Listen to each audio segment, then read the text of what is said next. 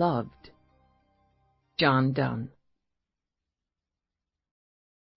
Chapter 1. While a late summer storm bashed against her single skinny window, Lieutenant Eve Dallas wished for murder. As far as she could see, a good bloody killing was the only thing that would save her from the torture of paperwork stacked like the Alps on her desk at Cop Central. Her own fault, no question. But she'd been just a little too busy investigating and closing cases to hunker down with budgets and expense reports and the damn evaluation sheets. Telling herself it was part of the job didn't help when she actually had to do it, in bulk, which was why she'd closed herself in her office with lots and lots of coffee and wondered why somebody didn't just kill somebody else and save her from this nightmare. Not really, she told herself. Or not exactly. But since people consistently killed other people anyway, why not now?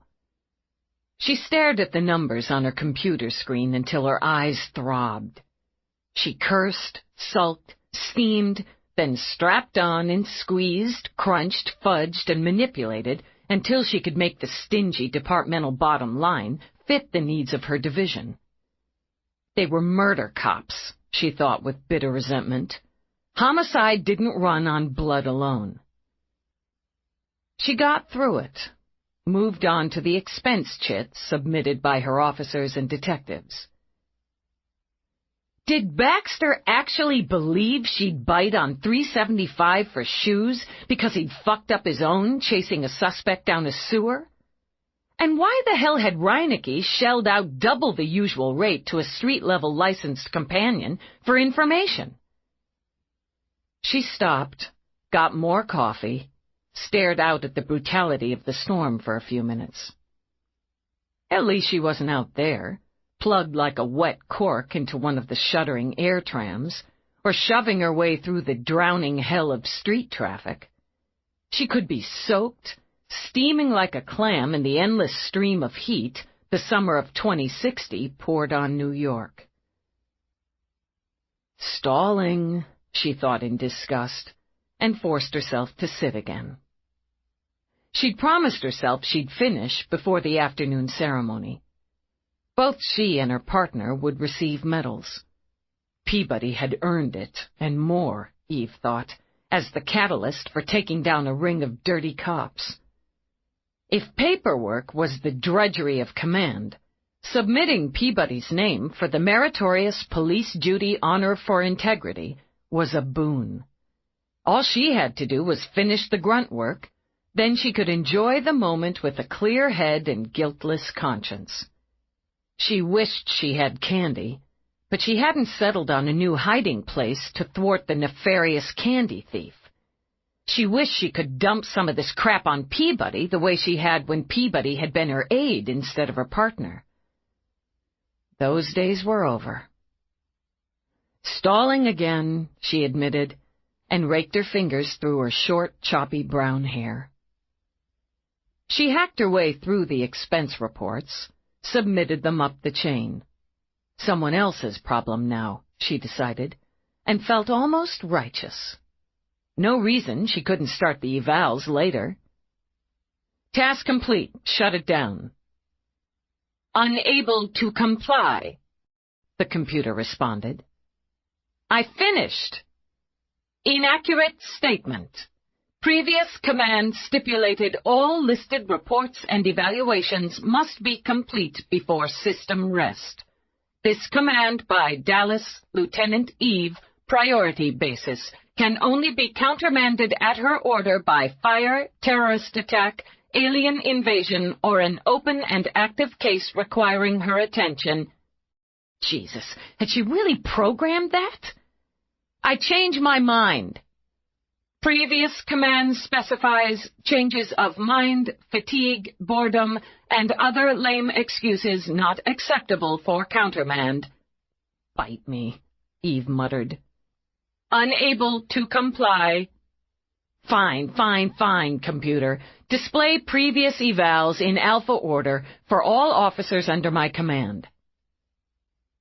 She worked her way through, She'd put the damn command in to keep herself in line, and because every single one of her men deserved the time and attention it took for a solid and judicious evaluation.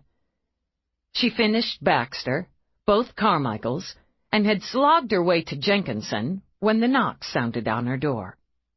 "Yeah, what?" She scowled over at Peabody as her partner opened the door. "Is it an alien invasion?" "Not that I've heard.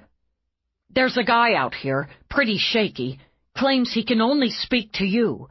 He says it's a matter of life and death." "Yeah?" She perked up. "Computer, life and death countermand. Save and hold." "Verification required." "Peabody, tell this fucking machine there's a human being requiring my attention on a matter of life and death." Computer, Peabody, Detective Delia, requests the lieutenant's attention on an urgent matter." "Verification accepted. Saving data. On hold." Annoyed, Eve gave the computer a rap with the heel of her hand. It's pretty pitiful when your own comp won't take your word. You put all that in there so you wouldn't squirm out of the paperwork. Still, send life and death back. He came at a stumbling run. A skinny guy she judged as late 20s. He sported a tangle of messy dreads, baggy red shorts, gel flips, a silver lip ring, and a dingy white tank that showed off his tattoo sleeves. Sweat ran down his thin white face. "You're Dallas. Lieutenant Eve Dallas, NYPSD, homicide?" "That's right. What's the—" He burst into tears. Loud, hiccuping tears. He said, I could only talk to you. Had to come to you. He's got her. He's got Julie. He's gonna kill her if you don't come back with me. He said an hour, and it took me half that to get here." His words rolled on top of each other between sobs and shakes. Eve got out of her chair, shoved him into it. "Suck it up and slow down. What's your name?" "I'm Trey. Trey Schuster." "Who is he?" "I don't know.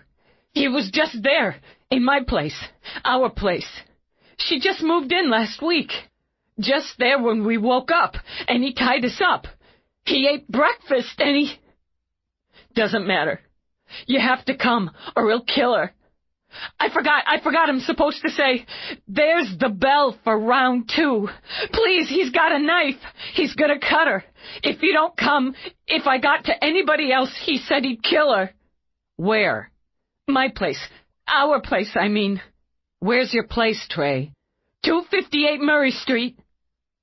The address clicked, and with the click came a twist in the guts. "Apartment 303? "Yeah." He swiped at his face. "How did you—" "Stay here, Trey." "But—" "Stay." She strode out into the bullpen. "Peabody." Scanned the desks in movement. "Baxter, Trueheart, Carmichael Sanchez. Whatever you're doing, stop and suit up. Suspect is Isaac McQueen. He's holding a woman hostage, 258 Murray Street, apartment 303. Suspect is armed and extremely dangerous. Additional data en route as the suspect has given a time limit on response. Carmichael, Sanchez, get the wit from my office. Keep him locked in your vehicle. Peabody with me. Let's move." "Isaac McQueen?" Peabody scrambled to keep up with Eve's long legs. "The collector? He's in Rikers. Life sentence." "Check that. He's either out or somebody's posing as him. That was his apartment. That's where he kept—" All those young girls, she thought. So many young girls. "He's got this guy's cohab," Eve continued, shoving her way onto the elevator. "He sent him to me specifically. I took McQueen down in that apartment." "There's no alert or notification—" "Wait." Peabody swiped at her PPC. "Internal alert buried here. They haven't even informed command. McQueen escaped sometime yesterday. killed one of the nurses in the infirmary, and managed to walk out wearing his uniform and ID. Peabody looked up from her PPC. He just walked out. We're damn well gonna walk him back in. She jogged across the lot to her vehicle. Inform Commander Whitney. He can start knocking heads together at prison administration. He hasn't killed her, Eve murmured, as she peeled out of the underground lot. McQueen didn't escape just to slice up some woman. He's smart, organized, and he has an agenda. He has needs. He doesn't kill them unless they break or dissatisfy. He collects. He's not interested in this Julie. She's over his age limit. Peabody finished the text to their commander's office before looking over at Eve. She's a lure. For you. Yeah, but it doesn't make sense. He'd just end up boxed in, the way he was before. Didn't make sense, Eve thought again, but ordered Peabody to request uniforms for backup. She used the wrist unit her husband had given her, engaged its communicator. Carmichael, I want you and Sanchez to cover the rear of the building. Uniforms on the way for backup. Baxter, you and Trueheart will go in with me and Peabody. Body armor. He'll be expecting us. She shook her head, ripped through the narrow opening between two rapid cabs. He won't be there. No way he's going to trap himself. He knows I'll come and won't come alone. Maybe that's what he wants you to think, and it's a trap. We're about to find out. She studied the building, one of the cavernous homes that had survived the urban wars and had been converted into apartments. It had seen better days. Its better days had passed a century before, but it held up with its faded pink bricks and ornately grilled windows.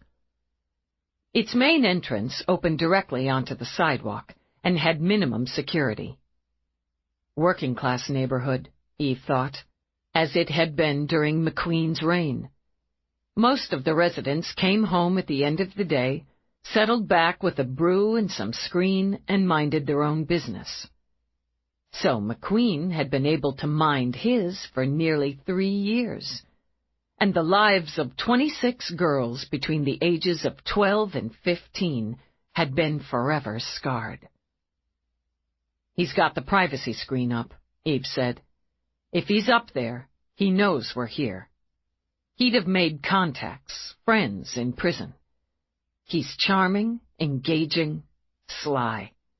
It's possible he got his hands on something more long-range than a knife. Keep down. Move fast.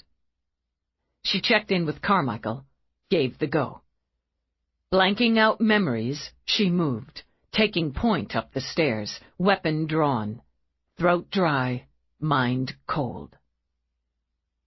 Let me scan the door. Peabody pulled out her PPC. He might have rigged it. It opens on a living area, kitchen behind, eating area to the right. 2 bedrooms, one right, one left. Bathroom attached to the one on the right. Half bath left of the kitchen. It's a big unit, about 500 square feet. Scan reads clear, Peabody told her. Baxter, straight back. Trueheart, Peabody, go left. I'm right. She nodded to Trueheart and the battering ram. Counted from 3 down with her fingers. The door crashed on its hinges, lock snapping. Eve went in low and fast, focused on the now, not the then. She heard the rush of feet as her team poured into the room. She shoved open the bedroom door, swept with her weapon. She saw the figure on the bed, but continued to clear, left, right, closet, bath, as she heard her team members call, "Clear!" "In here!" Eve shouted, and now moved to the bed. "You're okay. It's okay. We're the police." She loosened the gag around the woman's bloody, swollen mouth. The sounds she made were incoherent moans and whispers. He'd stripped her. His pattern there hadn't changed. Before Eve could give the order, Trueheart, his young, handsome face radiating compassion, lifted the thin bedspread from the floor to cover her shaking body. "You're going to be all right now," he said gently. "You're safe now." "He hurt me. He hurt me." Peabody moved in, pulling the knotted sheet McQueen had used to bind the woman's hands from the hook screwed into the wall. "He can't hurt you now." Then she sat, drawing Julie against her to let her weep. "He swore he wouldn't hurt me if Trey did what he said, but he did. He did. He raped me, and he hurt me, and he did this to me." Eve had already seen it. The number 27 tattooed in bloody red over Julie's left breast, caged in a perfect heart. "Bus is on the way," Baxter told Eve. He angled away from the woman sobbing in Peabody's arms, spoke quietly. "They'll have a rape counselor on the other end. Do you want me to call the sweepers to go through the place?" It wouldn't matter, she thought. He wouldn't have left anything behind he hadn't intended to. But she nodded. "Let the boyfriend know she's safe. He can go with her to the hospital. You and Trueheart step out, please. Peabody, get Julie some clothes. You can't put them on yet." She stood at the foot of the bed, waited until Julie met her eyes. "They'll have to examine you first, and we're going to have to ask you questions. I know it's hard. You should know Trey did everything he could to get to me as fast as possible, to get me back here." "He didn't want to leave. He begged him to let me go instead. He didn't want to leave me." "I know. His name is Isaac McQueen. He told you something, Julie. Something he wanted you to pass on to me." "He said I wasn't right, wasn't fresh, but he'd make an exception. I couldn't stop him. He hurt me. He tied my hands." Quivering still, she held her arms out to show the raw bruising on her wrists. "I couldn't stop him." "I know, Julie. I'm Lieutenant Dallas, Eve Dallas. What did Isaac want you to tell me?" "Dallas? You're Dallas?" "Yes. What did he want you to tell me?" "He said to tell you that you owe it all to him. It's time to pay up. I want my mom." She covered her face with her hands. "I want my mom."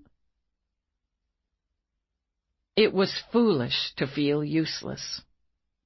She could have done nothing to prevent what Julie Kopeski and Trey Schuster had endured. She could do nothing to change how that trauma would change them. She knew Isaac McQueen's pathology, his particular style of torture. He was adept at instilling a sense of helplessness and hopelessness in his victims, at convincing them to do exactly what they were told, how they were told, and when they were told. She hadn't been one of his, but she understood the victimology as well. She'd been someone else's. It did no good to remember that, or to think about the girls she'd saved, or the ones who'd been lost before, 12 years before, when she'd looked into the eyes of a monster and had known him. Instead, she drew Trey aside at the hospital. "They need to examine her, and Julie needs to talk to the rape counselor." "Oh, God, I shouldn't have left her." "If you hadn't, she'd be dead, and so would you. She's alive. She's hurt, and she's been violated, but she's alive. You're going to want to remember that, both of you, because alive's better." "You said he was there when you woke up." "Yeah." "Tell me about that." "We overslept, or I thought." "What time did you wake up?" "I don't know exactly. I think it was about 8. I rolled over thinking, holy shit, we're both going to be late for work. I felt off, strung out like we'd partied hard the night before, but we didn't," he said quickly. "I swear. Julie doesn't even toke Zoner. We're going to need to screen, both of you, Eve began. I swear we didn't use anything. I tell you.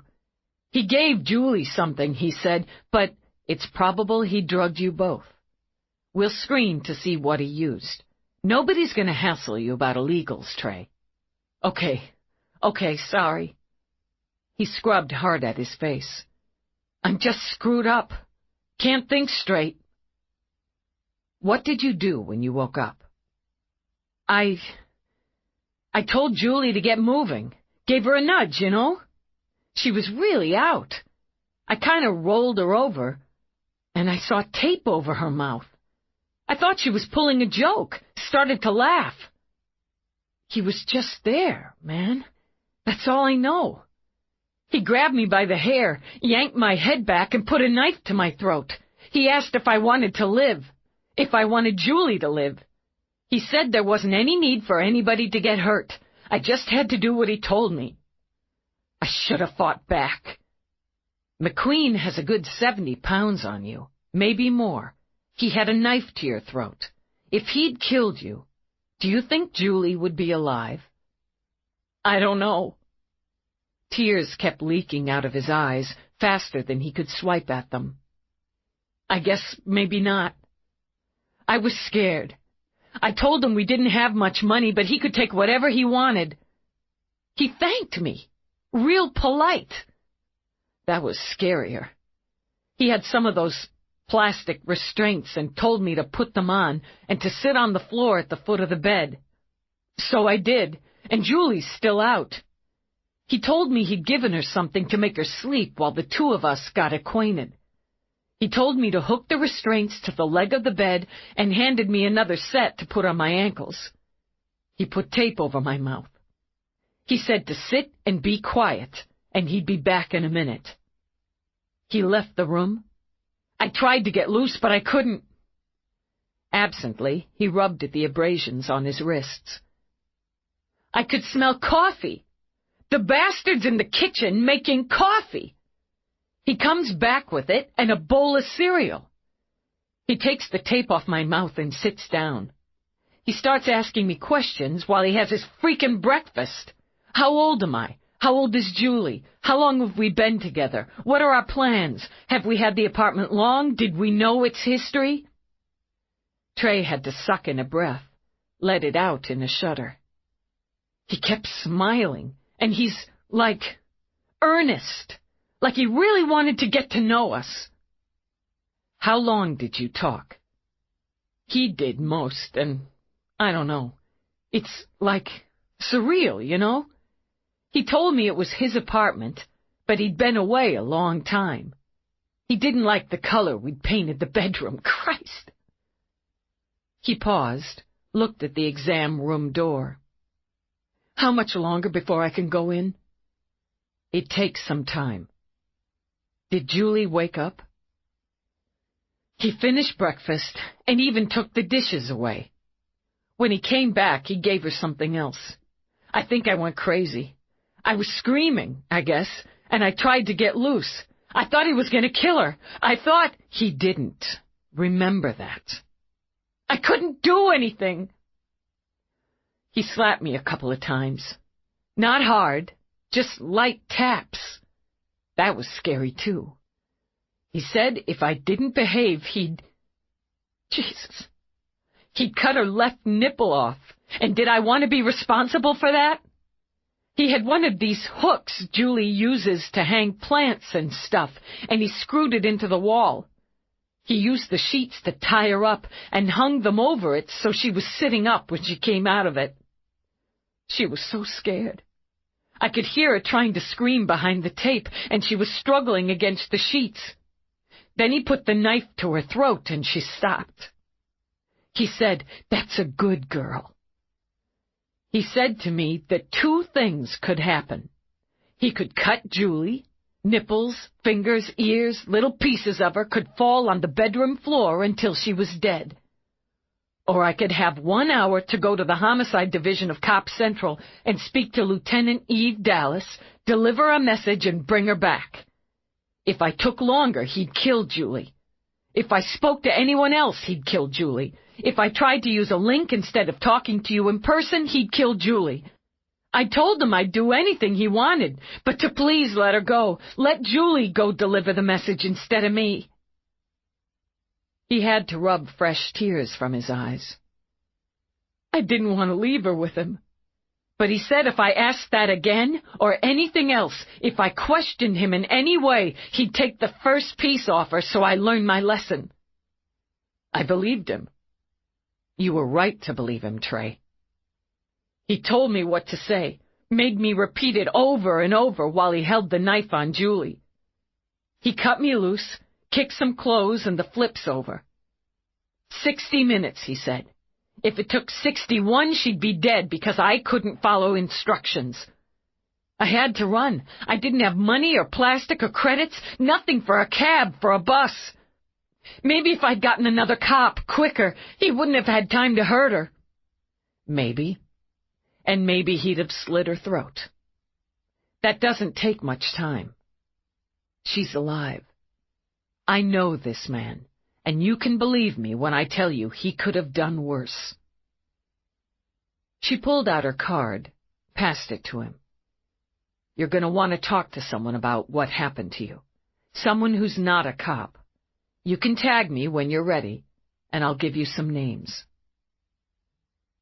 She walked away, thinking of paperwork. She'd wished for murder, she remembered, and had gotten worse. At Central, Eve used the bullpen for a brief, gritty briefing on Isaac McQueen.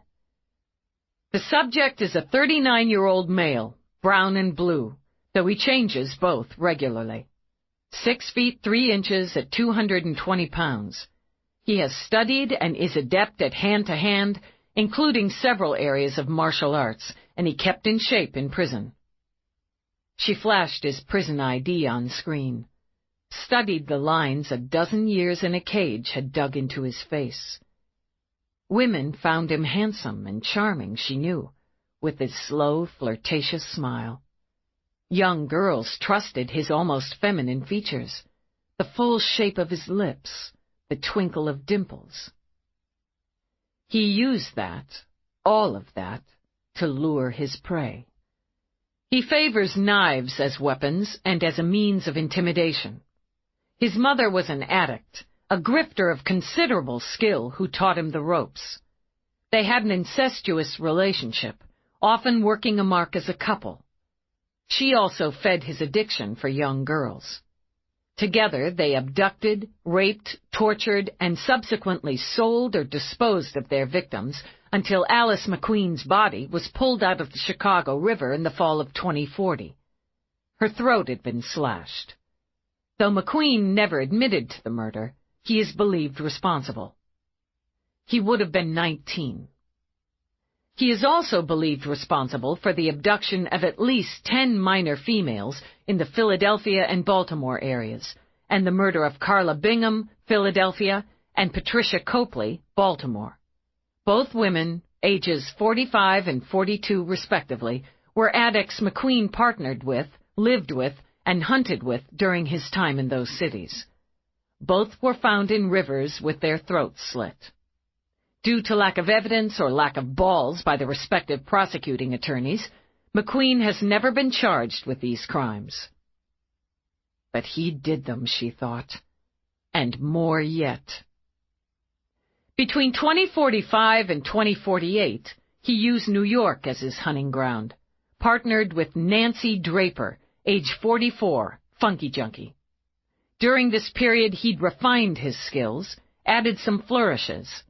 He and Draper lived in an apartment on the Lower West Side, financing their habits and lifestyles by running games and identity theft and electronic fraud, other skills he'd developed. He no longer sold his prey, but kept them.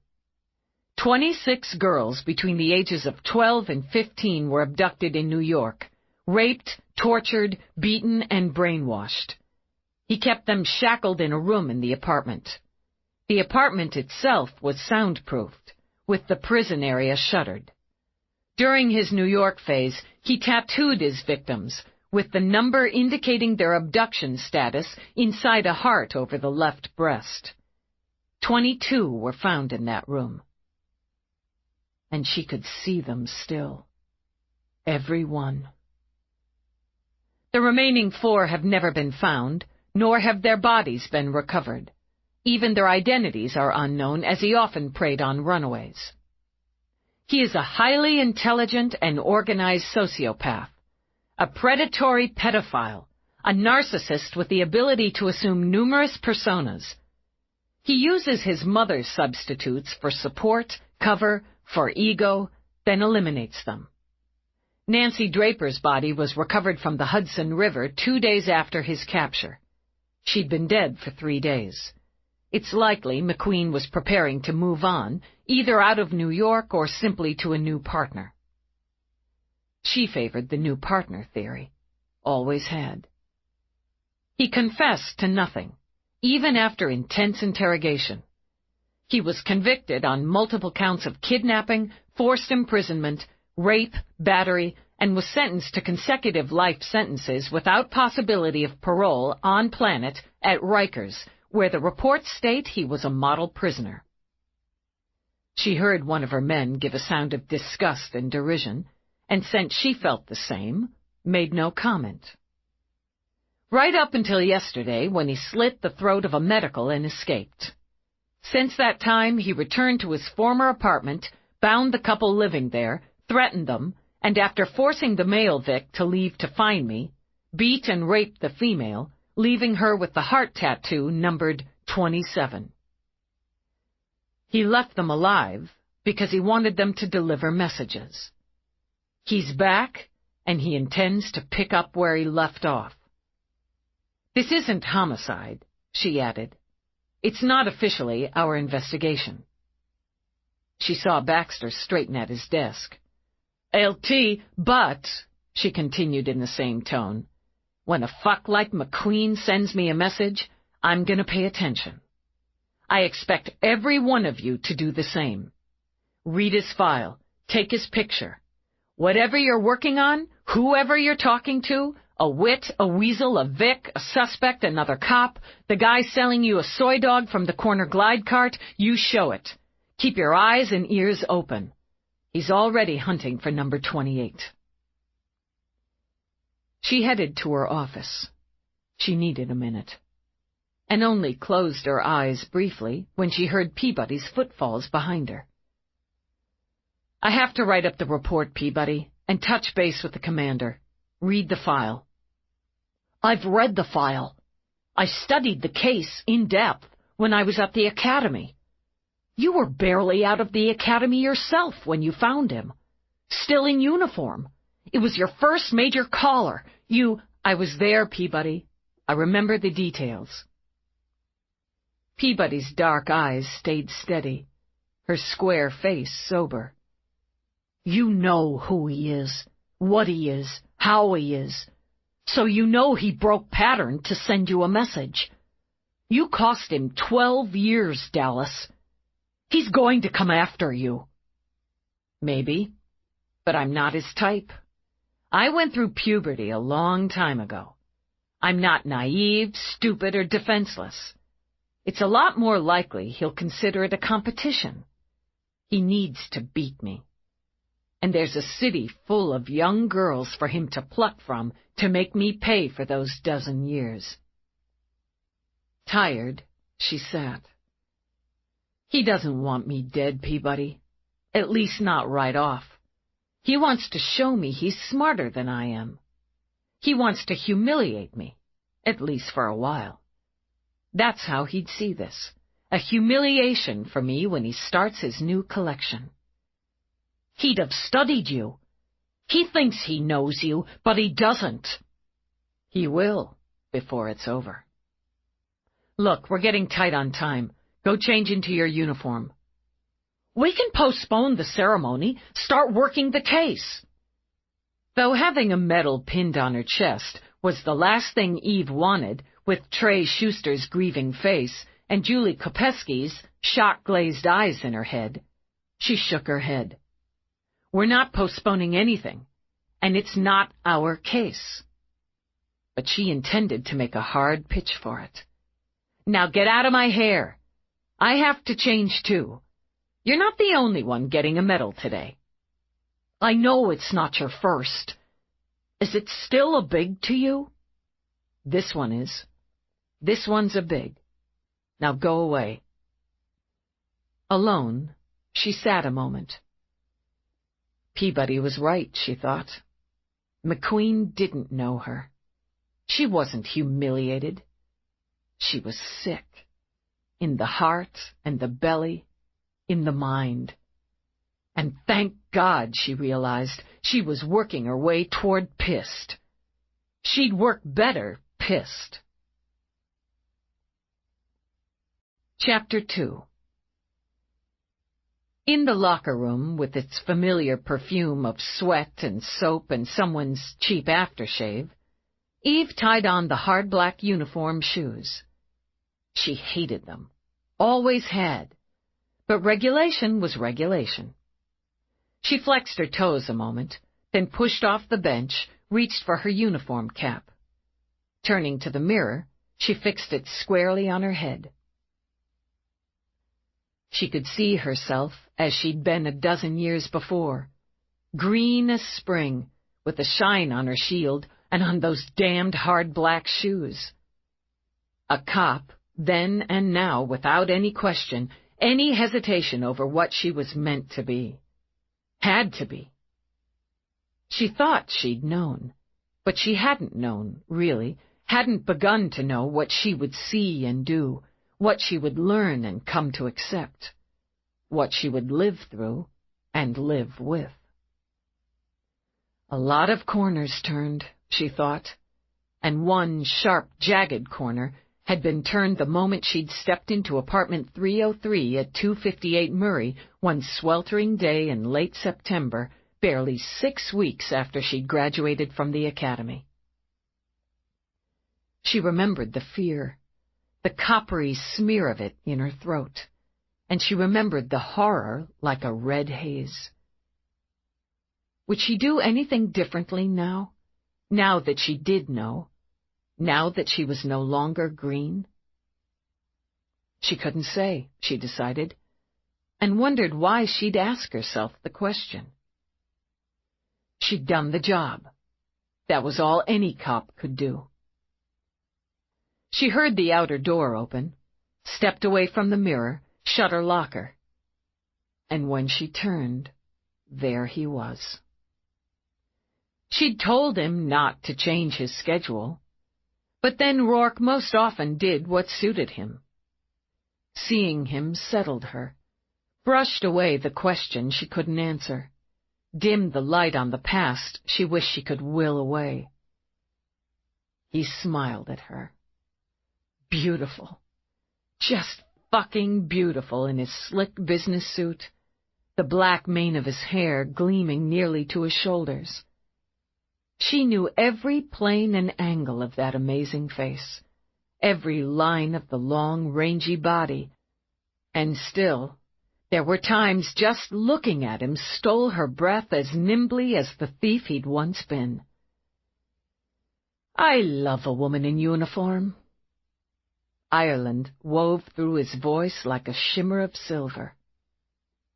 The shoes suck. I told you that you didn't have to come. It's just a formality. It's so much more, Lieutenant, and I wouldn't miss it for worlds. When I think of all the years I spent dodging cops and never once considered how bloody sexy a woman could be in dress blues. Or maybe it's just my woman. My cop. He stepped forward, brushing his thumb over the shallow dent in her chin as he lifted her face. He kissed her, very lightly, and his stunning blue eyes searched hers. What's wrong? It's just work. He saw, she knew, what others didn't. Something came up. You've caught a case? Not exactly. I don't have time to get into it right now. But I'm glad you came. It won't take long. You'll only have to put off buying a couple third-world countries and listen to the mayor make a boring speech. Well worth the price. He kept his hand on her face a moment. You'll tell me later, then. Yes. She would. She could. He was another corner turned, the biggest and the best. She'd met him at another ceremony, one for the dead. She, the primary investigator on a murder, he a suspect with a shady past, a dubious present. A man with the face of a fallen angel and more money and power than the devil himself. Now he was hers. She took his hands, felt the shape of his wedding ring against her palm. It's a long story. We'll make time for it. Later. She shrugged it off. You're right. This is more than a formality. It's important for Peabody and for Detective Strong. The moment's more than the medal, and a hell of a lot more than the boring speech. They earned it. And you, Lieutenant. She spoke her earlier thoughts. I did the job. She walked with him to the door. It opened even as she reached for it. Peabody's main squeeze, Ian McNabb, stood not in the usual wild colors and patterns of the fashionable e-geek, but in spiffy dress blues. He'd even tucked his long tail of blonde hair under the cap. He said, "Hey, Dallas, looking tight. Roarke, glad you made it." "Ian, I barely recognize you. You look very official." "Gotta do what you gotta. The shoes bite." "So I hear." "I swung in to let you know they decided to move the deal outside, front steps of Central." "Oh, shut up." Understanding glinted in his green eyes. "The mayor wanted more exposure for the cops that took down Renee Oberman's ring, and for himself, if you ask me. You figure it's going to get another big bounce in the media. Good cops against bad cops and all that. Anyway, Peabody's at her desk." He jerked a thumb over his skinny shoulder. "With her head between her knees. Maybe you could smooth her out so she doesn't boot when the mayor pins the medal on her." "Oh, for Christ's sake." She strode out, long and lanky in the uniform, into the bullpen and over to Peabody's desk. "Pull yourself together, Detective. You're embarrassing yourself, and more important, you're embarrassing me." "They're going to do it outside, in public." "So the fuck what?" "Public," Peabody said, head still between her knees. "You're being honored by this department and this city for having the integrity, the courage, and the skill to take out a blight on this department and this city. Dirty, murdering, greedy, treacherous cops are sitting in cages right now because you had that integrity, courage, and skill. I don't care if they do this damn thing in Grand Central. You will get on your feet. You will not puke, pass out, cry like a baby, or squeal like a girl. That's a goddamn order." "I had more of a relax, Peabody, this is a proud moment sort of speech in mind," McNabb murmured to Roarke. Roarke shook his head, grinned. "Did you know? You've a bit to learn yet, haven't you?" "Sir." With an audible gulp, Peabody got to her feet. "Jesus, you're green and sweaty. Go splash some cold water on your face." "'Kay." "Peabody, damn it, you earned this. So suck it up, straighten up, and take what you earned with some pride. If you can't do it out of pride, then do it out of fear. Because I swear to God I'll kick your ass hard, and I'll kick it long if you—" She broke off as she spotted movement, saw the faces. She thought, crap. "Don't let us interrupt," Phoebe Peabody said with a breezy smile. "Mom?" Despite the direct order, Peabody squealed like a girl. "Dad, you came! You came all the way to New York!" She launched herself at them, jumped up and down in their arms in her uniform shoes. We ran into traffic, or we'd have been here sooner. Sam Peabody closed his dreamy gray eyes and hugged his daughter hard. Everybody sends love. We wanted to deliver it. You're here! You're here! Where else would we be? Phoebe tipped Peabody's face back, and her pretty face went soft as silk.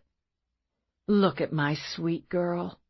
My sweet, brave girl. We're so proud of you. Don't! You'll make me cry, and I'm not allowed to. Under orders. So we heard. Tossing back her long dark hair, Phoebe stepped over, gave Eve a hug and a kiss on the cheek. The quick laugh said Phoebe knew the display of affection embarrassed Eve. You look formidable in uniform. And sexy, doesn't she, Sam? She does. She got another hug and kiss, right in her own bullpen. Free-agers, she thought. They just had to spread the love. She could only sigh with relief when they turned their attention to McNabb and Roarke. They never wanted me to be a cop, Peabody said quietly, and drew Eve's attention. They love me, and they wanted me safe and home. But they love me, and they let me go. They came to see me get this commendation. I won't puke or pass out. Good.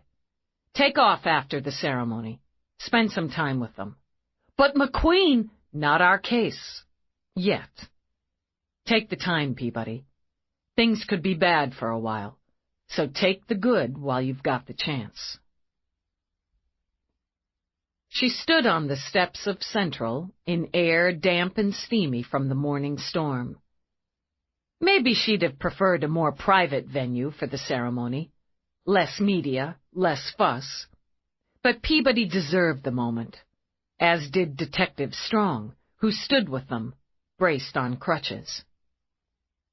They'd pulled the crowd the mayor hoped for, with plenty of reporters, fellow cops, family, the simply curious. She let the boring speeches roll over her while she scanned. Nadine first, of course, front and center with the media corps.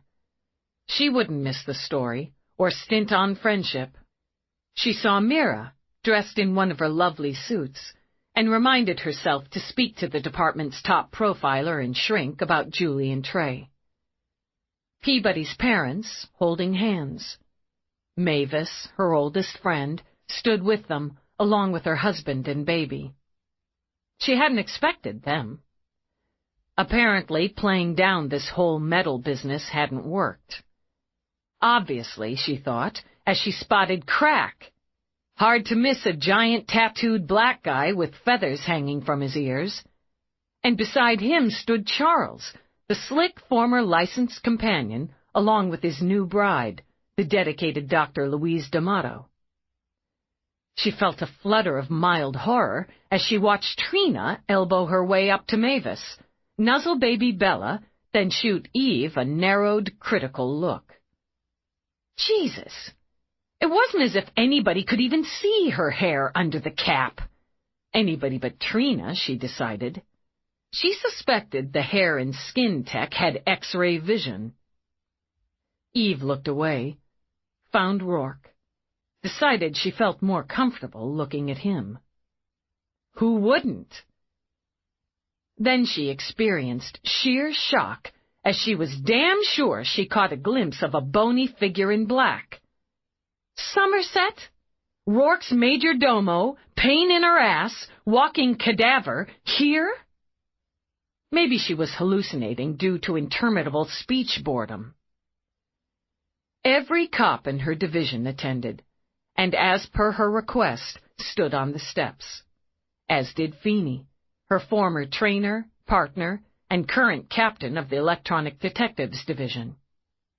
His hangdog face remained sober, but she thought his eyes were a little glazed. Imagined hers might be too. She tuned in again at the sound of applause, slid her gaze toward Commander Whitney as he joined the mayor. He, too, wore dress blues. She thought, as she often did, of the street cop he'd been before he'd taken the chair. They moved to Strong. The mayor spoke quietly to her about her service, her injuries, fixed the medal on her chest. The process repeated with Eve. She didn't have anything, particularly, against the mayor, but Whitney's handshake meant more than a politician's words to her. "Well done, Lieutenant." "Thank you, sir." Now came the pride as the mayor spoke Peabody's name. Integrity, honor, courage. She let the smile come. What the hell? As she heard Peabody's voice, just a little shaky, accept the congratulations and gratitude. For a moment, it was okay. The time, the fuss, even the round of photo ops. Because she stood with two good cops, and the man she loved so much it made her stupid was smiling at her. The milling began. Shoulder slaps, handshakes. She caught the glint in Peabody's eye and fired one back. No hugging. Cops don't hug. Peabody tracked her gaze to Strong, currently being hugged by another cop. She sustained injuries.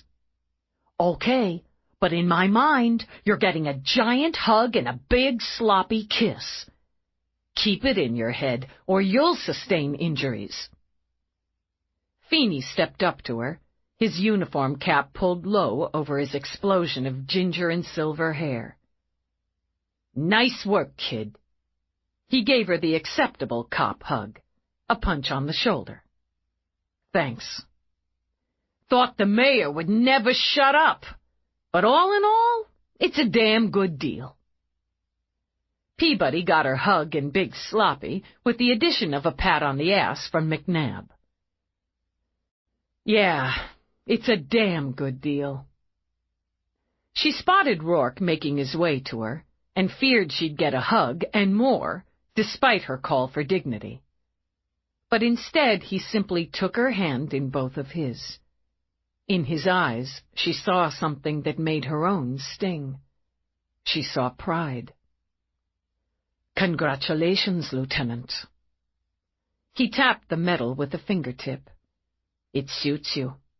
And to you, Ryan," he said to Feeney, "for your part in making her the cop she is." Feeney's color came up, as it did when he was pleased or embarrassed. "Well, she had the raw material. I just had to kick it into shape here and there." "He did plenty of that," Eve began. "I think he—" She broke off. She saw him. Just a glimpse, just a flash. The handsome face, the jailhouse pallor. Sunshades, sandy hair slicked back, a smart gray pinstripe suit, royal blue tie. Jesus Christ. She sprang forward, but the crowd swallowed them both. One hand on the butt of her weapon, Eve muscled her way through, craning her neck. Cops and civilians swarmed around her. The noise of downtown rolled over streets and sidewalk. An ad blimp blasted out a jingle for a sale at the Sky Mall. Roarke snaked his way through to where she stood on the sidewalk, one hand still on her weapon, the other fisted in frustration. "What is it?" "I saw him. He was here." "Who?" "McQueen. Isaac McQueen." She shook her head. "Son of a bitch." "I have to report to the commander." "I'll wait." "Go," he said. "I'll make your excuses to Mavis and the rest. And Eve—" He laid a hand on her arm. "I want to hear about this. All of it, when you're done." Commander Whitney still wore the uniform, as did Eve when she walked into his office. He stood behind his desk, a big man who carried the weight of command well on strong shoulders. His dark eyes, cop's eyes, measured her before he nodded. "You're sure?" "Yes, sir. He wanted me to see him. Wanted me to know he could walk right through a sea of cops outside this house. He needs to insult and humiliate this department, and me in particular. I need to put a team together, Commander, ASAP, and find him. He's being hunted, Lieutenant, by the NYPSD and the FBI. He held up a hand before she could speak. I understand you want him, and want a piece of the hunt. I'm not going to tell you not to use your considerable knowledge of McQueen and your resources to aid the search. The fact is, he wants you as much as you want him, and I suspect has given you a great deal more thought over these past years than you've given him. I know him, Commander. The frustration she'd felt on the street wanted to bubble back to the surface. Better than any cop in the NYPSD. Better than anyone in the FBI. I made it my business to know him. I don't want to wait until he kills someone to make him my priority. Do you believe he'll contact you again? Yes, sir, he will. Then we'll take it from there. In the meantime, put together everything you know about him. Run your probabilities, use your resources. I expect a full report from the warden, the chief administrator, the prison psychiatrist in charge of McQueen's case, and the guards on his block by morning. You'll be copied. He has a plan. He always has a plan. He didn't walk out of Rikers without one. I want to interview other prisoners he had regular contact with, and the guards. I need access to his records, his visitors list, his communications. The prison's conducting an internal investigation. Commander, he's been out for nearly 24 hours. I'm aware of that, Lieutenant. I wasn't informed about the escape until this morning. He waited a beat, nodded slowly. The mayor and I had more to discuss today than handing out medals, however well-deserved. Prison administration has requested until 900 to conduct their investigation. They've been given the time. I can promise you, at 9:01 tomorrow, you'll have what I have. They're playing politics and CYA. By 9 tomorrow, he could have taken another girl, more than one. I'm aware of that as well. He sat now. Even after we're given what we need, we may not know anything to aid in this manhunt. His previous capture involved solid police work, Dallas, and a stroke of luck. We're going to need both to put him back where he belongs. She took time to change, to gather up all the file disks she needed, the old reports. Even then she could still taste the bitterness in the back of her throat. As arranged, Roarke met her by her vehicle in the garage. Here. Let's have those. He took one of the loaded file bags she carried. I'd have helped to carry these down if you'd told me you were loading up. She wanted to say it was her weight to carry, but that sounded pompous. I didn't realize there was so much. Not entirely true, she thought, and let him take the wheel. There was more yet on Isaac McQueen, stored in her home office. First, I should tell you, I declined a number of invitations for drinks, dinner, and/or a drunken party-thon at the venue of your choice. The last would be Mavis, Eve deduced. Sorry. No need. You have a lot of people proud of you today, and who understand you've work to see to. Peabody's parents plan to stay a day or two, and hope to see you again before they leave the city. Yeah, that'd be good. She drummed her fingers on her knee. How did it go with Whitney? About like I expected.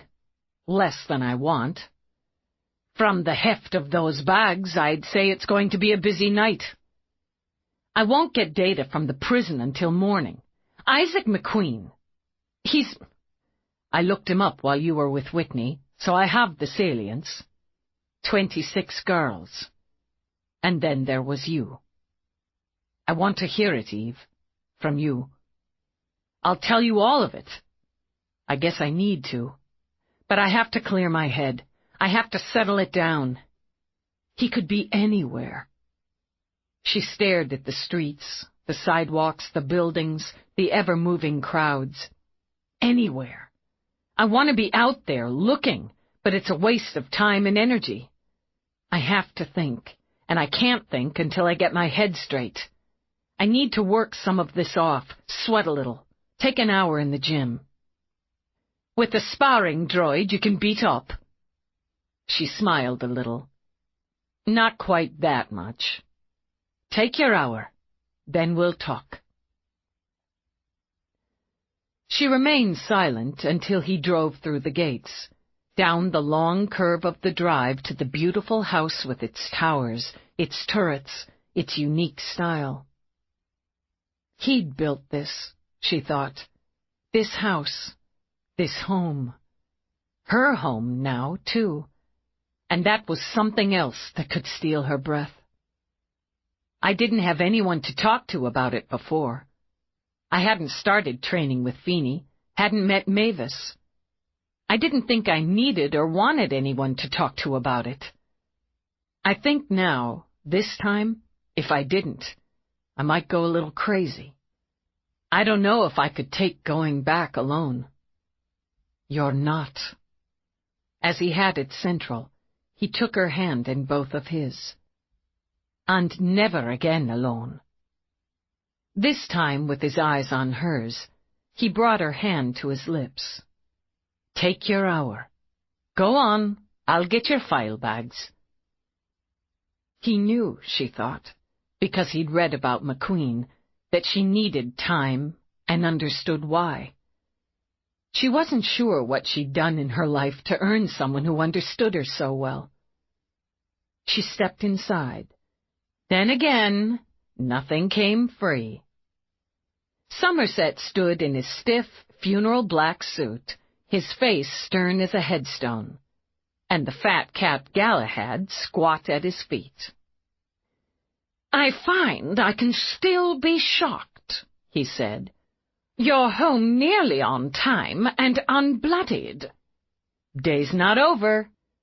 You know, I thought I saw a dead man walking a couple hours ago. Did you have to go downtown for some Eye of Newt? He lifted his eyebrows. I have no idea what you're talking about. I prefer doing my shopping uptown. Must have been another corpse. She strode by him, opted to take the elevator down to the gym. Thinking the lieutenant had looked quite impressive in her uniform, standing on Central's wide steps, Somerset walked over to open the door for Roarke, and lifted his eyebrows at the file bags. I take it any celebratory dinner is on hold. It is, yes. An old adversary come round again. It's troubling, Roarke said, as he started upstairs with the cat trotting after him. She ran 3 miles, hard, selecting an urban setting, so the program simulated the sound of her feet pounding on pavement, the buzz of traffic, street and air. She set another program for weights and pumped until her muscles wept. When that wasn't enough, she showered off the sweat in the bathroom attached to the expansive gym. She'd do a couple dozen fast laps in the pool, she decided, and burn off the last of this ugly frustration and sick fear. She didn't bother with a bathing suit, but just grabbed a towel. More than the hour she'd asked for, she noted, but she wasn't quite there yet. When she stepped out into the tropical paradise of the pool area, wound through the trees, the flowers, she saw him sitting at a table. He'd changed into a t-shirt and casual pants. He had a bottle of wine, a couple of glasses, and worked with apparent enjoyment on his PPC. Waiting for her, she thought. Wasn't that a miracle? This amazing man would wait for her, would be there. She hadn't needed the 3 miles, she realized, or the weights, or the laps. All she needed was Roarke. There you are. He glanced up. Better? I took longer than I said. I got caught up. No matter. I had a bit of work to finish up, and had a swim as well. Oh, I was thinking you'd take one with me. Well, I could, but I always enjoy watching you in the water, especially since you like to swim naked. Pervert. She walked to him. Why don't you come in? Unless watching's all you're up for. She let the towel drop. When you put it that way.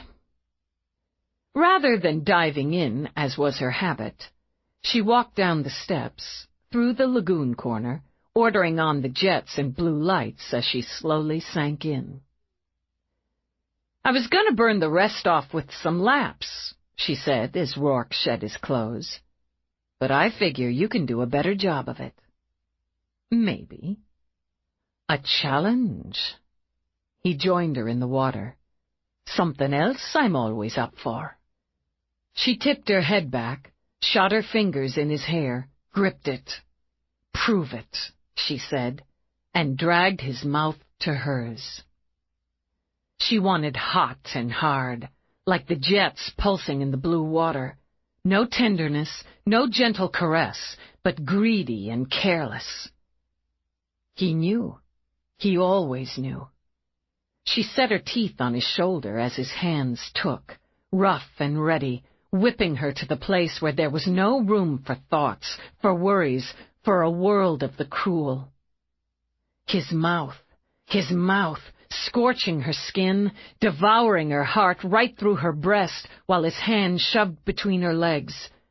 The first orgasm ripped her as he dragged her under the water. Breathless, blind, she sank into the pool, into him, and the battering sea of sensation, only to surface on a wild cry of release when he pulled her up again. She wrapped around him, slick with water, hot with needs. Her hands and mouth were as busy as his, as demanding and urgent. The trouble he'd seen in her eyes, the sadness he'd sensed coiled in her, dropped away. With them went his worry, went everything but this mad, almost brutal wanting. Snared in it, he shoved her to the wall. His fingers dug into her hips as he plunged into her. Breathless gasps muffled against his mouth. He wanted to swallow them, swallow her in deep, dark gulps. The water slapped and slithered, sluiced off skin faintly and eerily blue in the light. Take more. Steeped in her, drowning in her. Take more. Yes, she thought, yes, more. Gripping the edge, she wrapped her legs around his waist. Arching up, arching back, she took until her cries echoed around the garden. Took until there was nothing left. Chapter 3. He knew if it was left up to Eve, they'd have the conversation and what passed for a meal in her home office. Another case, he decided, where she needed more. As Summer refused to retire for the season, he arranged for the meal on one of the terraces where the gardens burst with color and scent. There, with the air stubbornly holding the damp from the morning storm, tiny lights glimmered, candles flickered against the dark. "I've got a lot of research to get to," she began. "Undoubtedly, and we'll take all the time you need once I understand the situation and you've got some food in you." "Red meat?" He lifted the cover off a plate. Eve eyed the steak. "Playing dirty. Is there another way? We've a barrel of salt for your fries." She had to laugh. "Really dirty?" She took the wine he offered. "You know my weaknesses." "Every one." And he hoped the pretty table, the pretty evening would help her through what she had to tell him. "I'll wager you missed lunch." She sipped, sat. "I had to hack away at paperwork all morning and kept thinking if I just had a body, I could skate out of it. It's that careful what you wish for bit. Sucks that it's usually true. She told him about Trey and Julie, then of the prison administration dragging their feet on notification of McQueen's escape. Bookending the worst of it, she supposed, building up to going back. He wants your attention, and he's got it. He'll keep it until he's back in a cage. He should have been transferred to an off-planet facility 6 years ago when Omega was complete, but... She shrugged, continued to eat. They never charged him with the murders. His mother, the girls never recovered. The other women? No, not enough evidence, especially if you're a PA more concerned with your conviction rate than actual justice. You were disappointed, Roarke commented. I was green. She shrugged again, but with more of a jerk. I figured we had enough solid circumstantial on the 4 missing girls, on the dead mother, partners. We had enough to try him on those charges, too. But that wasn't my decision. That's not my job. You're still disappointed. Maybe, but I'm not green now, so I'm realistic. And McQueen wouldn't break. Feeney worked him for hours, days, and he let me observe. He even brought me into the box briefly, hoping seeing me would shake or just piss off McQueen enough for him to say something, make some mistake. And I'm getting ahead of myself, she realized. I guess I'd better start at the beginning. 12 years, he prompted her, wanting her to talk it out, for both of them. You'd barely begun. I'm trying to remember me, to see myself, to feel. I wanted to be a cop so bad, a good cop, solid, to work my way up to detective. I wanted homicide. That was always the goal. Homicide detective. I didn't really know anybody in the department, in the city for that matter. Most of the rookies who graduated with me were scattered around the boroughs. I got Manhattan, and that was big. I needed to be here. He topped off her wine, gave her a small opening. I think of the photo you gave me for Christmas. Of you at your desk at the academy. Hardly more than a child, and your hair long. I'd hacked it off by the time I graduated. You had cop's eyes even then. I miss things. I had a lot to learn. I was working out of the 4-6, Lower West, a little house. Central absorbed it, I guess, about 8 years ago. It's a club now. The Blue Line. Weird. She paused when a thought struck her. You don't own it, do you? No. But he filed it away, thinking she might enjoy owning her first cop shop. She drew a breath. Okay, so, I was only a few weeks on the job, on patrol, or doing the grunt work they stick rooks with. It was hot, like this, late summer, when you're wondering if it'll ever cool off again. There was a mugging that went way, way south. A couple in visiting their daughter. She just had a baby. They were walking back to her place, did some shopping for the kid. Junkie, crashing, and he's got a 6-inch sticker. They don't hand everything over fast enough, and he gives the woman a jab to hurry them up. One thing leads to another, and the man ends up dead with a dozen holes in him. The woman's critical but conscious. Manages to call out until somebody stops. It's a decent enough neighborhood, and it's freaking broad daylight, but there just wasn't anybody around. Bad luck. Feeney caught the case. That would be good luck, Roarke prompted. Yeah. Jesus, Roarke, he was good. I know the E-work is his thing, and he's the best, but he was a hell of a murder cop.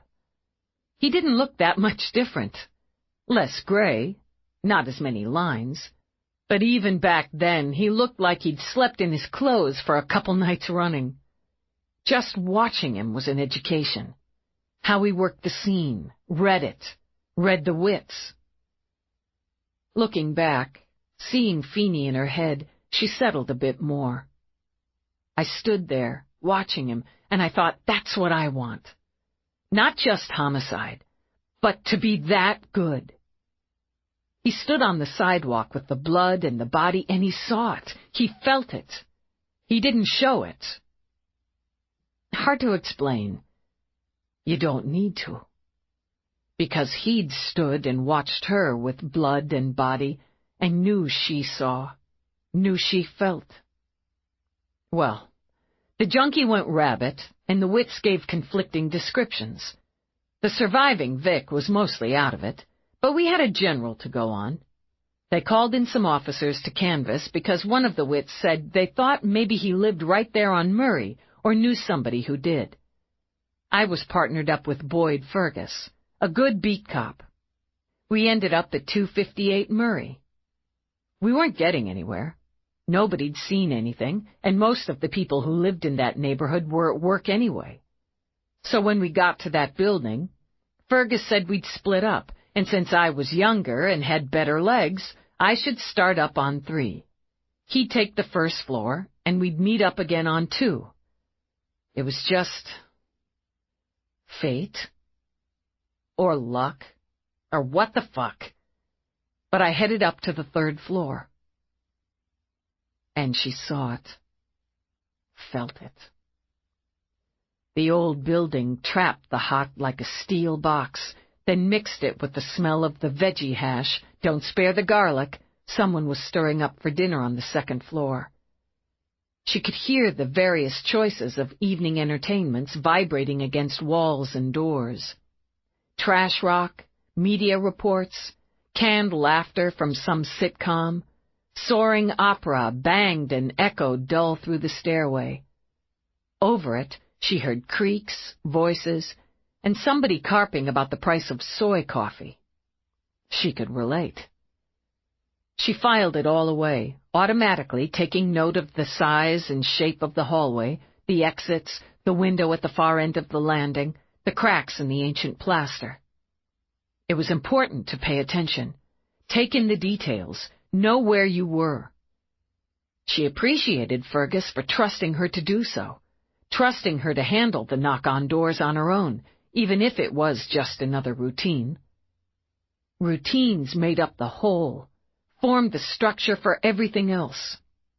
Boredom was a factor, sure, in the routine of knocking, identifying, questioning, moving on, and doing it all again and again. But whenever boredom tried to sneak in, she reminded herself she was a cop.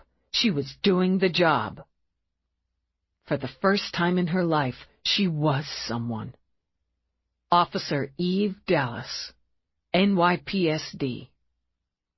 She stood for something now, for someone. She climbed the stairs in the stuffy, noisy building for Trevor and Paula Garson. 2 hours before, Trevor had been alive, Paula healthy. Now he was dead, and she was struggling not to be. And one of those knocks might, just might, result in information on the asshole who'd taken a life, broken all the lives connected to it. So she knocked, identified herself, questioned, moved on. At the second apartment, the woman who answered wore pajamas and exhausted eyes. "Subber cold," she told Eve. "I've been trying to sleep it off." "You've been home all day?" "Yeah. What's this about?" 2 people were mugged in this vicinity approximately 2 hours ago. Did you see or hear anything unusual?" "You know, maybe. Head cold's got me, so I can't taste anything. Brain's fuzzy, and my ears are plugged up, but I thought I heard somebody screaming. Figured I imagined it, or it was from one of the neighbors' screens, but I looked out the window. I did see somebody running, but I didn't think anything of it. Just went back to bed. God, was somebody hurt? This is a good neighborhood." "Yes, ma'am. Someone was hurt." "Could you describe the individual you saw running?" "Maybe. I didn't really get a good look. That window. She gestured. I'd come out to get a drink. Lots of fluids. And thought maybe I'd try the couch a while. I heard something and walked over to look. Do you mind if I come in? No, sure. Better keep your distance. I'm probably contagious. Honestly, officer, I was pretty out of it. All the meds. But I did see somebody running. That way. At the window, she pointed west. It was a man. Long hair, brown, I think. He was running away, but he did look over his shoulder, I think. He had a scruffy little beard. Height, weight, skin color? White, I think. Not black. I guess he looked sort of skinny. Shorts. He was wearing shorts. Knobby knees. And he was carrying a couple of bags. Shopping bags. I remember because I thought, wow, he's in a hurry to get home with his loot. Geez, it was someone else's loot. Was it someone you've seen before? I don't really think so.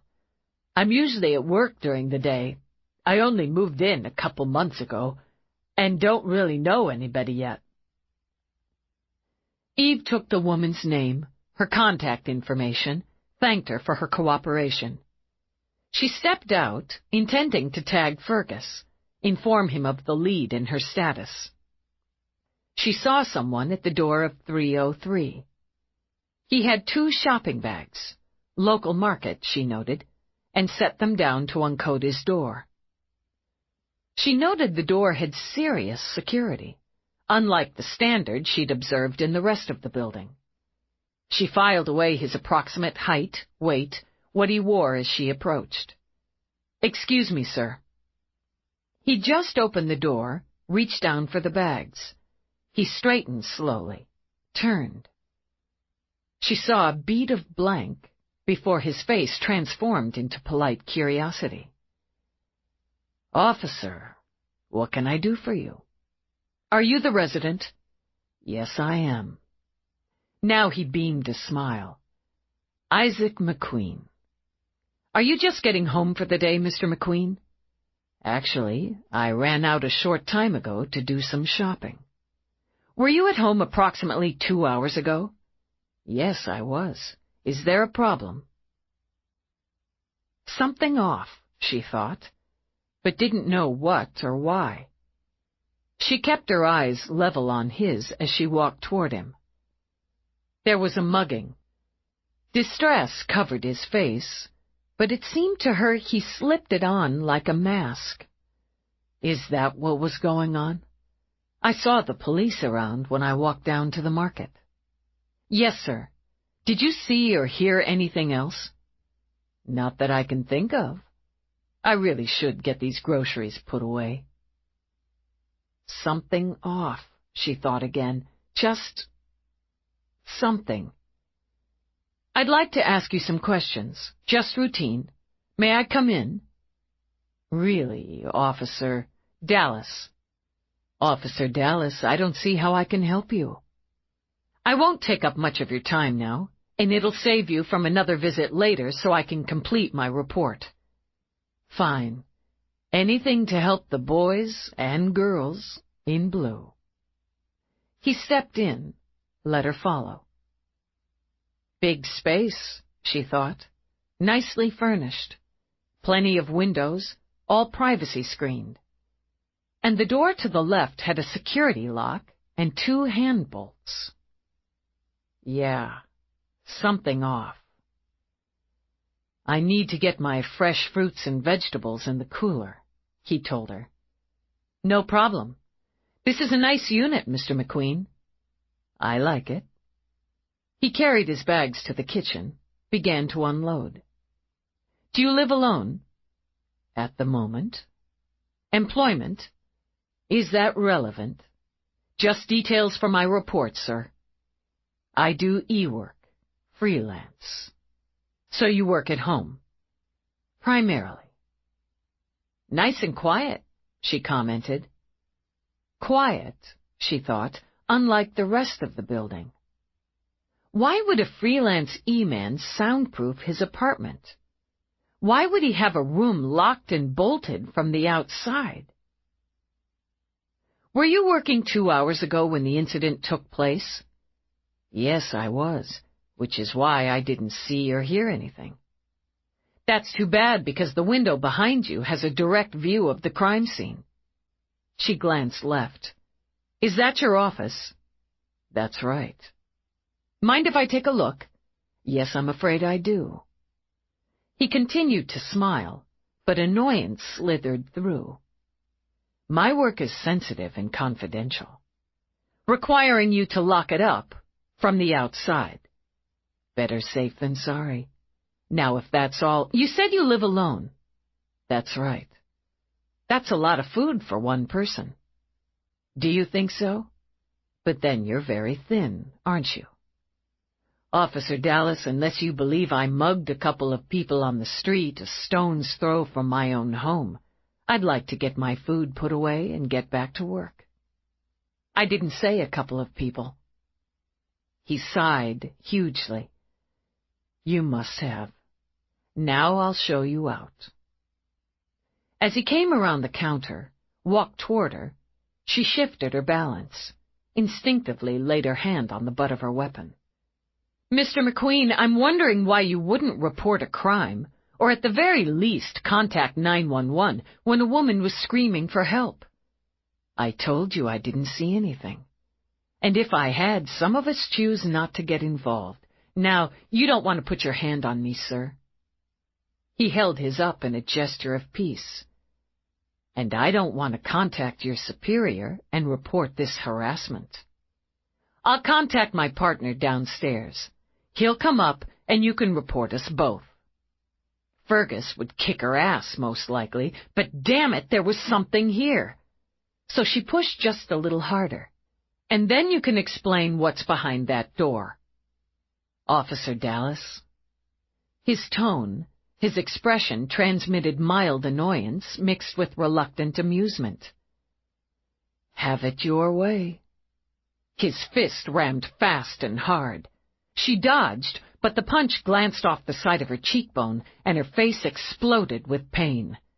The single stumble back gave him the time and space to kick the weapon she drew out of her hand. She pivoted, her right hand numb, her face throbbing, swung into a spinning kick, followed it with a back fist. She landed both, would have tapped her communicator for assistance, but caught the glint of a knife. Fear coated her throat as she barely evaded the first vicious jab. Scream if you want. He smiled, but she saw, somehow recognized, the monster behind it. No one can hear. And your link, any comm devices?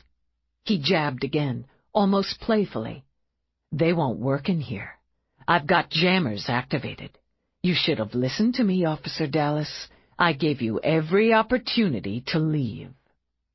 He blocked her kick, sliced out with the knife, and scored her shoulder. He outweighed her, had a longer reach and a weapon. Combat training, she judged, as she used her own to dodge, to weave, to land a blow or two. Fergus would contact her, and unable to tag her, come looking. But she couldn't depend on backup. All she had was herself. You wanted to see what was in my workroom. I'm going to show you when we're done. I'll show you where the bad girls go. She threw a lamp at him. Pitiful, she thought, but it gave her a little room. This time when he sliced, she went in low, plowed her fists into his balls, her head into his belly. She felt the knife catch another piece of her, but came up hard with an uppercut, jammed her knee into his already tender crotch. She tried a body takedown, and he flung her across the room. That hurt! Outrage reddened his face, stripped away all amusement. You skinny bitch! You're gonna pay for that! Her ears rang, her vision blurred. She thought, no, she'd be damned if she'd die this way. She was going to make goddamn detective. She shifted her weight and balance, came up with both feet. When he staggered back, she scrambled up and behind a chair. Time to catch her breath. She was hurt, knew she was hurt, couldn't think about it.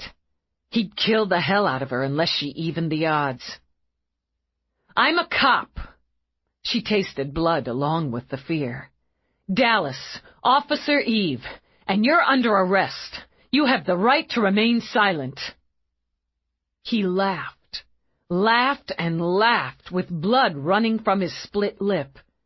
He came forward, passing the knife from hand to hand. You're a feisty one, and entertaining. I'm going to keep you alive for a long, long time. For an instant, she saw two of him, and thought, fleetingly, she might have a concussion. Closer, she thought. Let him get closer. Let him think she was finished. Then she shoved the chair hard into his knees and dived. She rolled, came up with her weapon. As he leaped toward her, she fired. He jerked back, kept coming. She fired again. Go down, you fucker! And again. She heard herself screaming when the knife dropped out of his hand, when he slid, shaking, to the floor.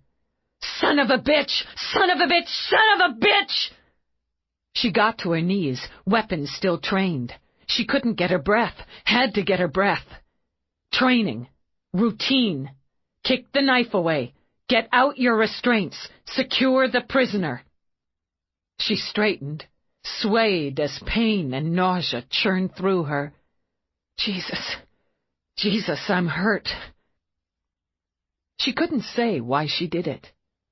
Even years later, she didn't know why she'd felt so compelled. She searched his pockets, found the key. She staggered to the locked room even as her mind reeled off procedure. Go out. Contact Fergus. Call for backup. Officer needs assistance. Sweet Jesus. Officer needs assistance. Instead, she dragged the bolts clear, managed after 3 tries to uncode the lock. And she opened the door to hell. There were so many of them. Children. Just girls, shackled, naked, covered in bruises, dried blood. God knows what. Most of them were huddled together. Eyes. So many eyes on me. The smell, the sounds. I can't tell you. She didn't know if she'd taken his hand or he'd taken hers, but the contact kept her grounded in the now and a desperate step back from the horror. He'd put a couple chem toilets in there, some old blankets. There were cams up in the corners so he could monitor them. I didn't see any of that, not then. All I could see were girls and their eyes. I can still see them. Take a break. She shook her head, tightened her grip on his hand. All at once. That's better.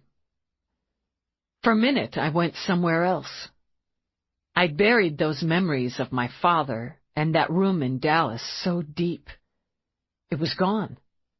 All of that was just gone. But for a moment, standing there with all the girls, all the eyes, I went back. The dirty red light from the sign flashing against the window glass. The cold, so cold. And the blood all over me. Not me, a child, but the child was me, and the pain was mine. For that moment it just poured back, poison down the throat. I froze, just stood there with part of me 8 years old and covered with blood in that awful room. I started to go, just slide away, just slide to the floor, just slide back into that place I didn't really recognize. But one of the girls started screaming at me. Help us! Do something! You bitch! She said, do something! Her name was Bree Jones. She and her twin sister, Melinda, were the last taken, only a week before. A week in that hell. Well, some of them had endured it for years. As you had, he murmured. I didn't know, or couldn't know, or wouldn't. Eve closed her eyes a moment, focused on the warm, firm contact, Roarke's hand holding hers. But she screamed and shouted, yanking at the chains, and it brought me back. Help us! That was the job, to help, not to stand there frozen and shaking and sick. The others started screaming, shouting, crying. It didn't sound human. I went in. I wasn't thinking straight. I didn't have the keys to the shackles. I had to find the keys. She let go of his hand to rub both of hers over her face. Procedure. Routine.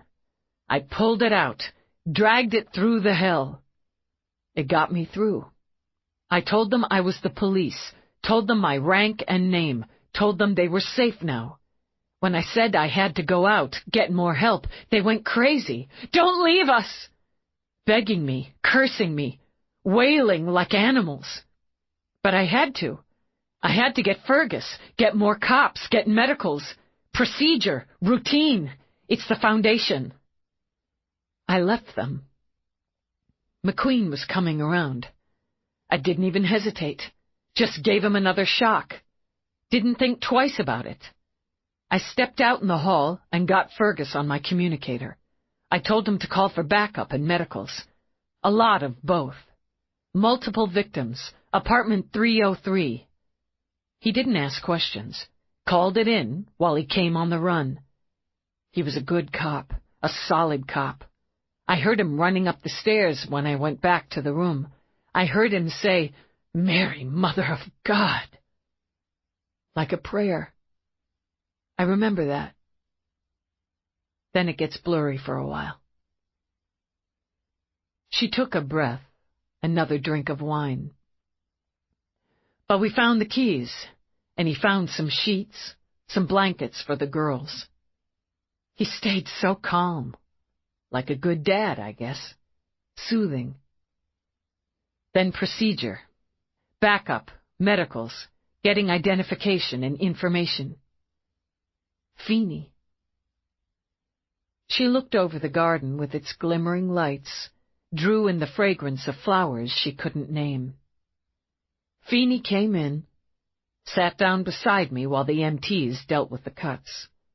All that controlled chaos around us, and he sits down, gives me a long look. You know how he does.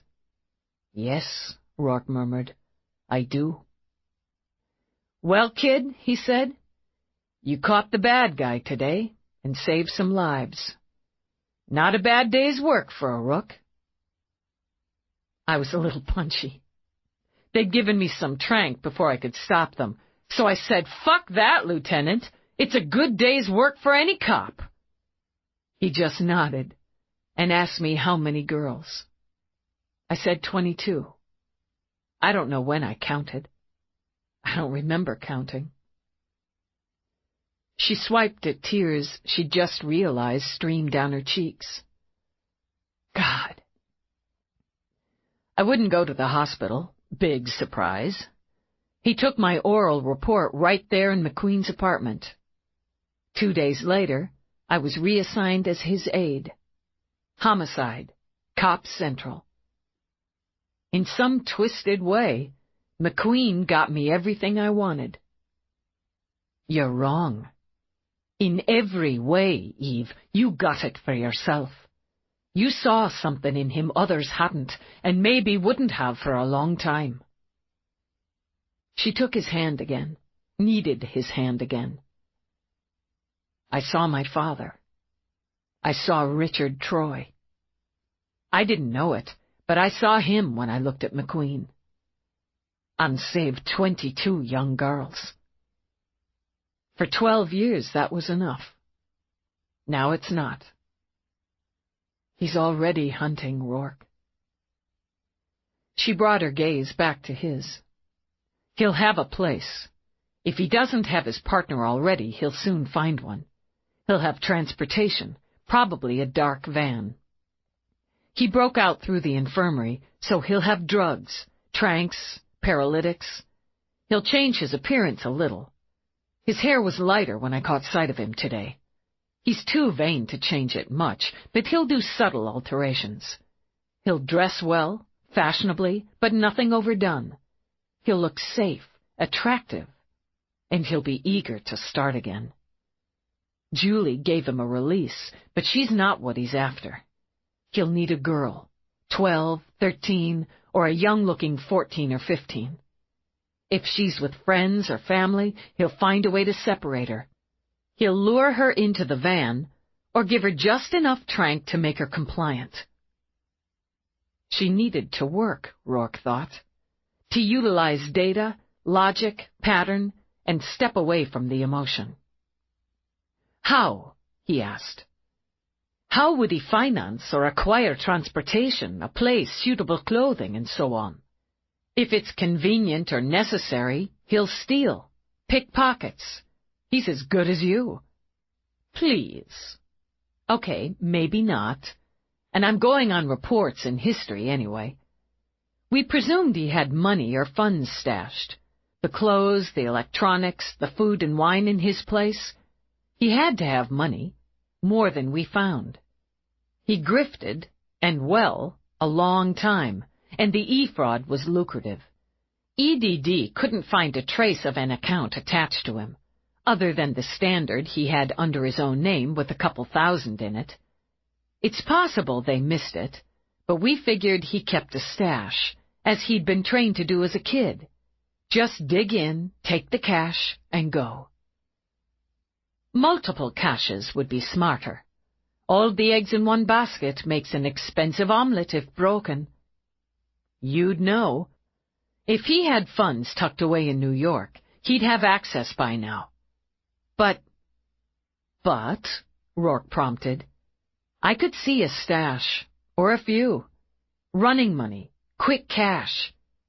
But he's smart, greedy, like I said. He wants good clothes, good wine, all that. He knows his way around electronics. He'd have that account, or likely accounts, you're thinking. Investments, letting his money make money. Yeah, I figure that. His other priority would be the partner. He needs that attention, support, and someone to run interference. The visitors list, communications. She'd be in there, wouldn't she? Has to be. He might escape on impulse and opportunity, but if he hadn't had a plan in place, he'd have gone underground until he had one. She paused a moment, let herself think it through now that her mind had cleared. They're looking for somebody running, hiding, even scrambling. He's not. He deliberately sought attention, so he's confident, secure. He's not on the run. Getting a hit off the bolo we've got out on him would be sheer luck. He kept his first New York victim in that room for 3 years. She was strong.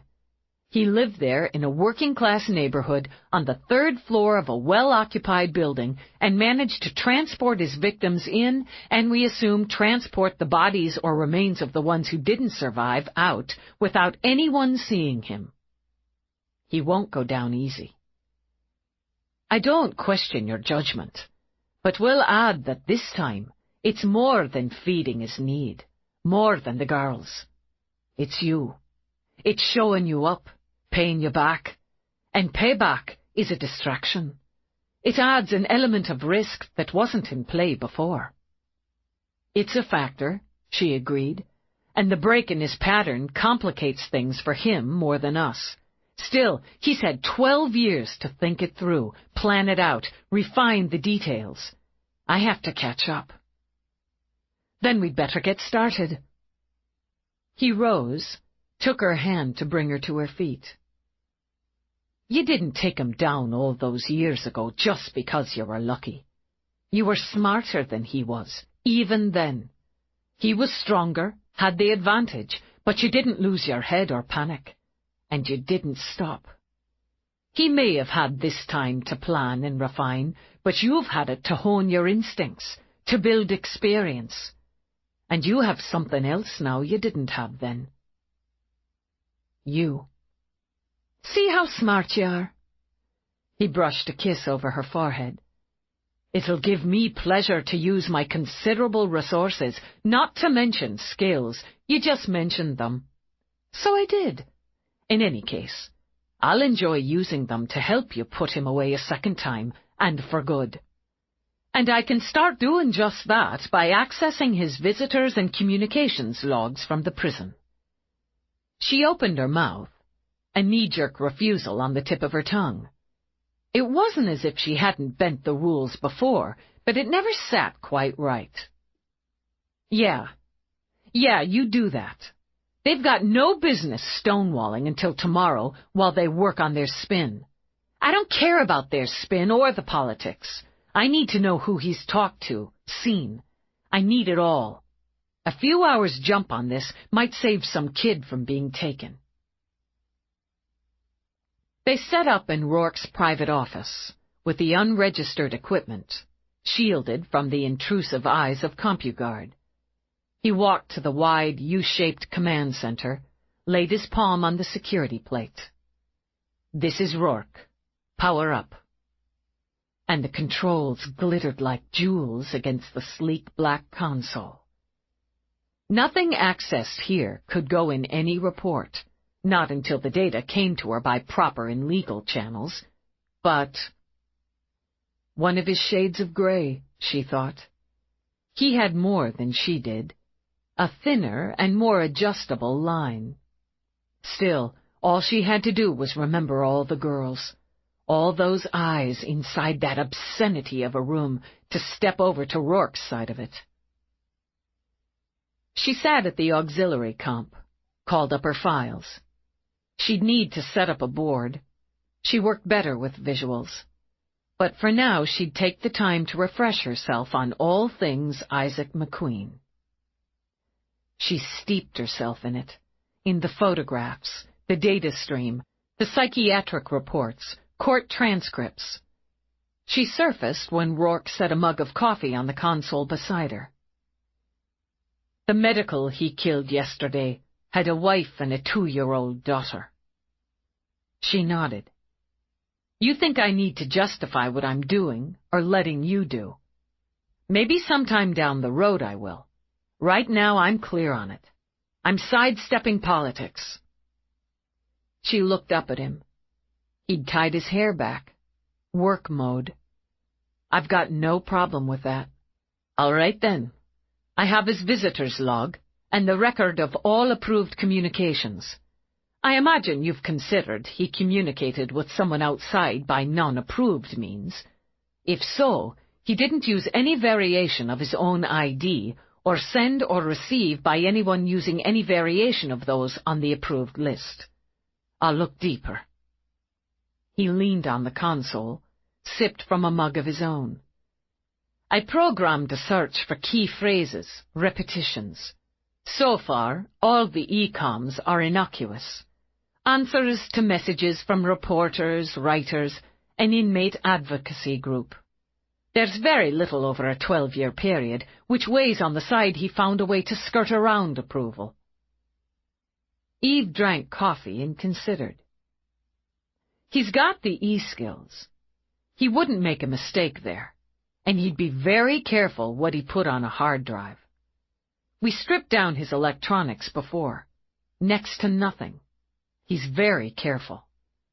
The way to the partner, if he's lined one up, would be through visitation. Face-to-face contact. Privacy rules, thanks to prison advocacy groups, prevent monitoring prisoner visitation. It'll be a woman between 40 and, adding the 12 years in, probably more like 50 and 60. Attractive, with some sort of addiction or vulnerability he can exploit. Nearly all his visitors were female. Data's copied to your unit. Eve called it up. Out of 26 visitors, 18 were women, and most of them repeat visitors. I get the reporters. After a juicy story, maybe a big book deal or vid. He'd probably string them along a while, Get them to come back, entertain him. Tell them nothing. But the rest? What did they get out of spending time with him, knowing what he'd done, what he is? I don't... Jesus, Melinda Jones! Yes. August 55. About 5 years ago. Single visit. I need to run her. I did. She's a rape and trauma counselor, attached to the Dallas Police Department, where her sister is a cop who just made detective. They share an apartment, live only a few miles from their parents and the home where they grew up. She's single and she's clean. Okay. She'd have been about 19 when she made this visit. Facing her monster. Maybe. Probably. I'll have to contact her, see what he said to her. She's not his type now. Too old for his tastes. Too young for partner status. A rape counselor and a cop. They made something out of what happened to them. It's good to know that. She scanned down the list. Multiple visits would be the highest probability. Not too many. No point in sending up a flag. She ordered the computer to separate out names of subjects who'd visited between 6 and 12 times. We'll start with these. I'll take 4. They ran them for data, putting images on screen. Computer, delete subjects 3, 5, and 8. Too many busts, she told Roarke. He wouldn't work with someone who screwed up that often and got caught. And since subject 2 is now deceased, we can toss her out of the mix. Down to 4, she said as she paced. Number 1, Deb Bracken, has a New York address, so we'll check her out in person. The other 3 are scattered around. Miami, Baltimore, and Baton Rouge. We'll have local authorities give them a look once we're cleared. There's something about this one. Number 7. Sister Suzanne Devon, Roarke read, recovering illegals addict. 2 busts for possession, 1 for solicitation without a license. Yeah, but the busts are in her misspent youth. Nothing since she hit 30. She's the right age. Early 50s, not bad looking. Member of the Church of Redemption, based in Baton Rouge. Lists spiritual advisor as reason for visits. Bogus bullshit.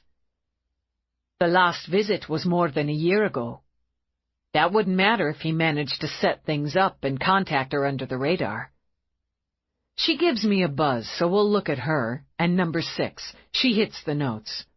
So Bracken, because she's here, Devon and this Werner because they buzz, and the last of the 4, Rinaldi, because she made the cut. She turned to him. If we correlate their geographical location at the time of the emails you dug up, can we identify their particular communications, the contact system they used? I don't know about we, but I can. Smart ass. I'll just sit my smart ass down and do that for you, darling, and you can get me a cookie. A cookie? Yes, I'd like a cookie and more coffee. Huh. As he sat his smart ass down, she decided she wouldn't mind a cookie herself. Chapter 4. When Eve walked into Whitney's office the next morning, she'd already decided how to play it. She had data, theories, and specific individuals who needed a good talking to. How she divulged it was key. The meeting with the feds, the prison rep, the lawyers, and the department's fugitive apprehension team could be a lot of blather, spinning, glad-handing, or a pissing contest. Personally, she enjoyed a good pissing contest, but not when she was pressed for time. So she went in prepared to play the game with every intention of winning it. Lieutenant Dallas. Whitney remained at his desk as he introduced her to the feds. She judged the curvy brunette, Special Agent Elva Nikos, and her partner Scott Lawrence, with his boxer's build and shiny pate, as seasoned, and hoped they weren't assholes. Lieutenant Tuso is heading the FA team. We're waiting on the representative from Rikers. While we are, Nikos began, I'd like to relay to you what Agent Lawrence and myself have related to both Commander Whitney and Lieutenant Tuso. We're not here to shut you out or step on your toes. We understand that the NYPSD apprehended the subject and built a case for conviction, and that you, in particular, Lieutenant Dallas, have a vested interest in locating Isaac McQueen. Then let me relay to you, I don't care who finds McQueen and slaps him back in a cage. You and your partner, Lieutenant Tuso and his team, or me and mine, or any combination thereof. I don't care if it's somebody's grandmother with a can of pepper spray and a good right hook. I appreciate that, Lieutenant. You can be assured that any leads or information we generate during this investigation will be shared. Ditto. I can start now, or wait until the prison rep decides to join us. Commander? Whitney watched her carefully. You have new information, Lieutenant. I believe I've generated possible leads, yes, sir. At his nod, she continued. I accessed the employment records of guards and other staff who most often came into contact with McQueen. As all of the staff can and would be considered suspects, this access fell into the boundaries of procedure. Executing standard runs and probability scans, I'd like to bring in Kyle Lovett, a guard assigned to McQueen's block, and Randall Stibble, a lay counselor. What do you have on them? Nikos demanded. I'm assuming you don't need to see my work, Eve said on the dry side. Lovett's done 2 rounds in a gambling addiction program. Since his wife left him 18 months ago, I'm betting he needs round 3. McQueen likes addictive personalities. She had more, but the access there dipped into shadow territory. Stibble counsels chemi heads and alcoholics. He brings his own personal experience. He's been in and out of rehab since he was 16, did time as a juvie, and an adult for illegals-related offenses. McQueen doesn't do illegals. Drinks, wine is his choice, in moderation, but he attended Stibble's sessions regularly. He doesn't waste his time or do anything without a purpose. You suspect either or both of these men aided McQueen in his escape? Lieutenant Tuso asked. I think one or both did more. McQueen works with a partner until she bores him, screws up, or fulfills her purpose. He'd want someone on the outside. He'd need to get and receive communication from her.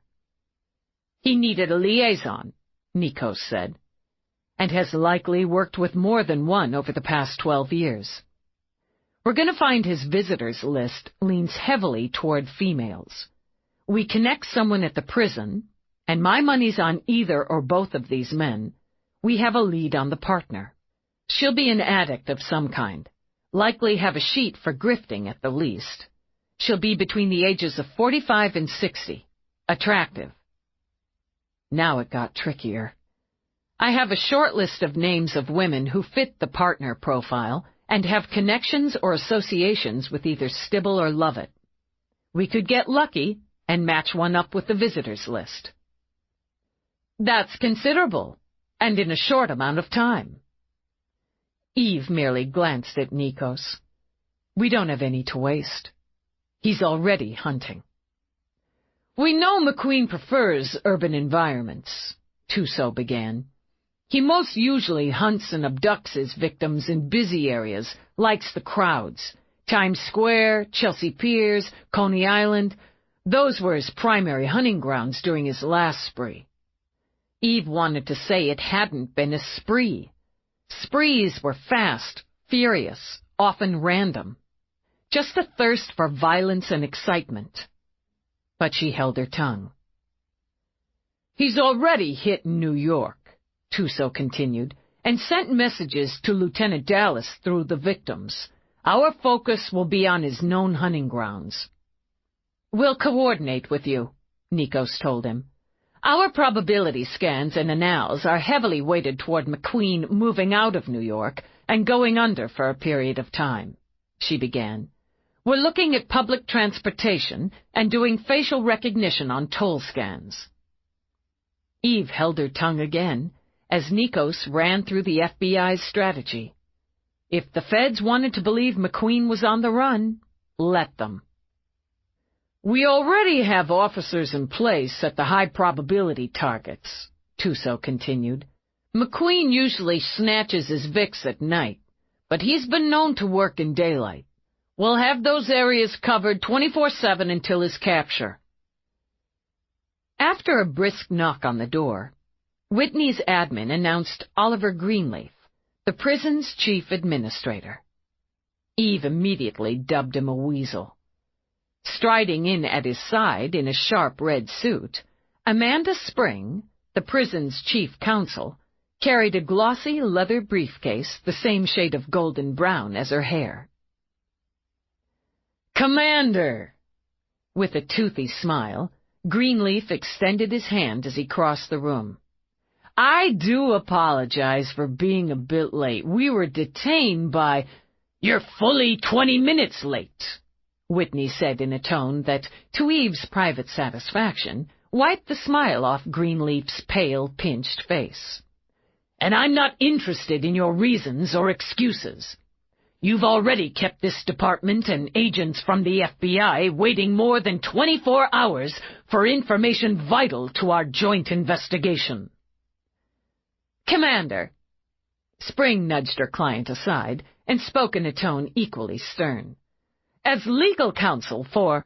I have not yet addressed you, nor do I intend to. Your facility is responsible for the escape of a violent pedophile, Greenleaf, and you've wasted the valuable time of the officers and agents working to apprehend him.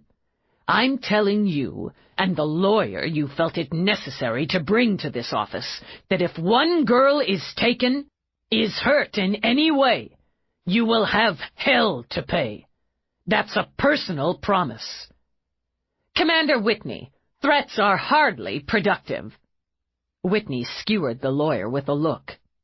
If you speak again, I will have you removed from this office. You were not invited here. Your client has no need for legal counsel, as he is in no danger, unfortunately, of being placed under arrest. Now, I want all the data and reports, lists and files this department demanded after being belatedly informed of Isaac McQueen's escape. We have quite a bit of data for you.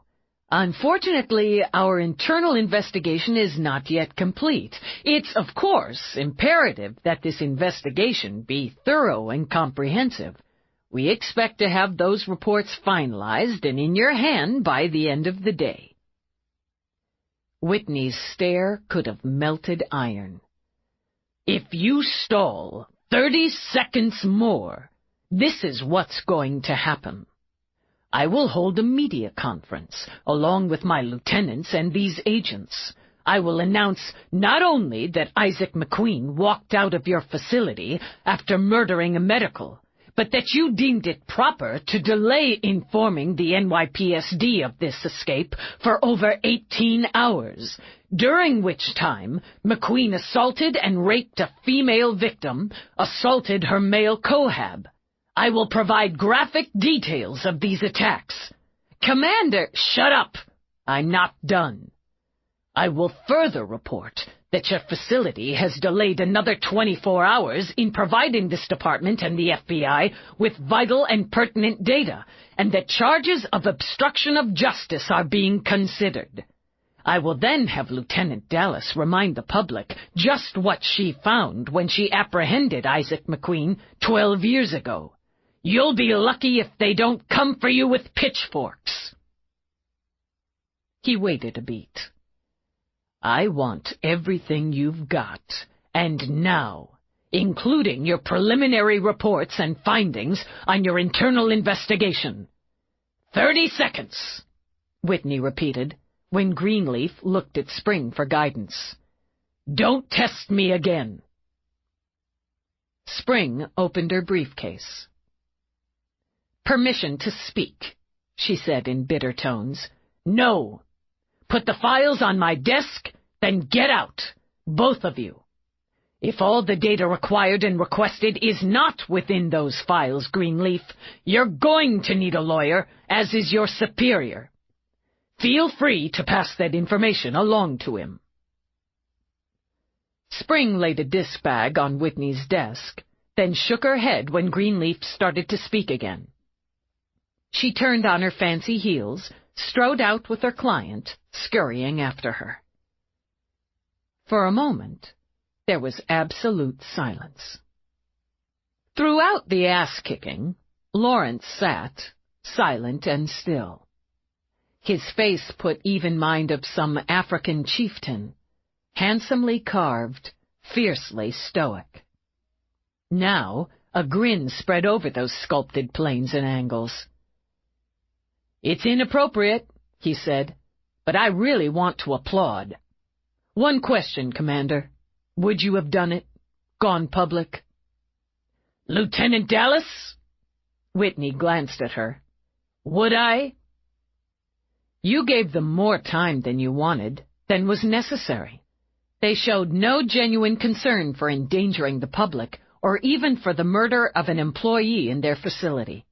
They decided they'd run the show and illustrate it by being deliberately late to this meeting and continuing to stall on the results of their internal. Had it been necessary, you would have gone to the media and roasted them. As it is, I believe you'll use whatever influence and contacts you have to see that Greenleaf, his lawyer, and his superior have their contracts canceled. In my opinion, Commander. Lieutenant Dallas has just given you a brief demonstration of why she's one of the most valuable assets of the NYPSD. She observes, deduces, and reports with accuracy.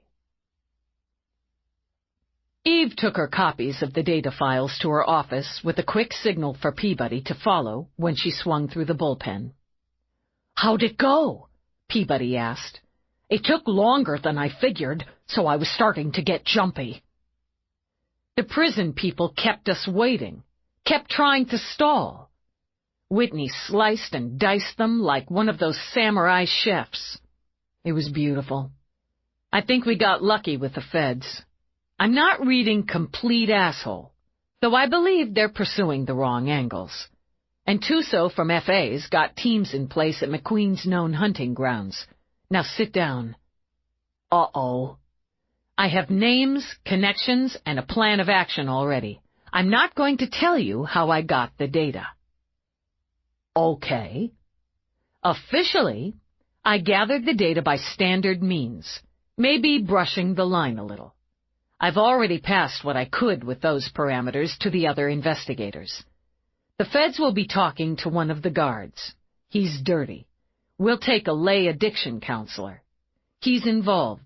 I know this because I was able to generate a list of probable partners, and he's connected to several females who visited McQueen in prison. 4 of them made my short list. One's in New York. We'll talk to her." Peabody puffed out her cheeks. "The meet may have taken longer than I thought, but we're a lot further along than I figured." "Not far enough. He's had almost 2 days. The guard's a toss-away, gambling addict, and though I wasn't able to pass it on, the feds will shortly find out he's got a not very well-hidden account where he's been making regular deposits of too large a month for years. McQueen knew we'd track that, pull the guard in. He won't know anything much." "Which is why you gave him to the feds." "He has to be interviewed, sweated some. He may have more than I think, but it's Stibble who rings for me. He won't know McQueen's plans, not the fine details anyway, but he may know or have a good guess as to who he's hooked up with. The woman's on the way, so we'll take her first. I need you to run and analyze all the data the prison just handed over en route. Searches and Anal fully on record now. Let's go." How are we handling the coordination with the other teams? We work independently, Eve told her as they headed out, jumped on a glide. Share all results, hold a daily briefing. So far, nobody's playing games, but you should do a standard on the feds, she said, and gave Peabody the names, just to get a full sense of them. How many men are you putting on the team? I want to talk to these two possibles first, then I'll get down to that.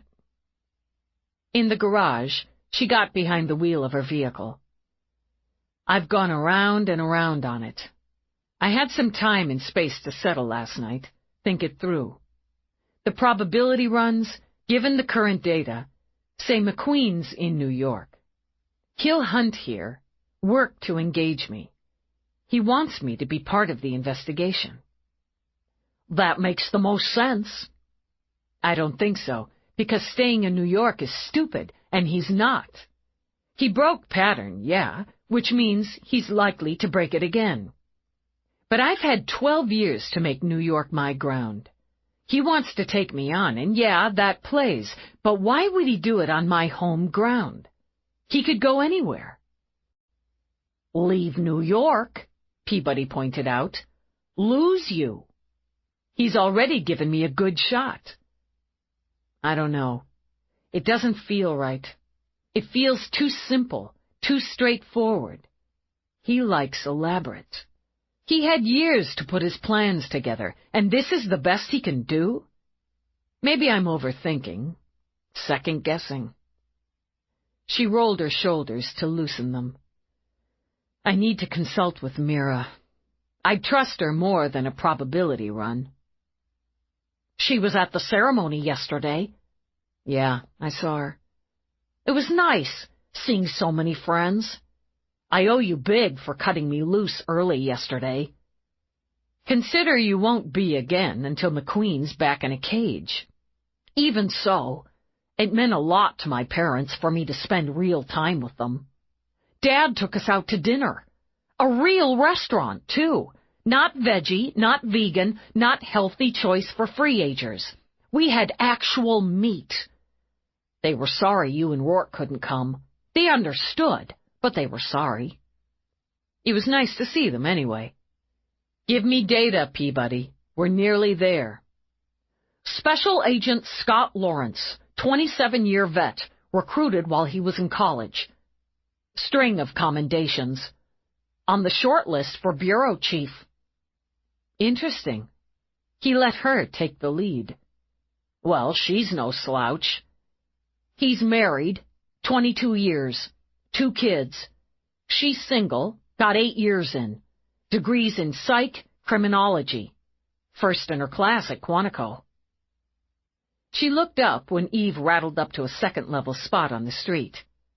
Anyway, they look solid. Felt that way. Bracken works nights. Tends bar at a strip joint where she used to peel it off. Eve gestured. She lives above her current place of employment. Peabody glanced over. Handy.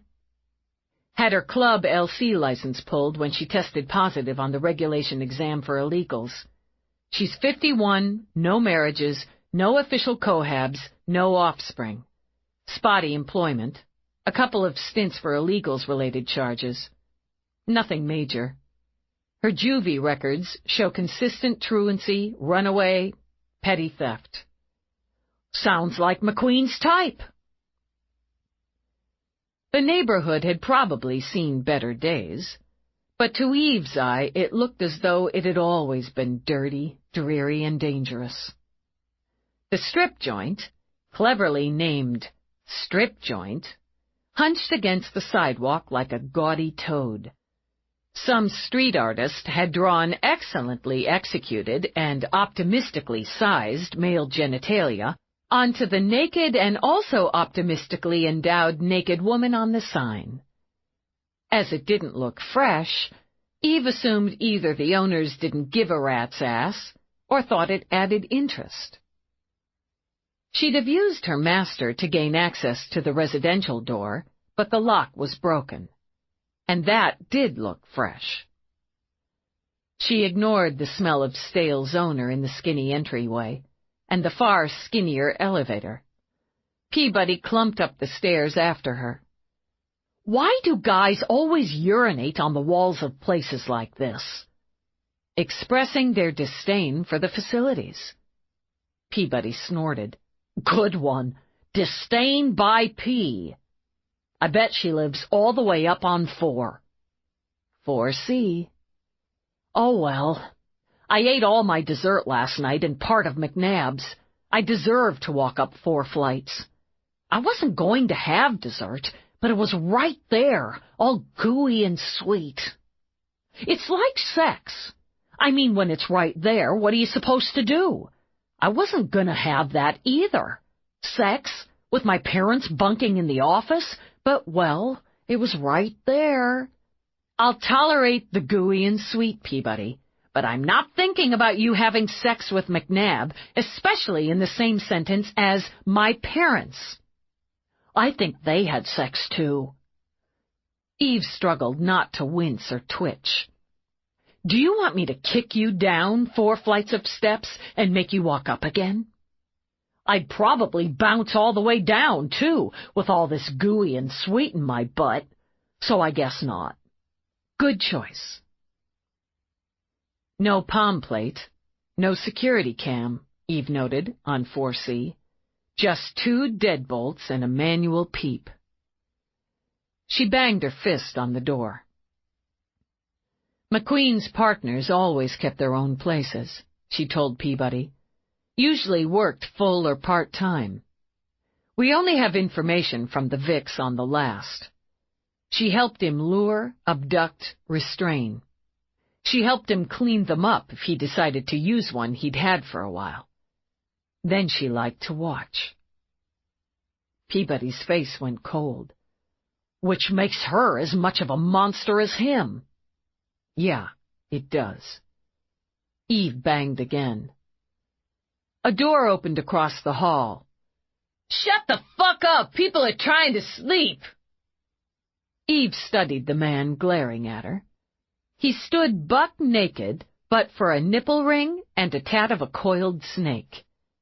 She held up her badge. "I'd call that indecent exposure, but it barely qualifies." "Deb Bracken." "Fuck! She's in there. She sleeps like the dead." He slammed the door. Eve banged again, kept on banging until she heard somebody cursing from inside 4C. A minute later, she saw the bleary eye through the peep. "What the hell do you want?" Once again, Eve held up her badge. "Open up." "God damn it." The peep flipped closed. Bolts and locks rattled open. "What the hell? I'm trying to sleep here." From the looks of her, she'd been doing a good job of it. Her hair, a short, sleep-crazed mess of brass and black, stuck up everywhere around a thin, slack face. She'd neglected to remove her enhancers, so her eyes and lips were smeared with what was left of them. She wore a short black robe, carelessly looped, that showed good legs and breasts too perky not to have been paid for. Isaac McQueen. "Who?" "If you bullshit me, Deb, we'll have this little talk downtown." "Christ's sake, you beat on my door, wake me up, hassle me. What the hell is this?" "Isaac McQueen," Eve repeated. "I heard you. Jesus." She gave Eve a hard, smeary-eyed scowl. "I need a hit," and turned, shuffled away. Eyebrows cocked, Eve stepped in, watched Bracken continue to shuffle to the far corner of the messy living area, where the kitchen consisted of a bucket-sized sink, a mini-friggy, and a shoebox-sized auto-chef. When she stabbed at the auto-chef, it made a harsh, grinding hum, then a clunk. She pulled out a mug, downed the contents like medicine. From the smell, Eve identified cheap coffee substitute. She waited while Bracken programmed a second mug, took a slug. Isaac's in the joint. Not anymore. No shit. The first glimmer of interest passed over her face. How'd he get out? Sliced up a medical and took his ID. He killed somebody?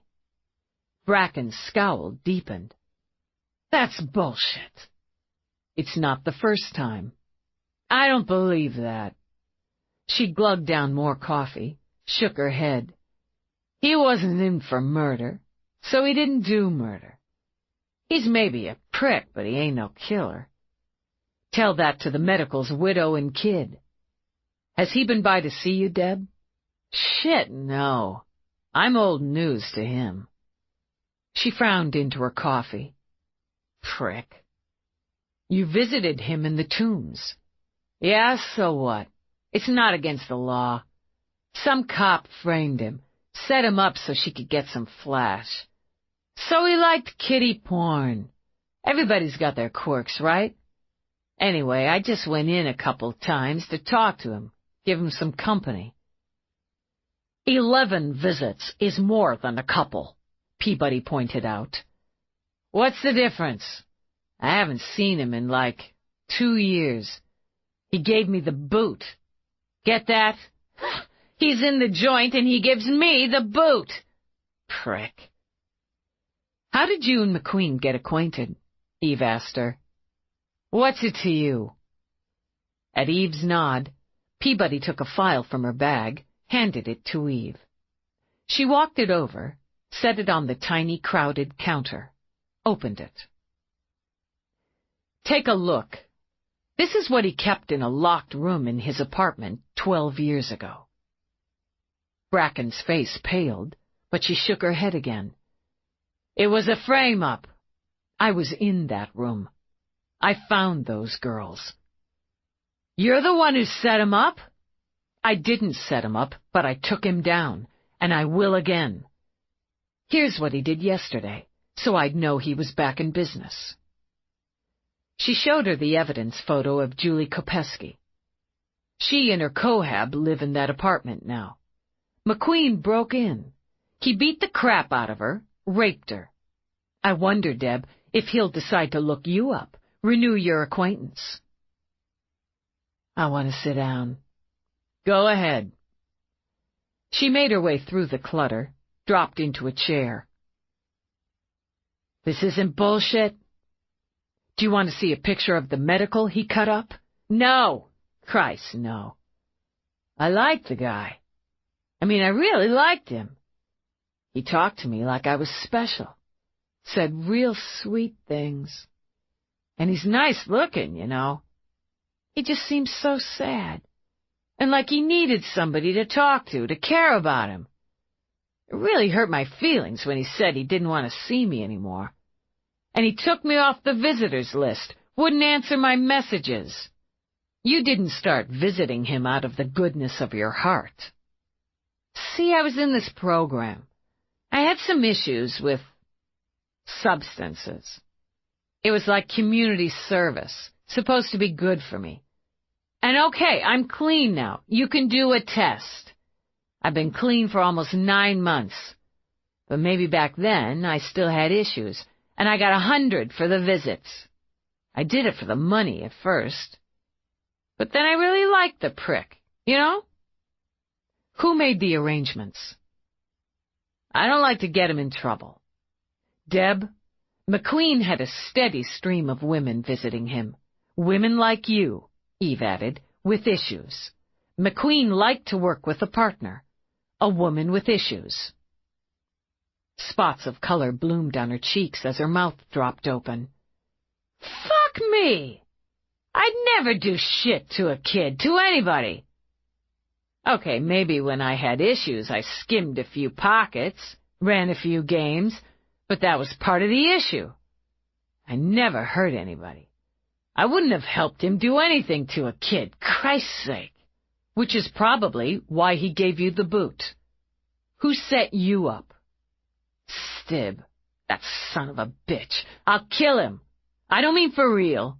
she said quickly. Randall Stibble? Yeah. She shoved at the mess of her two-toned hair. He headed up the program, was like the counselor, and he did that stuff for inmates. I got messed up when Isaac cut me off, and I dropped out of the program. Got sort of deeper into the issues a while. I'm clean now, swear to God. I believe you. Did he ever talk to you about his plans? Well, sometimes he talked about finding a way out, and when he did, how he'd set the record straight with the cop who set him up. I guess that's you. Did you ever smuggle anything into him? Look, I'm clean. 9 months clean, and I got a regular job. It may not seem like much to you, but I haven't been clean, not really, since I was 15. I'm not going to hassle you about it, Eve told her, but she tapped Julie's photo again. I need to know. Okay, well, maybe sometimes I'd pass stuff to Stib or to this guard. Love it? If you already know, why ask me? What stuff? Well, maybe sometimes some kiddie porn. He had a weakness. Who was I to judge? Is that all? Maybe electronic stuff. Such as? I don't know. Hand to God. I don't know much about that shit. He'd give me lists and I'd go get it. Even paid for it, mostly. Prick. He said how electronics was a hobby, and they wouldn't let him have the stuff he wanted inside. I mean, what was the harm? He was so nice. He called me baby doll. Nobody ever called me baby doll. And he sent me flowers. Twice. A real romantic. Yeah, I thought. Slumping, she sulked into her coffee. Then he gave me the boot, and now you're saying he really did that to those kids. Maybe I should have known it, but I had those issues back then. You see things different when you're clean. If McQueen contacts you, contact me. If he comes to the door, don't let him in. Alert 911 and contact me. You bet your ass I will. She took Eve's card. Do yourself a favor. Don't contact Stibble. I got zip to say to that son of a bitch. Jesus. I really liked the guy. Sick fuck. Your take? Eve asked Peabody as they headed back to the car. Same as yours. She was telling it straight. I don't think McQueen's given her a thought in the last 2 years. I can't see him paying her a visit. No, but the thought he might will have her telling us anything else she thinks of, and it confirms Stibble as the liaison. And you've got a lot more than zip to say to that son of a bitch. Bet your ass. Chapter 5. They found Stibble in a shoebox storefront he used for addiction counseling. He looked, Eve decided, even more like a ferret in person than in his ID documents. The short, curly beard he sported didn't do anything to soften his pointy chin, and the rose-tinted shades on his short hook of a nose only added an element of silly. Those, the skinny braid down the back of his white hooded tunic, and the pair of leather bracelets around his bony ankles, combined to fall somewhere between affected free-ager and urban monk, which, she supposed, was what he'd aimed for. He sat with 3 people on the floor in a circle. Some sort of pyramid-shaped paperweight stood in the center. Harps and gongs trilled and bonged. He paused, beamed a welcoming smile at Eve and Peabody. Welcome. We've begun our visualization exercise. Please join us. Share your first name if you feel comfortable doing so. That would be Lieutenant, Eve said. and took out her badge. And you can visualize taking a trip down to Cops Central. Is there a problem? Isaac McQueen's a big one.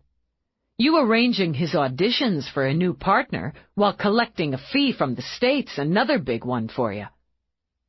Stibble folded his hands at his waist. It sounds as if you have inaccurate information. We'll need to straighten this out. I have another 40 minutes in this session, so if you'd come back... Would you like to stand up voluntarily? Eve asked pleasantly. Or would you like me to help you? Class is dismissed, she said to the trio on the floor. Hey, I paid for the hour. She studied the man who'd objected, the scruff of beard, the exhausted eyes. What's the damage? Charge is $75. Special introductory fee. Buddy, you're so getting hosed. Peabody, give this gentleman the address for the closest Get Straight location. It's free, she said to the man. They don't make you sit on the floor or look at pyramids, and they serve halfway decent coffee and cookies. I really object to you insinuating I button it, she advised Stibble. I apologize for the inconvenience, she told everyone else. Your counselor's required elsewhere. I'm happy to reschedule. As his group filed out, Stibble hurried after them. Please don't let this minor problem cause you to stumble on your journey to health and well-being. Close it up, Stibble. I have other patients doing his rights, Peabody. Wait! He waved his hands in the air, danced on his toes, did a couple of agitated circles, while Peabody recited the revised Miranda. Do you understand your rights and obligations, Mr. Stibble? You can't arrest me. I haven't done anything. Answer the question, Eve ordered. Yes, I understand my rights, but I don't understand what this is all about. Isaac McQueen attended a number of my sessions. I've conducted them at the prison for years. I know he's escaped, and that's terrible, but it doesn't have anything to do with me. Deb Bracken. Ring a bell? I'm not sure. She didn't have any problem remembering you, or the $100 a visit you gave her after she agreed to meet McQueen. I've got a whole list of names, and I bet every one of them points a finger at you. Human contact and talk therapy are essential tools in rehabilitation counseling. It's not illegal. Taking a bribe from an inmate to set him up with women is. You didn't shell out $100 out of compassion and generosity, Stibble. How did McQueen pay you? That's ridiculous. Behind the rose-colored glasses, his eyes jittered with panic. I'm afraid Miss Bracken was under the influence of her addiction at the time. She's misremembering, that's all. I'm about to charge you with accessory in the forced imprisonment of 2 people, the assault and rape of one of them. You can't possibly be serious! Panic morphed into fear as he backed up several steps. I've never laid a hand on another human being in my life. McQueen has. You've been aiding and abetting him for years. This is a big misunderstanding. I feel very upset to be threatened in this way. I think we should all take several deep cleansing breaths. Cuff him, Peabody. Now wait, just wait! He waved his hands around again. I did arrange for a few women to visit Isaac, for therapeutic purposes, and with full approval. Naturally, they, the women, needed to be compensated for their time. Rehabilitation requires many tools. Cut the bullshit. How much did he pay you? A small fee, barely worth mentioning, just to cover my own expenses. $1,000 a pop's a lot of expenses. We found your account, Stibble. Donation. It squeaked out of him. He donated to my center. It's perfectly legal. How did you find the women? They're not all local. I've counseled many troubled people. Who did he pick out of those troubled people to work with him? His eyes darted left and right, and Eve concluded she'd barely have to flex her fingers to squeeze the juice out of him. I don't know. I don't know what you mean. Yes, you do. I see it all over you. She moved forward just enough to infringe on his space, kept her face hard, her voice flat and grim. You knew exactly what he was up to, and you didn't give a shit as long as you collected your fee. He settled on one. I want a name. I can't tell you what I don't know. Eve moved fast, had him against the wall, arms behind his back. She slapped restraints on him. No! What are you doing? You can't! I'm cooperating! Not by my gauge. You're under arrest for taking a bribe while in the employ of the state of New York, for aiding and abetting a convicted felon, for accessory to that felon's escape, for murder, for murder! Nathan Rigby. McQueen slit his throat in the escape, and you're going down for it. I didn't know! How could I know? Give me a name. Eve perp-walked him to the door. I want his partner. Sister Suzanne! It's Sister Suzanne! Let me go!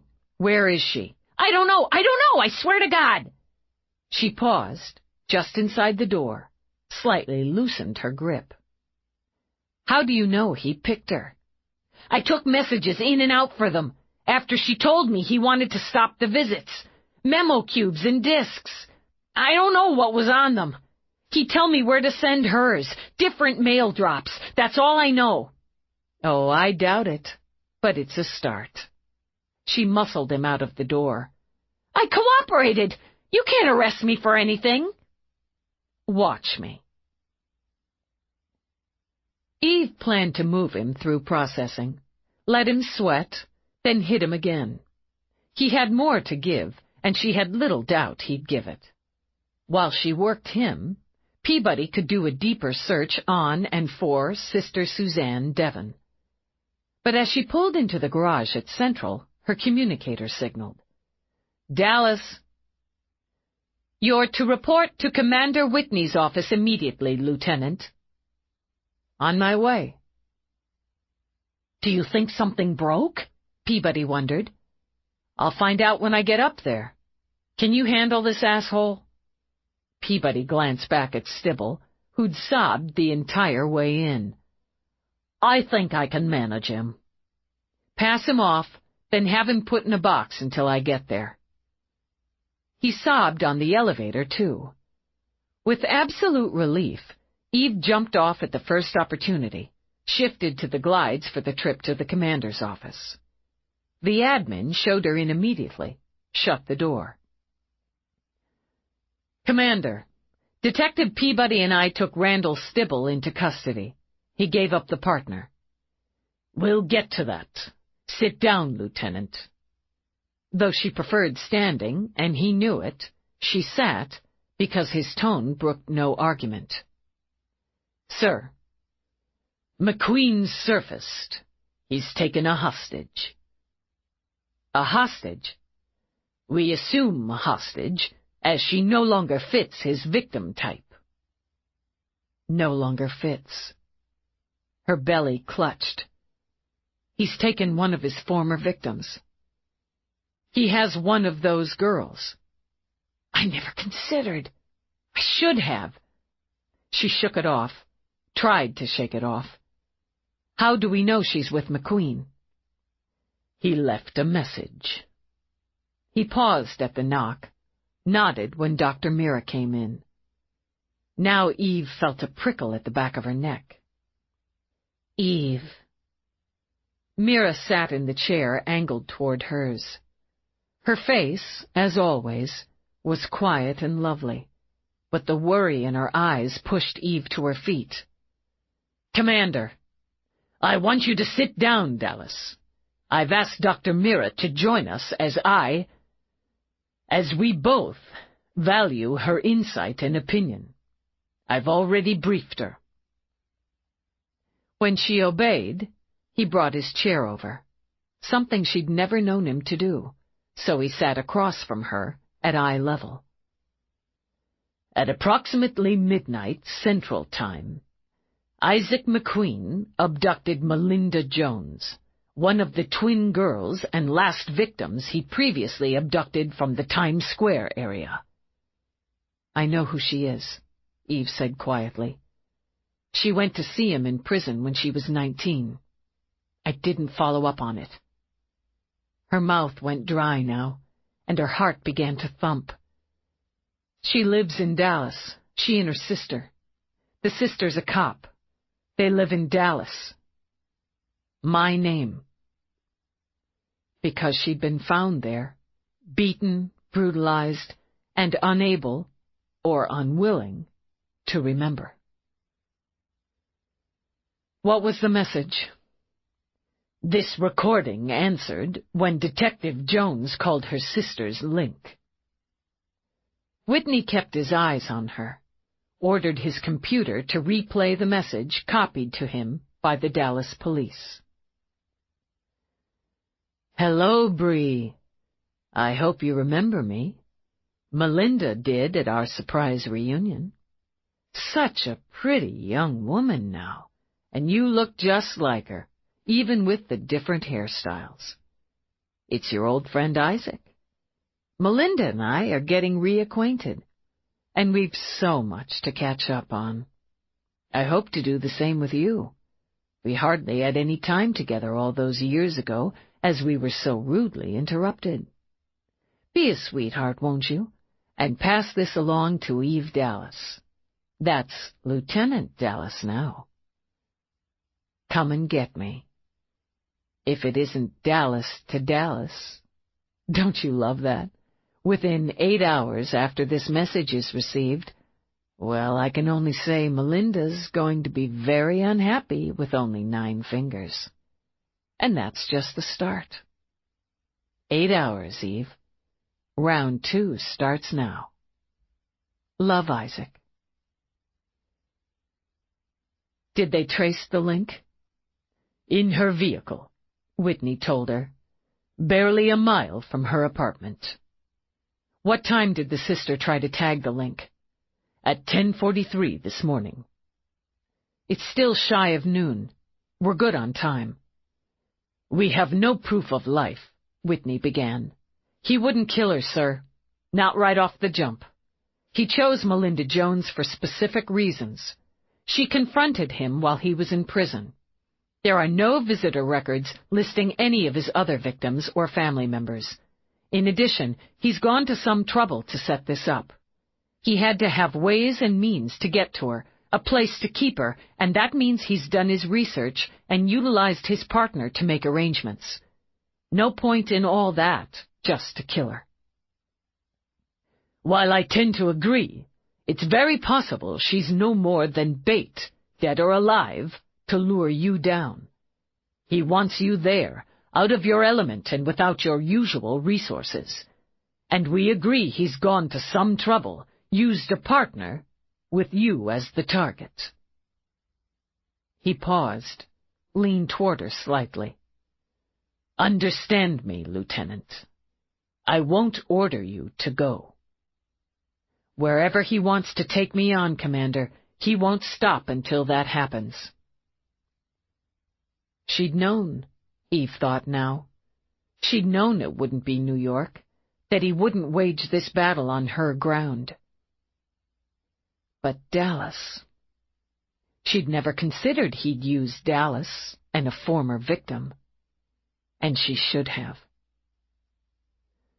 There are another 21 survivors from that room, she continued, and he can pick and choose, and there are countless others who fit his needs. He wants to engage me. He'll torture Melinda Jones and or take other victims until he does. This isn't a negotiation. It's an either-or until I go where he wants me to go. No choice, she thought. He'd left her no choice at all. First strike to him.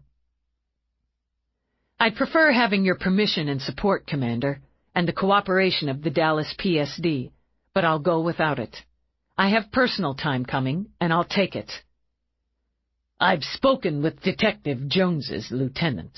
He's willing to accept your help and include you in their investigation as a consultant. However, Whitney laid the palms of his hands on his thighs, tapped them twice. Dallas, we're all aware of your background, your history in that city. We have to assume McQueen knows parts of it. A small, hard ball of ice formed in her belly. It's likely he dug up the basics. That I'd been found there, my condition. It would only add to his determination to draw me back. You know him. She turned to Mira. You know that would play.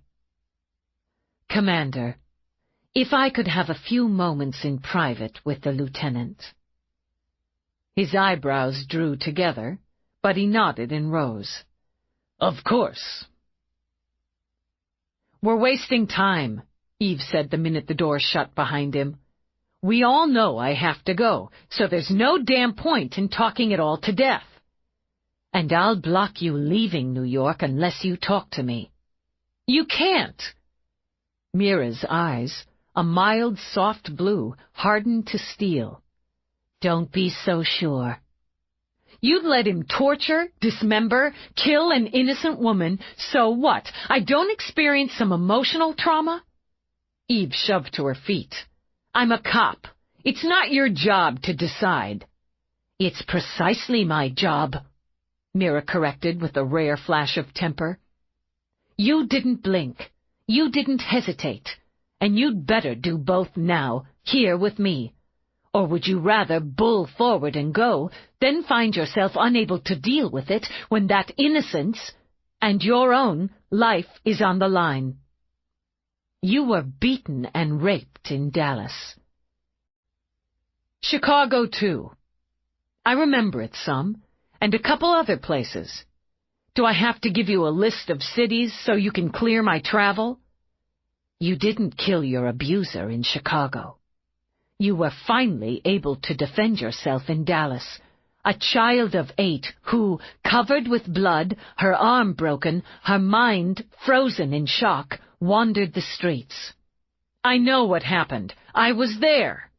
And blocked it out for years, protected yourself from the memories of years of abuse as best you could, lived with nightmares. I don't have them anymore. I dealt with it. They stopped. Almost entirely, she thought. Have you considered, even for a moment, what going back under these circumstances might mean? Going there, of all places, to hunt a man who abuses, physically, sexually, emotionally, children just as your father did to you. Have you considered how this might affect you, personally and professionally? Do you think I want to go? It burst out of her, a quick flood of anger and heat. I went back once to that room, to those streets, even to the alley where they found me. I got through that, and I promised myself I'd never go back. He's dead here and here, she said, putting her hands on her head. And I don't know if going there will bring him back again. God, I don't want to face that again, having him alive in my head. What do you expect me to do? Let her die because I'm afraid of him? Of all of it? No. Mira spoke quietly now. I expect you to go, to do your job, to find him and to stop him. You just wanted me to break down first? Yes, exactly. I care about you, Eve. You're so much more to me than another case file. I care about you as I do about my own children, and am perfectly aware those feelings can and do make it difficult for both of us from time to time. She let out a sound, a mix of sorrow and regret. A mother protects her child above all.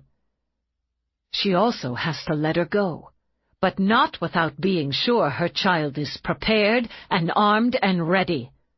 If you couldn't admit to yourself and to me those fears, those doubts, you couldn't be ready. Now I can let you go, even wishing I could stop you. I don't want to go. The breath Eve let out scraped at her throat like nails. I couldn't live with myself if I didn't. I know. He'll use whatever he knows about your history like salt in a wound. He'll play mind games, prodding where you're most vulnerable. I need you to promise you'll contact me if you need help." Eve walked back, sat. "It makes it difficult from time to time, on my end, because my memories of a mother are twisted and ugly. She hated me. That's the foremost memory I have of her.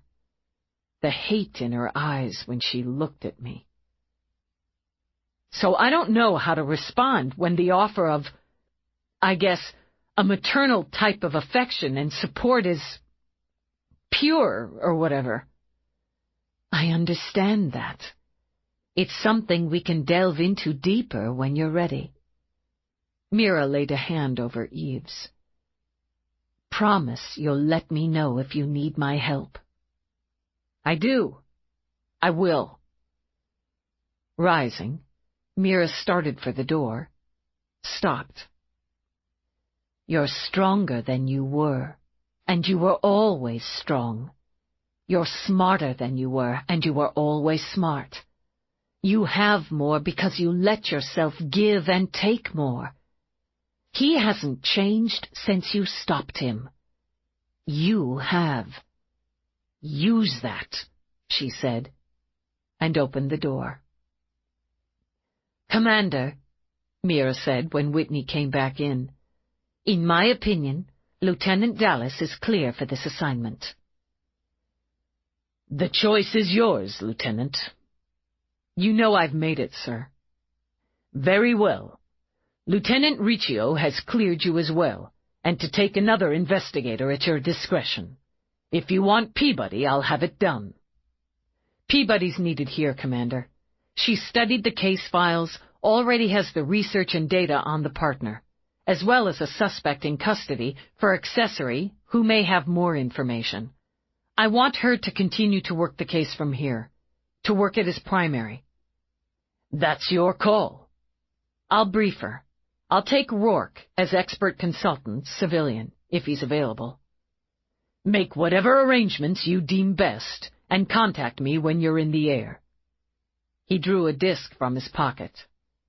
"Data on Riccio, Detective Jones, the other detectives and officers you'll most likely work with."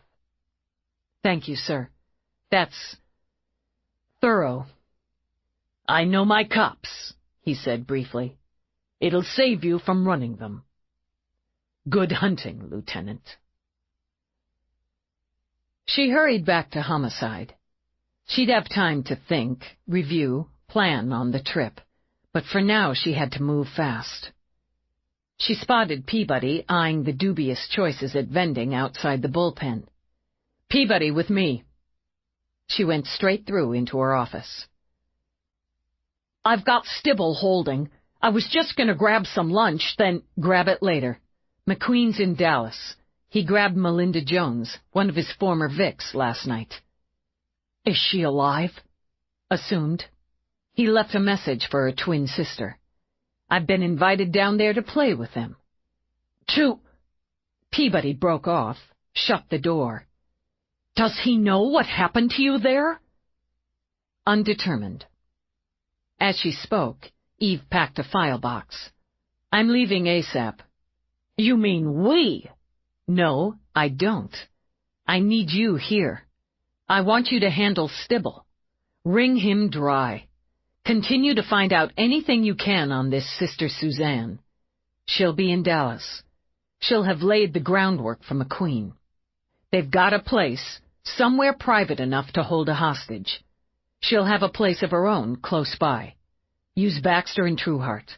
If you need more manpower, let me know and I'll arrange it." "You're not going there alone." Peabody shifted to block the door, and had Eve's eyebrows lifting.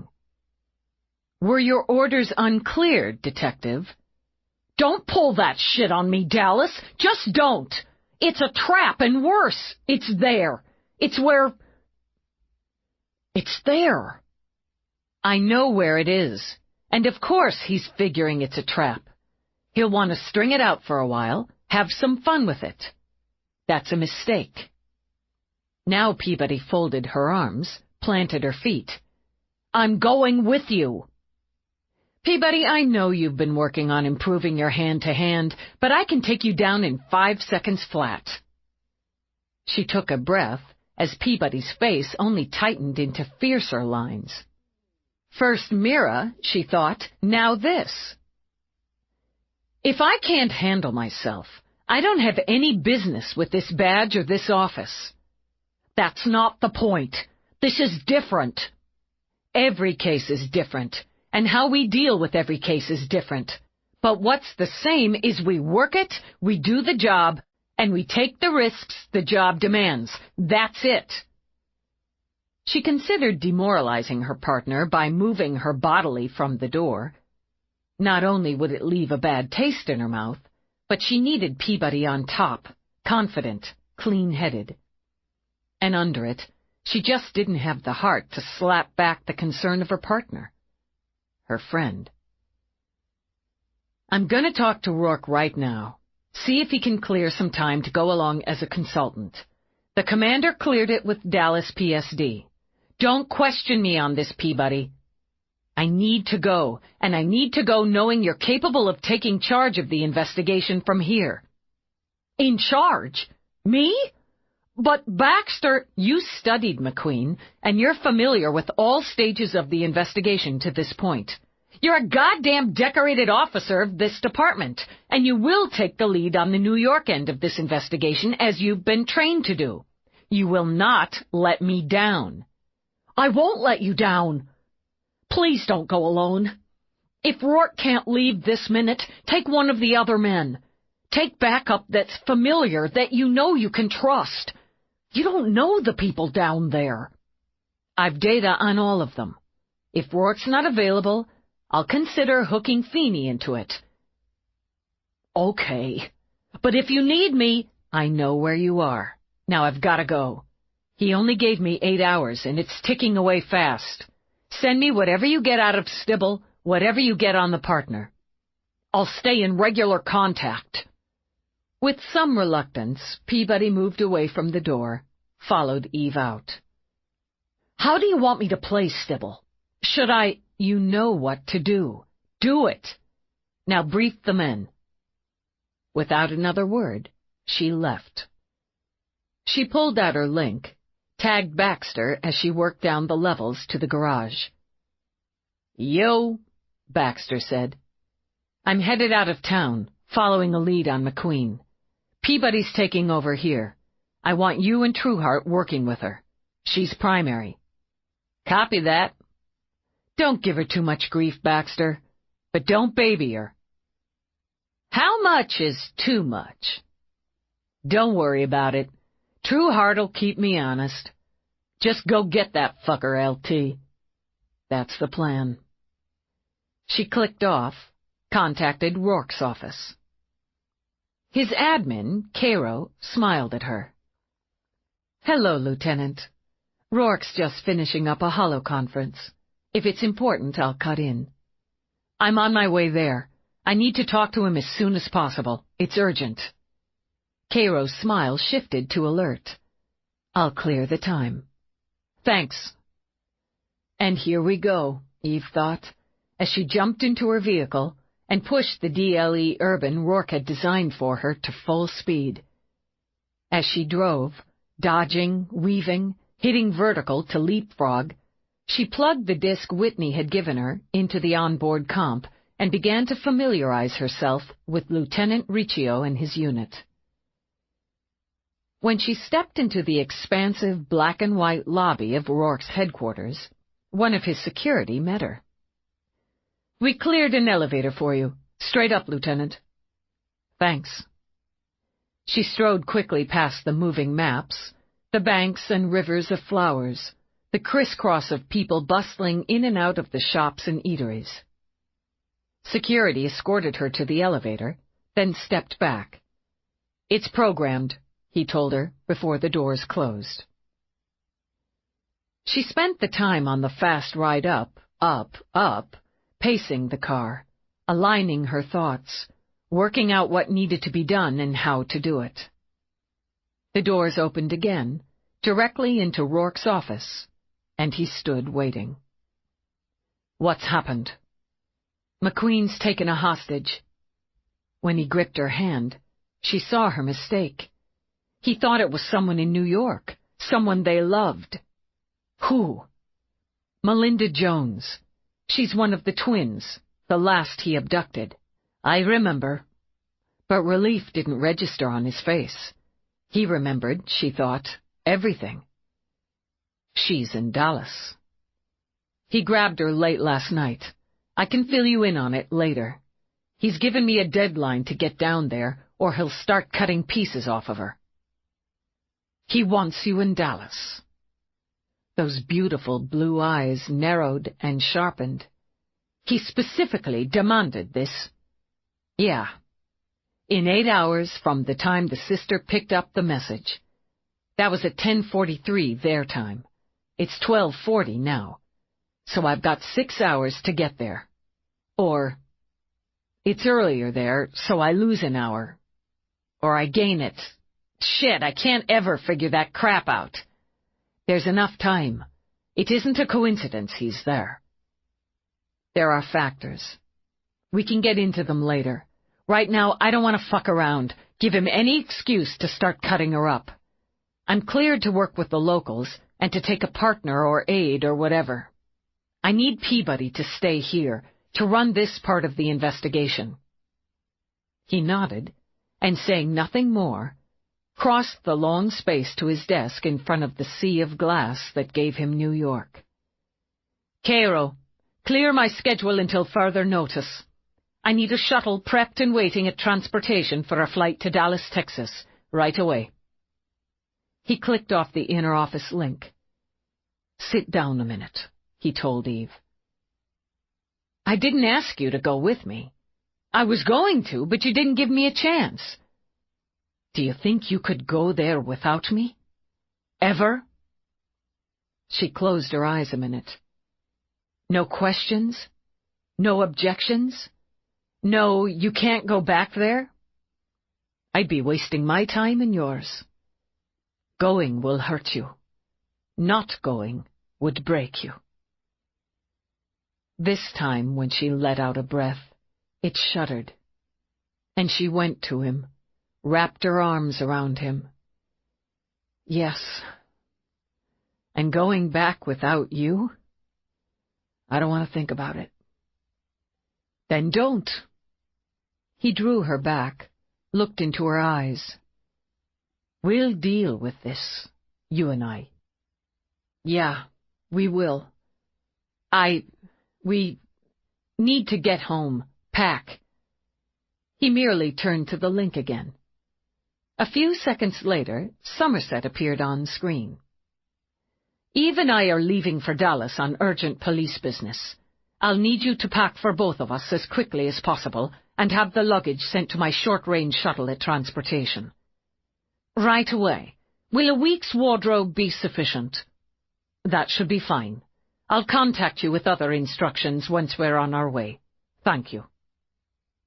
Even through the rush, the worry, she had room for a good scoop of appalled. "Somerset's gonna pack for me? Like my underwear?" Roarke glanced at her, smiled.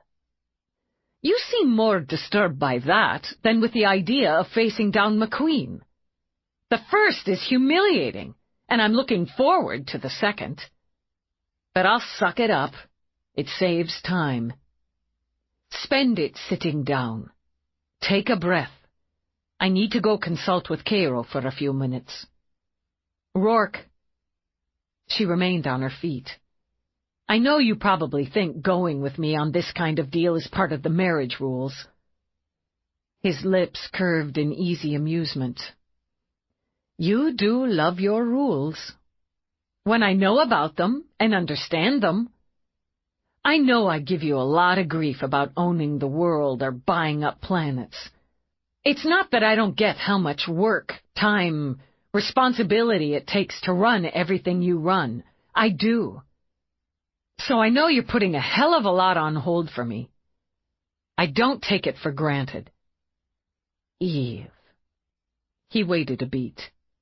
I once stood in a field in Ireland, alone, a little lost, and wishing for you more than I wished for my next breath. And you came. Though I never asked you, you came because you knew I needed you. We don't always do what's right, what's good, not even for each other. But when it counts, down to the core of it, I believe we do exactly that. What's right and good for each other. There's no rule to that, Eve. It's just love. Just love, she thought when he stepped out. She may have been going into her own personal hell to face a killer, but right at that moment, she considered herself the luckiest woman in the world. Chapter 6. Eve spent the first part of the quick flight reviewing the rest of Whitney's data, then pacing, thinking, working out an approach, until Roarke completed whatever he was doing on his PPC and set the device aside. Tell me what to expect when we get there. Can't be sure. And it left her unsettled, edgy. Riccio, Lieutenant Anton, is Detective Jones's direct superior. He runs special victims, so they deal with a lot of sex crimes and abuse to minors. Jones aimed her arrow right there. And her twin aimed hers toward abuse and rape counseling. I imagine they've worked together. Melinda counseled a number of Vics in the SVU files, Eve confirmed. Riccio's a 20-year man.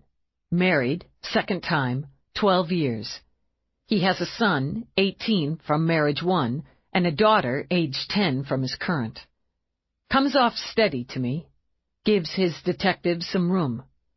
He's partnered Jones with his most experienced detective, Annalyn Walker.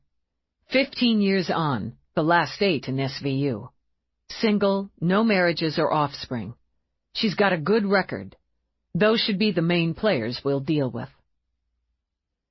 She broke off when her link signaled. The feds, she said, reading the display before she answered. Dallas. What happened to cooperation and sharing all data? Nikos demanded. Steamed, Eve thought. Very steamed. I'm working against the clock here, Agent Nikos. You can get all data from my commander and from Detective Peabody, who now has the lead in the department's investigation. If McQueen's in Dallas with a hostage, Lawrence and I should be in Dallas. Your travel and coordination with Dallas police isn't my call. It's handled. We're about an hour behind you. You could have offered us a ride. Look, Nikos, I've got just a little more important things on my mind than your transpo. McQueen's got a hostage, and he has every reason to inflict harm on one who got away. I'm not going to give him any reason to inflict that harm. We believe his partner is one Suzanne Devon, current address Baton Rouge. My partner and her team are trying to track her. I'm aware. We also have resources, considerable, and in using them have determined one Sister Suzanne Devon didn't exist until about 3 years ago. The prints and DNA on record are bogus as they belong to a 10-year-old corpse named Jenny Pike. We're running face recognition on her to see if we can match her in our system. She'll be in Dallas with McQueen. Maybe. Or he may have disposed of her by now. No, Eve thought. Catch up, catch on. He still needs her. He hasn't had time to hunt up a new partner. She's with him. Her ID as Sister Suzanne went in the system before she met McQueen, so that's on her. He's got himself a player this time around. My partner's working Stibble, who set them up together. If he knows anything, she'll get it out of him. We're going to land in a minute. We'll continue this at Lieutenant Riccio's house. Eve clicked off, looked at Roarke. Crap. Because the FBI adds another factor? Because I didn't think to inform them. It didn't cross my mind, and it should have. I promised full disclosure and cooperation. If they're that close behind us, they got their disclosure quickly enough. It should have come from me. Shoving a hand through her hair, she went back to pacing. Now I'm going to have to apologize. I hate that. And yeah, there's the other factor. Riccio's not only swallowing a New York cop in his business, but the feds. In his place, I'd be feeling a little put out. You've got an hour's jump to convince him not to be put out with you. The FBI will have to handle their own diplomacy. She considered. There is that. Roarke snagged her hand on her next pass, tugged her into her seat. Strap in, Lieutenant. Reaching across, he buckled her in himself.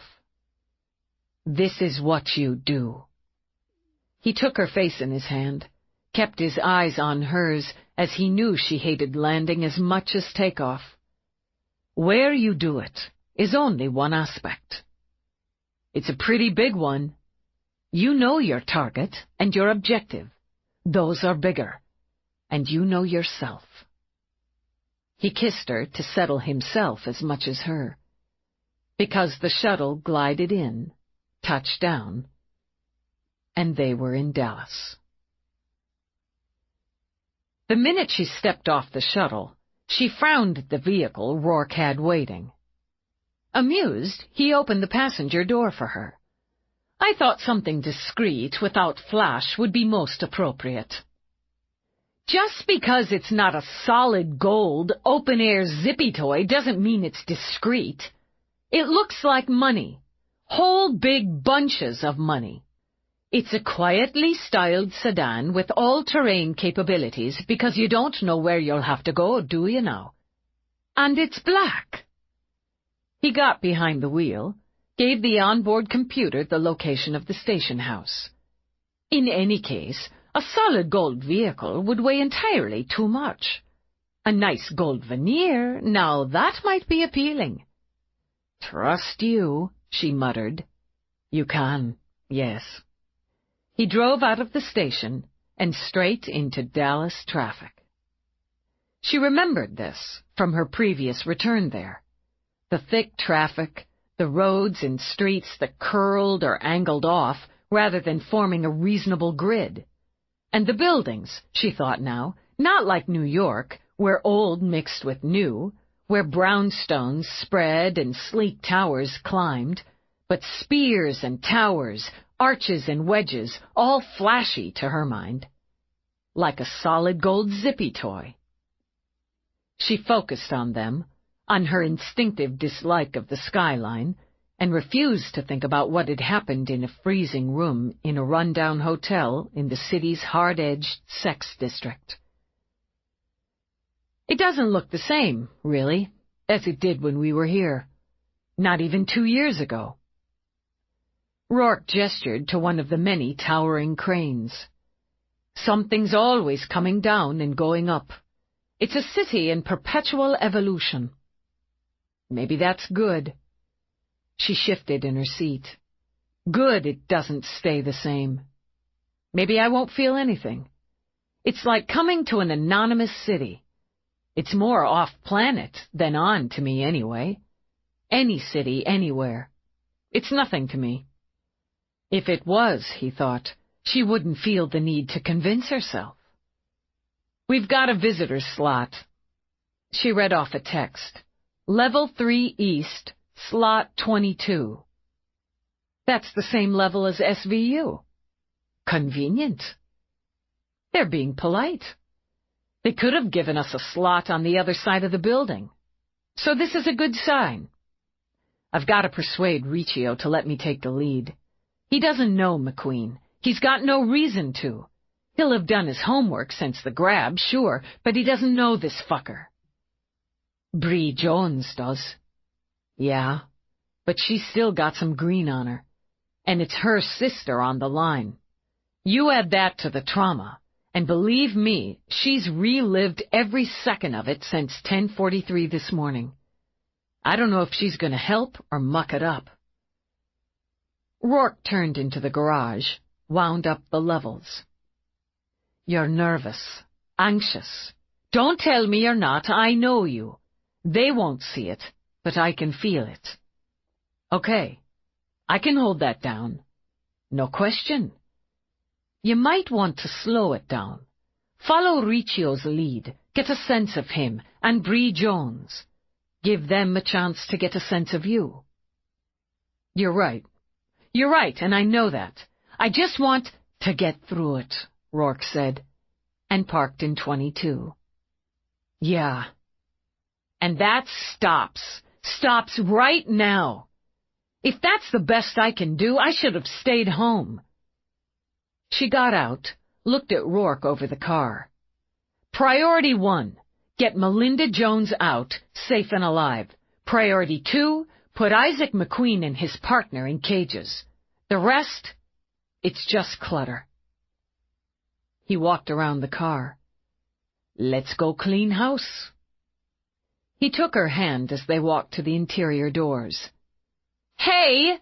Consultants don't walk into cop shops holding hands with badges."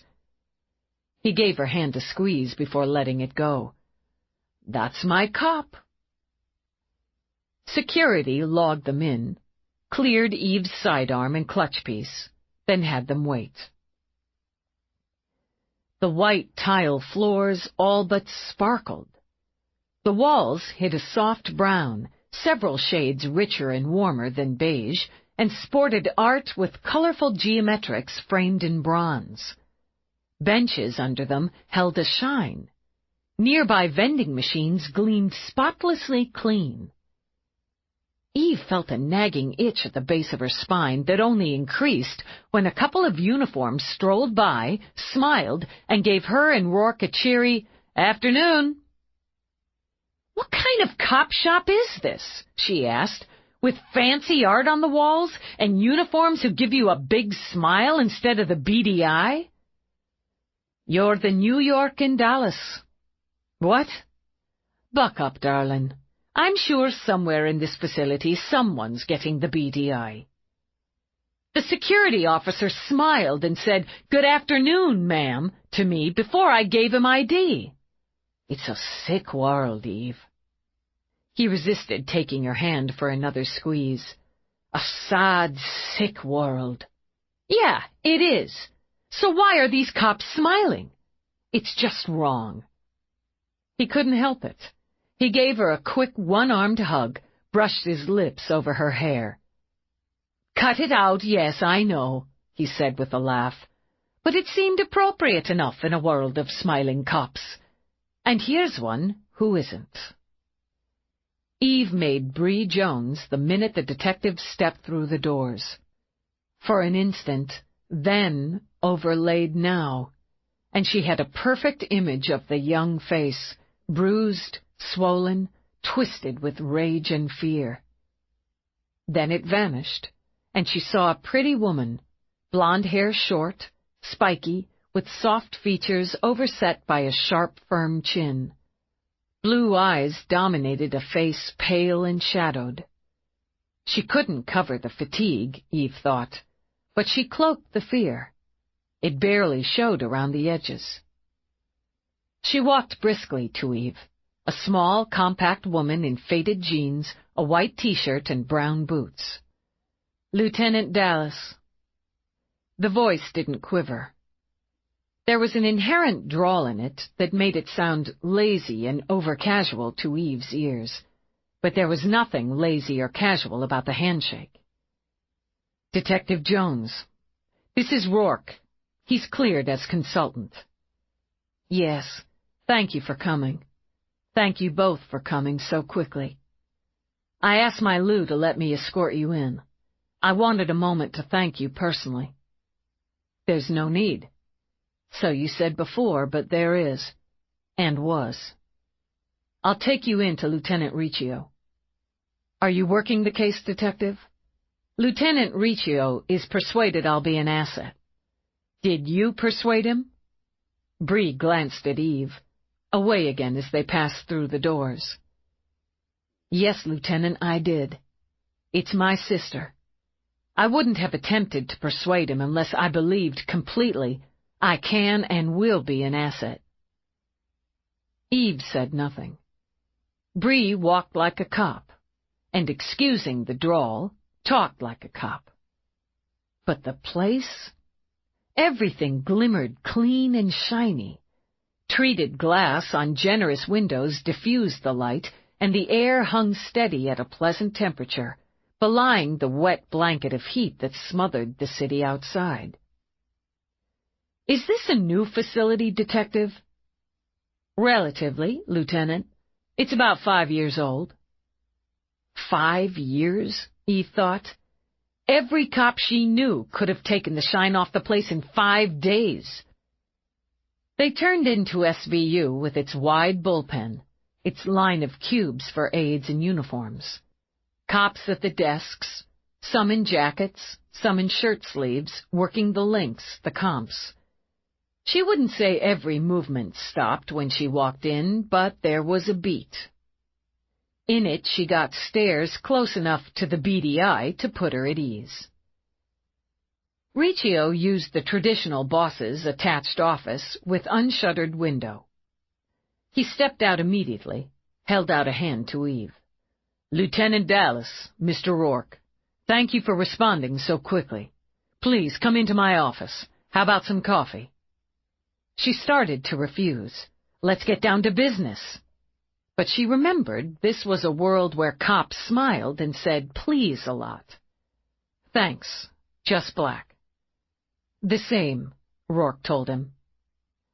He programmed the auto chef, and after passing out the coffee, gesturing to his visitors' chairs, ones with actual cushions, he sat on the edge of his desk. He wore a suit and tie and had a lot of wavy brown hair around a face with a deep tan and lantern jaw.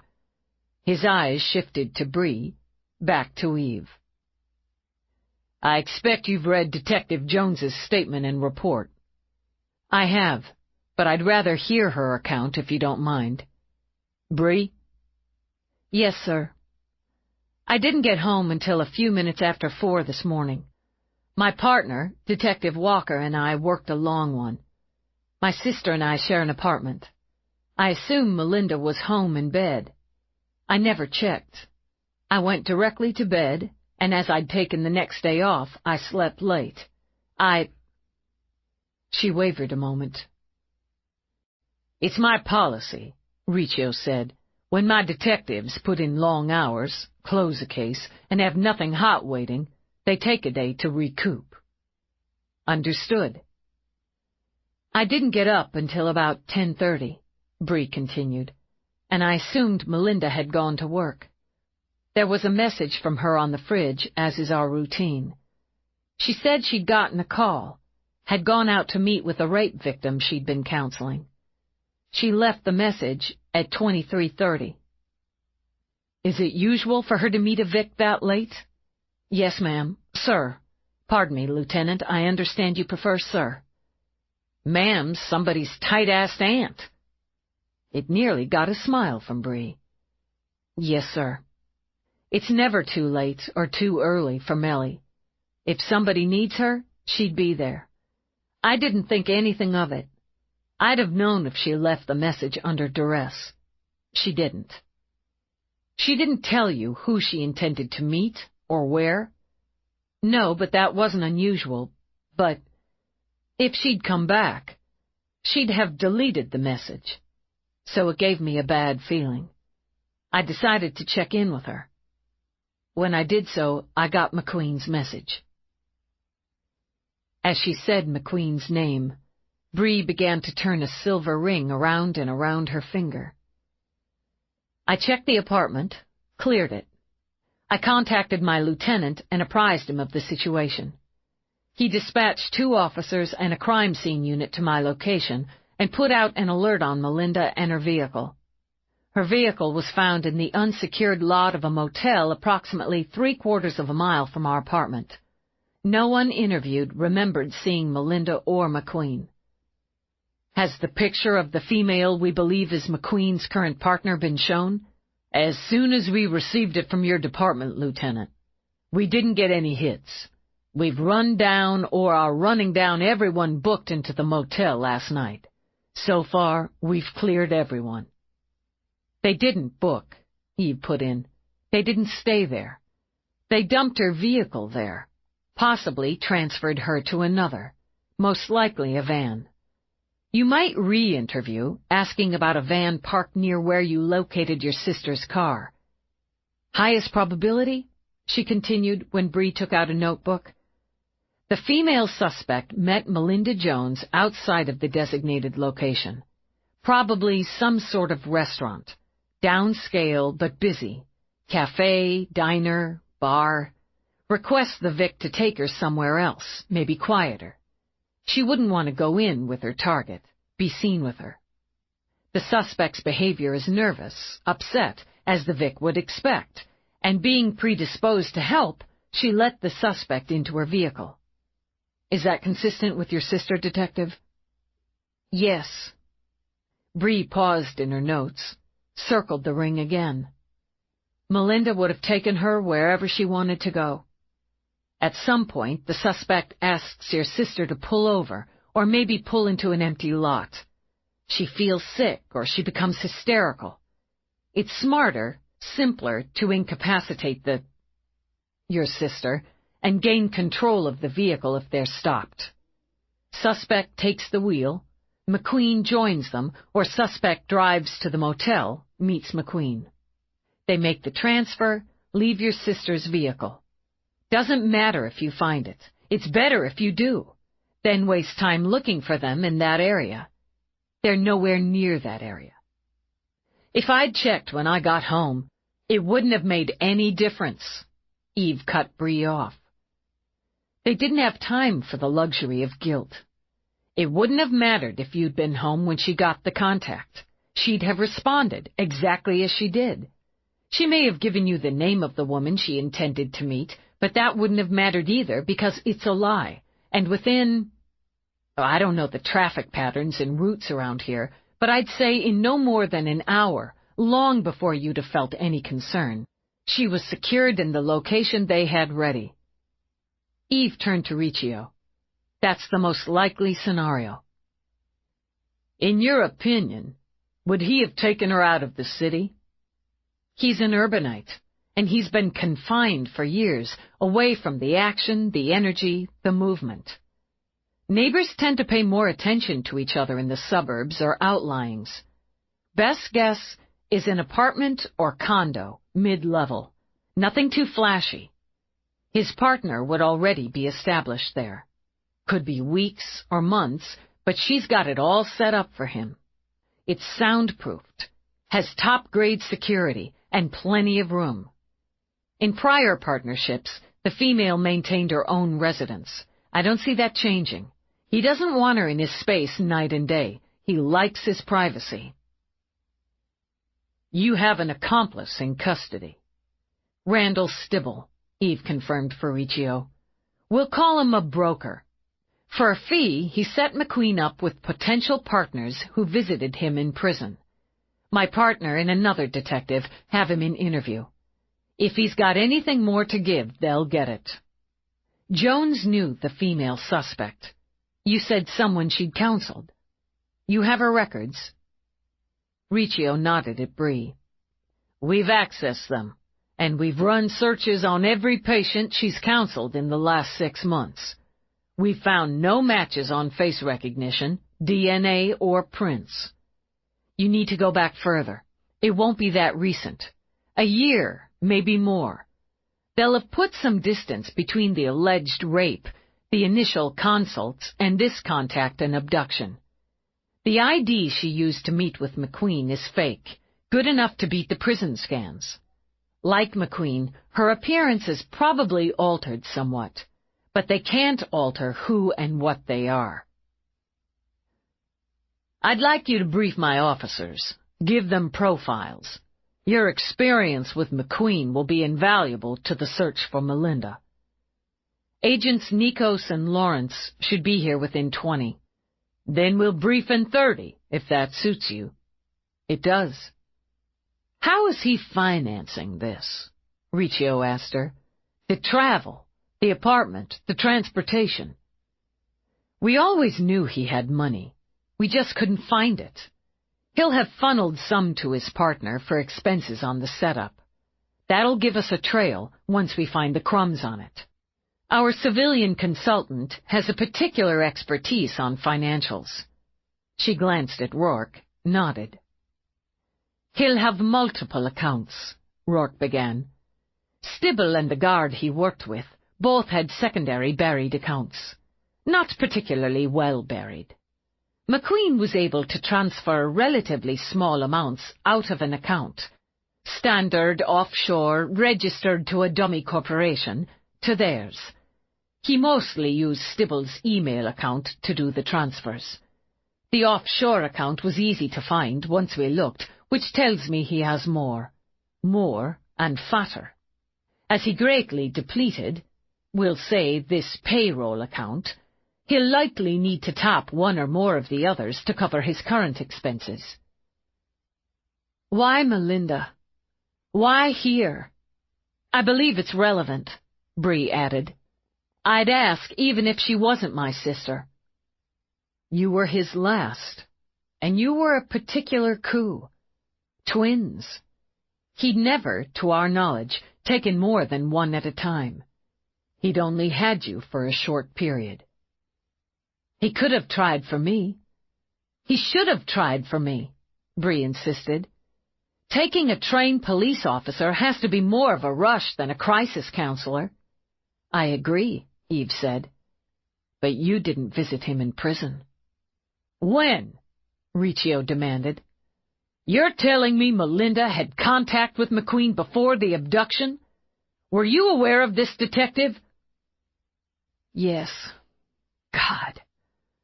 A flicker of pain crossed her face as she pressed a hand to her temple. I didn't think of it, Lieutenant. I didn't remember. It was years ago. She didn't tell me until after she'd seen him. I was so angry. We had a terrible fight about it. Sit down, Bree. Sit, for God's sake. Riccio rubbed his hands over his face. Why did she go to see him? She said if she was going to help people who'd been abused, she had to deal with her own baggage. She had to see him, in prison, see him for herself, see him paying for what he'd done to us and the others. And she had to show him she'd survived it. Show him she was free and healthy and unscarred. She closed her eyes, took a breath. She didn't tell me before she did it, because she knew I'd fight her on it. I'd have gone to our parents, done everything I could to stop her. But she was better after. She used to get headaches, debilitating ones. They eased off. So did the nightmares. She was better, calmer, happier. So I forgot it, Bree said bitterly now. Just let it go and forgot it. Did she tell you what they said to each other? Eve asked her. She said he smiled almost the whole time. So pleased, so charming. He said it was wonderful to see her again, how she'd grown into a beauty, crap like that. Again the ring went round and round her finger. He asked her questions she didn't answer, like if she had a boyfriend, if she was in school. He asked about me, wondered why I hadn't come to see him too. She waited, just let him talk. Then she said it was wonderful to see him too. In prison. It was wonderful to know, thanks to Officer Dallas, he'd be there for the rest of his life. That he'd never be able to hurt anyone ever again, to prey on children ever again. She loved knowing he was in a cage while she was free, living her life. And she left. He'd stopped smiling, and she left. She taunted him, rubbed his face in it, Bree continued. He wouldn't forget that. He'll hurt her, like he did before. Not yet, Eve said quickly. Right now she's a tool, like Stibble, like the woman, like Lovett, The prison guard he bribed. She's just a tool, and he needs to keep his tools. I'm his focus now. You said she mentioned me, specifically, as the reason he was in prison. Yes, we were so grateful. As long as I'm his focus, he'll keep her alive. A female officer opened the door without knocking. McQueen's on Bree's desk link. Blocked video. We're running it. He wants to talk to Lieutenant Dallas. Show me, Eve ordered. You don't. Eve reached out, gripped Bree's arm as the detective bolted for the door. You don't give him another. You don't give him the satisfaction. Keep out of range. Don't say anything. He doesn't see or hear you. Eve walked into the bullpen, crossed toward the empty desk, remembered herself, glanced at Riccio.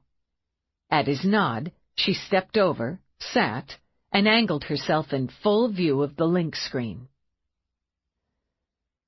A little ahead of deadline, aren't you? You too. A smile radiated in his voice. How does it feel to be back where you started? I didn't start here. Didn't you? It's not easy accessing background on you, but I don't mind the work. You were a bit young for my tastes when you had your initiation. You bad girl. Still, I bet you were delicious. Tell me about it, he invited with that smile in his voice. I'd love to hear the details. Jerk off on your own time. Proof of life, McQueen, or I catch the next shuttle home. Say please. Fuck you. Proof of life or this conversation ends. He made a tisking sound. You were so polite when we first met. You mean when I politely stunned you unconscious? Yeah, good times. One more chance or I'm gone. Proof of life.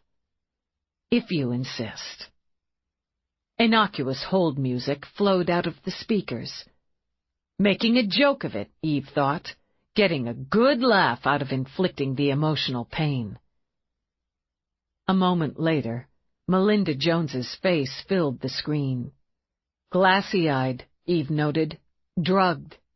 No sign of facial bruises. This is Melinda. It's Melinda.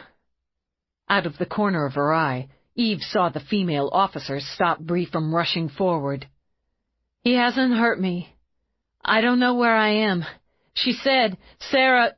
She broke off, cringing when the knife tipped to her throat. That's enough. I want to see all of her, Eve demanded. I came here within the time frame. I want to make sure you kept your end. You have your proof of life. And she has all her digits. Block video. The screen went blank. What do you want, McQueen? Your blood on my hands and a pretty little girl in my bed. Got a second choice? Oh, no, I'm sticking with the first. That's what I'll have when we're done. Meanwhile, I'll have the pleasure of watching you try to find me and, once again, save the girl. You won't, but I'll find you. Then you'll end where you started. He gave a long, happy sigh. It's almost religious, isn't it? We've got Stibble and Lovett, Eve told him. Keep them. I'm done with them. Until later. Location, Eve called out when the transmission ended. Nothing. One of the men at a nearby desk shook his head in disgust. He bounced the signal all over hell and back. Wherever it originated, our guys said it's jammed and layered in. We can't even verify he's in Dallas. He's here. She rose, turned her attention to Bree. Melinda's alive. He hasn't hurt her. If he had, he wouldn't have her tranked. He'd want her to feel it. She saw the FBI come in. If I can have 10 minutes with the feds, Lieutenant Riccio, I'll be ready to brief your men. Take my office. Chapter 7. She updated the agents, and after a mild tussle won the argument. She'd brief the Dallas police, after which they'd add whatever additional data and findings they'd generated. The briefing room held several big, shiny tables. They weren't surrounded by high-backed fancy chairs, but it still reminded her of a boardroom. Screens covered one wall, flanked by comp stations. She had a podium, which she intended to ignore. As the room filled with cops, she signaled Roarke aside. "Check in with Peabody, will you? Anything she's got, I want. Can you break down the bouncing and jamming? Because he's going to make contact again. Given enough time and proper equipment." She took another flat-eyed scan of the room. They've probably got the equipment here. They've got everything else. I'd sooner my own. I'll work with EDD here if I must, but I don't know them. Neither do you. I can have what I need in our hotel suite and link up with Feeney. She couldn't argue when she agreed. Do that, but we've got to play it straight with the locals. If you make headway, we bring them in. Financials and communications, they're on you. I'll try to earn my exorbitant fee. Did Melinda Jones start to say a name? That's my take. Sarah something. I gave it to the feds. She glanced over to where they were huddled with their PPCs. They're all over it. I'm going to give the locals everything I've got. Then I need to set up my own HQ. I need my board, my book, my space. I need to think. She looked at the screens. How the hell do I work those? I'll take care of that. Good. The last thing I need is to flash up some cute little puppies instead of suspects. When she turned to the room, Riccio walked to the podium. Shuffling and muttering silenced. Everyone here knows the situation. We've now formed a joint investigation with the NYPSD, represented here by Lieutenant Dallas and Roarke as civilian consultant, and also with the FBI represented by Special Agents Nikos and Lawrence. As you know, or should after the earlier briefing, Lieutenant Dallas apprehended Isaac McQueen 12 years ago and is responsible for the release of the 22 minor females he had abducted and held. Melinda Jones was one of the 22. Everyone in this unit knows Melinda, has worked with her. I expect every officer in this room to afford Lieutenant Dallas, Roarke, Agents Nikos and Lawrence every courtesy and complete cooperation. Lieutenant. She stepped forward. Isaac McQueen is a predatory and violent pedophile. He's highly organized, intelligent, and goal-oriented. He enjoys taking risks, feeds on them, but calculates them. He never intended to be caught, feels no remorse, but a sense of entitlement. His preferred target is female, between 12 and 15, pretty girls. While he has targeted street kids, runaways, he prefers healthy, stylishly dressed targets, the middle-class kid. She looked toward the screen where Roarke displayed McQueen's image and salient data. He's an experienced grifter. He knows how to run a game. He enjoys them. Statements from the minor females after his apprehension told us he often forced them into role-playing. He adapts, she continued. He blends. He is congenial, even charming, well-dressed, well-groomed, well-spoken. He will live quietly in an urban setting, most probably a mid-level apartment building. He enjoys having neighbors, another kind of role-playing for him. He will go out. He'll be compelled to, especially after a 12-year confinement. He will eat in restaurants, visit clubs, galleries. He'll shop extensively and well. Shopping is a particular pleasure for him. Acquiring. Collecting again. He'll know the city and his part of it very, very well." She glanced at Roarke, nodded. The next image came on screen. His mother, Alice McQueen, was a pauper addict. She trained him in the grift, and she sexually abused him. It's believed this sexual relationship lasted until he killed her when he was 19. She is the prototype for the partners he acquires, uses, and murders when done with them.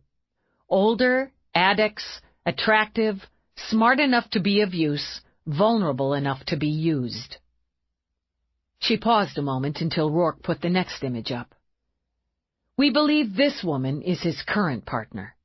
At this time, she is unidentified. Through a liaison, she was introduced to McQueen while he was in prison. We've determined they continued to communicate after the physical visits stopped. Once McQueen selected his target and location, she would have done the legwork. At some point, she connected with Melinda Jones, posing as a rape victim. She would have been convincing, and would have developed a relationship with the target.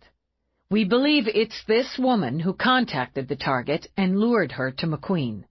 According to pattern, she'll have her own residence but visit his often. She stopped again, scanned the room. Cops taking notes, studying her, wanting to get the hell on with it and find the woman they all knew. Look, I understand your priority is to find Melinda, to get her home safe. I agree with that priority. But be aware, he will be compelled to hunt. This single thought lived in her gut like a parasite. There would be another victim, and soon. A day or two, she continued, pressing the point. The juice of having Melinda, of screwing with me, may be enough to satisfy him. But he's out. He's out eating, shopping, and he sees pretty young girls getting a pizza, window shopping, running around with friends. He sees them, smells them, brushes up against them on the street. He wants. And he'll take. He held over 20 girls at one time. He won't have any problem holding one woman and a girl. She won't see it coming, so we have to. They'll work together. They'll use a van, something common. Nothing new, nothing flashy. He most usually hunts at night, but not exclusively. Crowded places, places girls of that age like to haunt. He'll use a pressure syringe, enough to disorient her. He'll need an apartment building with its own garage. If it has security, he'll jam it. He has excellent e-skills. For now, Melinda's useful to him and doesn't fit his victimology. He raped an adult female in New York, one of the cops commented. Eve heard the bitter temper in his voice as she turned to the detective. Late 20s, she judged, fit, good-looking, brown and brown. And at the moment with a belligerent set to his jaw. He did that for my benefit. He doesn't need to prove anything with Melinda. He has her, so's already proven it. You were confrontational with him during the link-up. Eve angled her head, gave him a deeper study. Shirt-sleeved detective, hip holster, messy hair, hands scooping through it, tense face, hard eyes. Was I? You told him to get fucked. Is that confrontational around here? She got a quiet roll of laughter before Bree spoke up. You kept his focus on you and him. Kept him engaged on that level and a little pissed off, but at you. You and him. You are the target, so Melinda's the tool, the lure, so she's secondary. If he hurts her, deals off, and you go home, you made him hear that. You made him believe that. Okay, Eve thought, maybe Bree Jones would be an asset. And every time he contacts me, and he will do so again, I'll do the same. He expects it. He wants it. He gets off on it because he's convinced he'll have this second shot, and it'll end differently. He didn't just get taken down by a cop, but by a rookie. Believe me, that's eaten at him, burned his ego. Believe me, too, he's no pussy. He'll gut you like a trout if he gets the edge. He's strong, and he can fight like a bastard. Don't make the same mistake I did. Get back up. Stun him to the ground if you have to. I didn't do either, and the son of a bitch almost killed me. Agents. As Eve expected, Nikos took the lead and, to her amusement, stepped to the podium. Special Agent Lawrence and I would like to thank the Dallas Police and Security Department and Lieutenant Riccio for the cooperation and assistance. The Bureau is committed to reapprehending Isaac McQueen and to the safe return of Melinda Jones. We agree with the bulk of the profile, the data, and the suppositions Lieutenant Dallas related here. 1 point. She held up a finger. Pause briefly.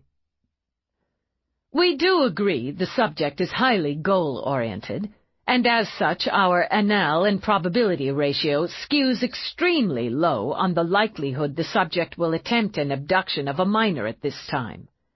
Our focus will be on apprehending the subject with the safe release of his hostage.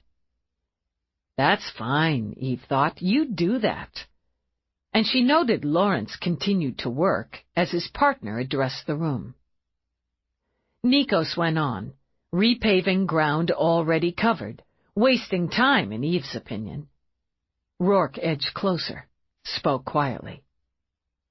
They've arrested the prison guard, and they're working him and Stibble. EDD has all the electronics, looking for any communications to or from McQueen and the partner. Good.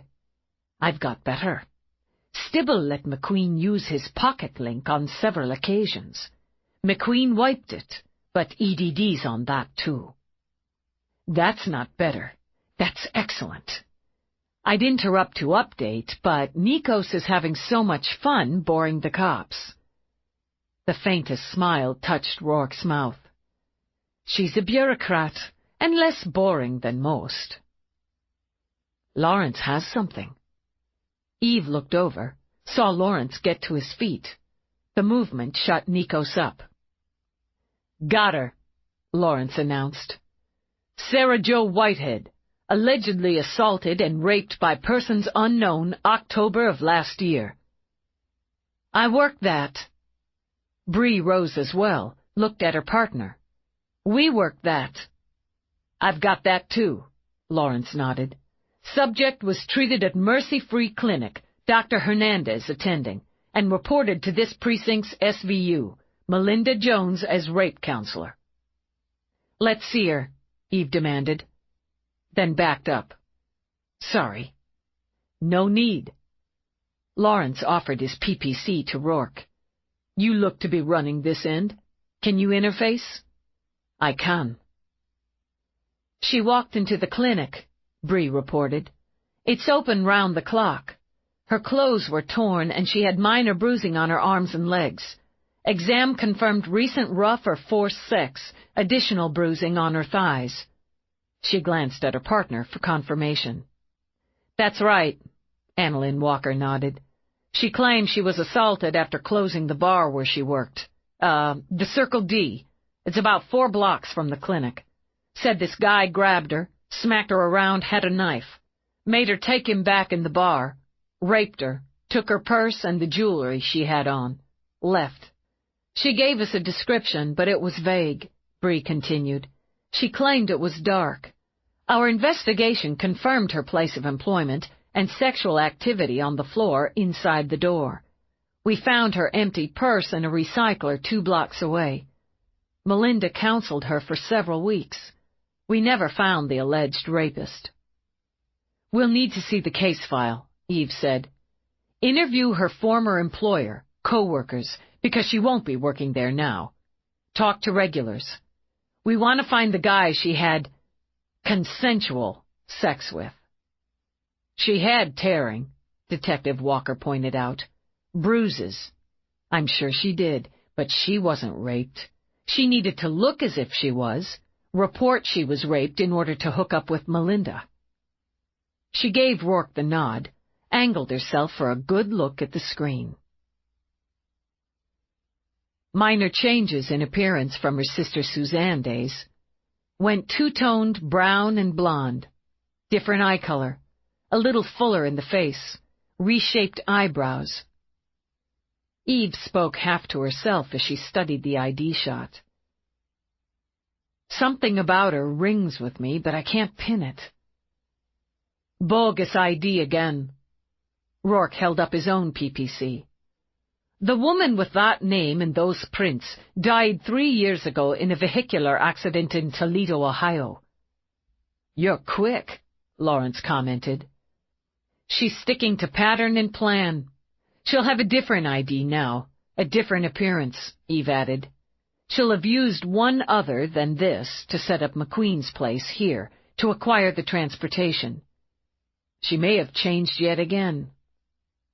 Eve nodded, eyes narrowed on the screen image. She's good, too. He picked well. We know where she worked, Riccio said, where she lived last fall. We'll start there. Annalyn, Bree, you've already talked to the people at the bar. Talk to them again with this new information. I'd like in on that, Lieutenant. Riccio nodded at Eve. You've got it. Lawrence and I will take the residence. I'm going to put some officers on the van and the real estate, Riccio said. Look for purchase and registration of previously owned vehicles of the type profiled and for rentals, apartments and condos with attached parking. Also purchases and installation of residential soundproofing. I'll see the file on Whitehead is copied to both you and the agents, Lieutenant. Sounds like a plan. Eve turned to Bree. We'll follow you to the bar. Now, Roarke said, when he got behind the wheel, tell me what you really think. They knew Bree was on duty, had the night shift when they faked the rape. They wanted her involved. Get a look at how she works, how she is. And they'd play the very good odds she'd tag her sister as counselor. The woman sucked some joker into staying after closing to bang her. Make it rough. One of the oldest cons there is, Roarke agreed. Yeah, she makes him suit up. She doesn't want his DNA, doesn't want to point the finger at him. Better if it's person unknown. Now she can connect with Melinda. Play on Melinda's sympathies, engage her, involve her. Plenty of time since last October to watch her, get a solid sense of her routine, hers and her sister's. Drop away, Eve added. I think that's what we'll find. The woman dropped away, stopped the counseling. Then she can come back after a nice time lag. She's had a relapse or saw her attacker. Hysterical, needs help. Please, can we talk? I know it's late, but I need to talk to somebody. The framework's a basic con. She'll have done something similar before. It went too smoothly for her to have been a novice. Eve agreed. The sex is just a tool. I don't think he'd have trusted anybody to fake a rape who hadn't done it before, or use sex for blackmail and profit. Roarke glanced over as he negotiated traffic. Unlike Nikos, I don't agree with the bulk of your briefing, but with the whole. They wouldn't have acquired the van locally. Again, same page.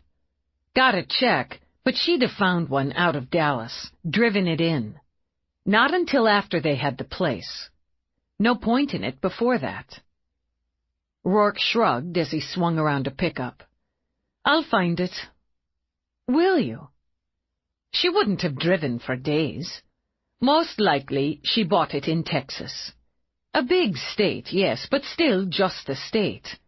In-state keeps the registration and transfer less complicated. And unless she's using up ID like Candy, she may have used one we know about. Since she's going to toss it anyway, why not? I'd vote for Sister Suzanne. She seems the used, inexpensive van type, doesn't she? Considering, Eve studied his profile. That's good.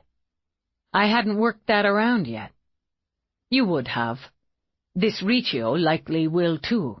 He seems capable. Yeah, he does. She glanced out the window, noted they'd moved into meaner streets like the one she'd wandered in shock as a child. She turned away, tuned them out. When Roarke touched her hand briefly, she realized he knew. "I'm not thinking about it." Oh, but he knew she was. "No need to. I dealt with it when we came back before. We both did." She remembered he'd beaten his knuckles bloody on a speed bag when they'd come back from that room where it had happened, where she'd remembered everything. "Melinda Jones is what's important now," she added. "Do you believe he won't hurt her, or much? Or was that for her sister's benefit?" "I don't see why he would, unless he's bored or loses his temper. He's got control, but he's also got a switch. That's what I saw when I stumbled on him in New York. How he is when the switch gets flipped. I'm going to try to keep him from being bored and keep his temper on me, and if I can't, it's all the more likely he'll snatch a kid. Nikos is wrong there. An adult woman, an older partner, that's mommy sex, so it's habit, it's ingrained. But they can't give him what he really needs and what he feels entitled to. And again, what his mother helped acquire for him. Exactly. 48 hours by my take. No more, and probably less. If we don't have him, he'll feed the need. Roarke pulled into a lot peppered with potholes, slid in beside the Dallas police. "Entrance is around front," Annalyn told them. "She claimed he grabbed her out here when she came out the back, held the knife on her until she'd unlocked, then did her right on the floor.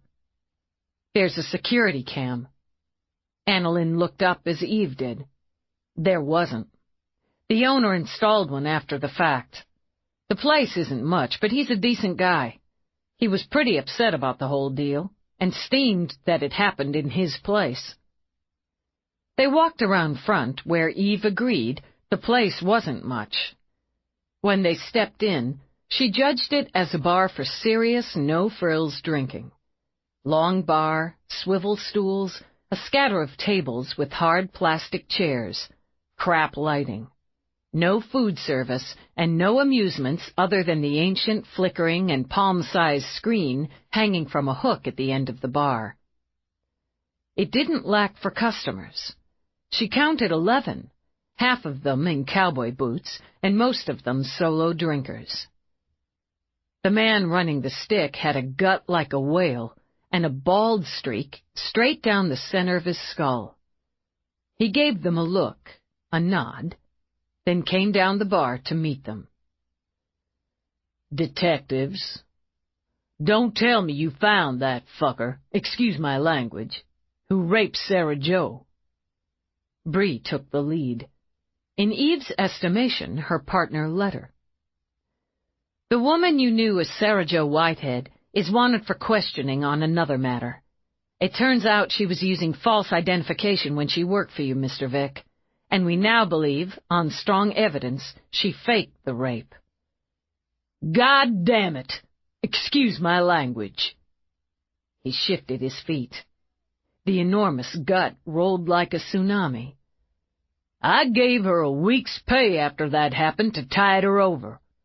Felt responsible 'cause she closed the place for me that night, and I didn't have security on the back. Why the hell would she do something like that?" "The thing is, Mr. Vick, we think she had relations with someone here that night. I know we asked you, and everyone who worked that night before, but with this new angle, can you think of anyone she might have let in after closing?" "Wasn't a regular, I'll tell you that. I grilled every last one of them my own self." He swiped a rag over the bar. "There was that guy passing through. He didn't look nothing like the guy she said. She said he was big, had some Mex in him, dark hair and eyes. This guy was white as an Irishman's ass, excuse my language, and scrawny. Yellow hair. Talked too damn much to suit me. Here for his daddy's memorial. Hated the old man anyway and was heading back to Kentucky when it was over. I left about midnight. He was still here. But the flat fact is he wasn't carrying no knife, and Sarah Jo could have squashed him like a bug if he tried anything. I never gave him a thought. Did he mention his name? Maybe did. Let me think. Vic closed his eyes. Chester. Yeah, he said how he was named after the old man. Didn't say the rest, not to me. But he ran a tab, and I held the plastic like I do at the register. If he paid that way, I can find him. It would really help us out, Mr. Vic. You hold on. Want a drink? No, we're good, but thanks. LaRue, take the bar. Vic and his massive gut wobbled their way to a back room. How wide is an Irishman's ass? Eve wondered aloud. You should know, darling. That got a snicker out of Annalyn. I dated a guy named Colin McGee way back in the day. He was mostly Irish. His ass was pretty white. You dated everyone back in the day, Bree said.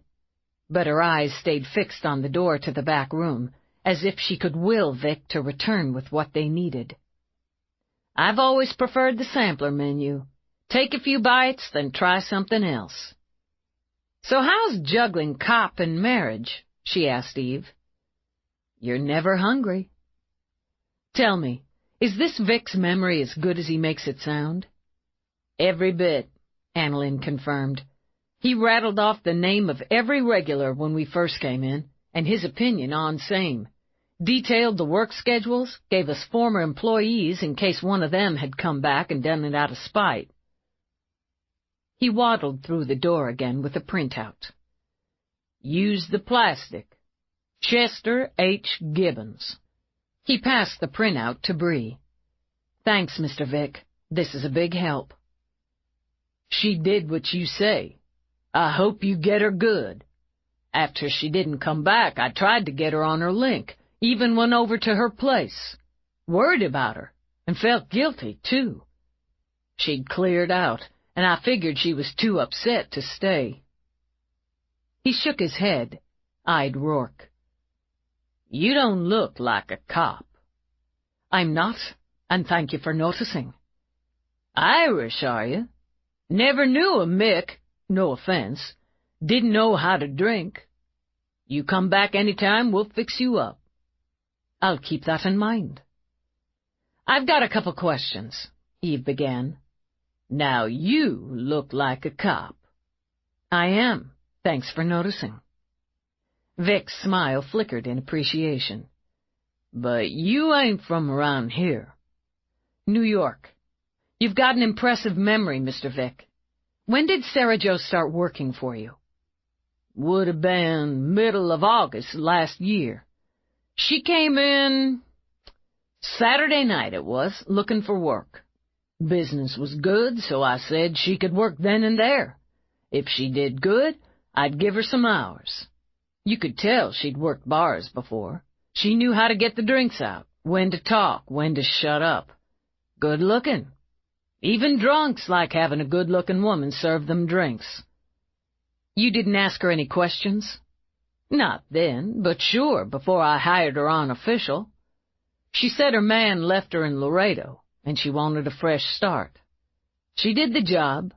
Wasn't especially friendly, but she did the job. An observant sort, such as yourself, would have known she was a user. He lifted his shoulders. His gut flowed like the tide. Maybe I figured she gave herself a boost here and there. I didn't see it, and it didn't screw with her work, so not my business. How often did she lock up? Once, maybe twice a week. After she'd worked here a while, she asked if she could work that shift a couple times a week, or more if I wanted. 2 of the other waitresses, they got kids. She didn't. It worked out. What the hell you want her for? This isn't for crying rape or using some boosters. No, but they both play. She won't come back here, Mr. Vick. But if you happen to see her anywhere in your travels, don't approach her. Contact Detective Jones or Detective Walker. We could use witnesses like you in New York. Couldn't get me there with a bowie knife at my throat or a cattle prod up my ass, excuse my language. Full of thieves, murderers, and lunatics. No offense. None taken. When they stepped outside, Eve turned to Bree. I'd like to walk down to the clinic, talk to the doctor who examined the partner. I can take this one if you want to start working on finding Chester. Bree looked to Annalyn. Yeah, no point traveling in a pack. We'll let you know what we find when we find it. Same goes. Since you're headed back, maybe you could update the feds. Yeah, what the hell? The clinic's about 4 blocks that way, Annalyn gestured. They separated. So, Roarke began, you're looking for a woman of a certain age, an addict who knows how to run a con, doesn't quibble about hooking herself to a pedophile, knows her way around a hardline drinking establishment, and plays the game well enough to fool Vic. And he's no pushover.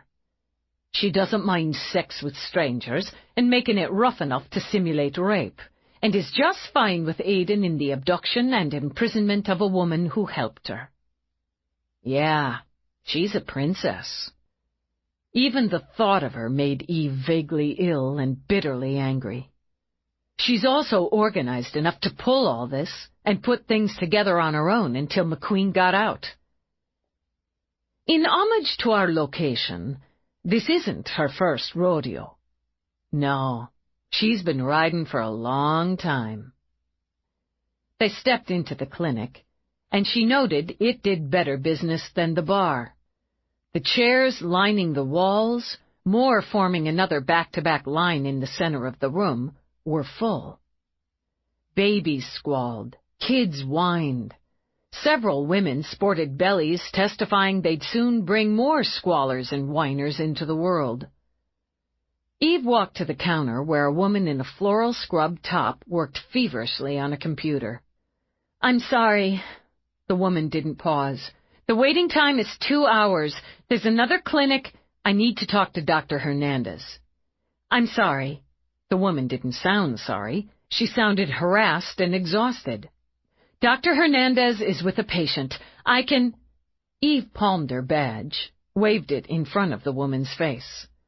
This is an urgent matter. I'll be as quick as possible, but I need to speak with Dr. Hernandez. Give me a minute. God, what a day.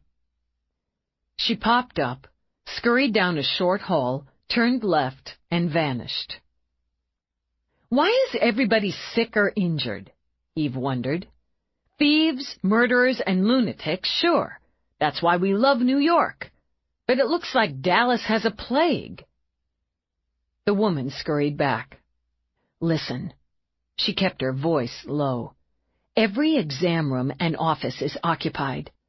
If these people who've been waiting so much as see a doctor, I could have a riot. Can you talk to her outside? Out the back?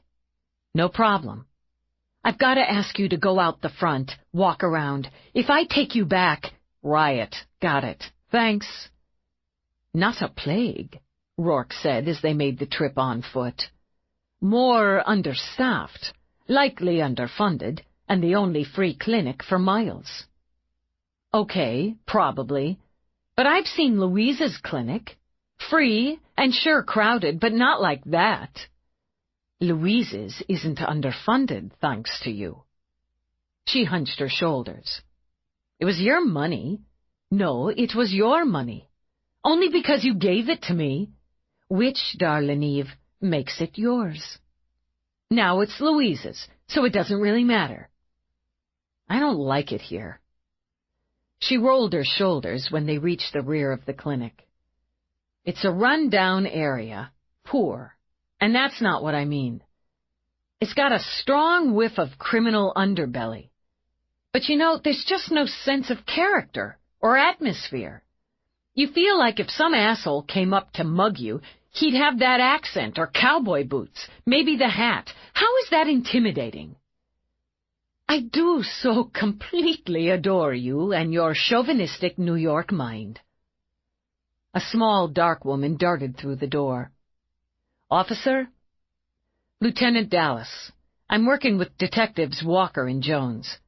You had a patient claiming she'd been raped last October, outside the Circle D. Sarah Jo Whitehead. Those detectives caught her case, and Melinda Jones came in as counselor.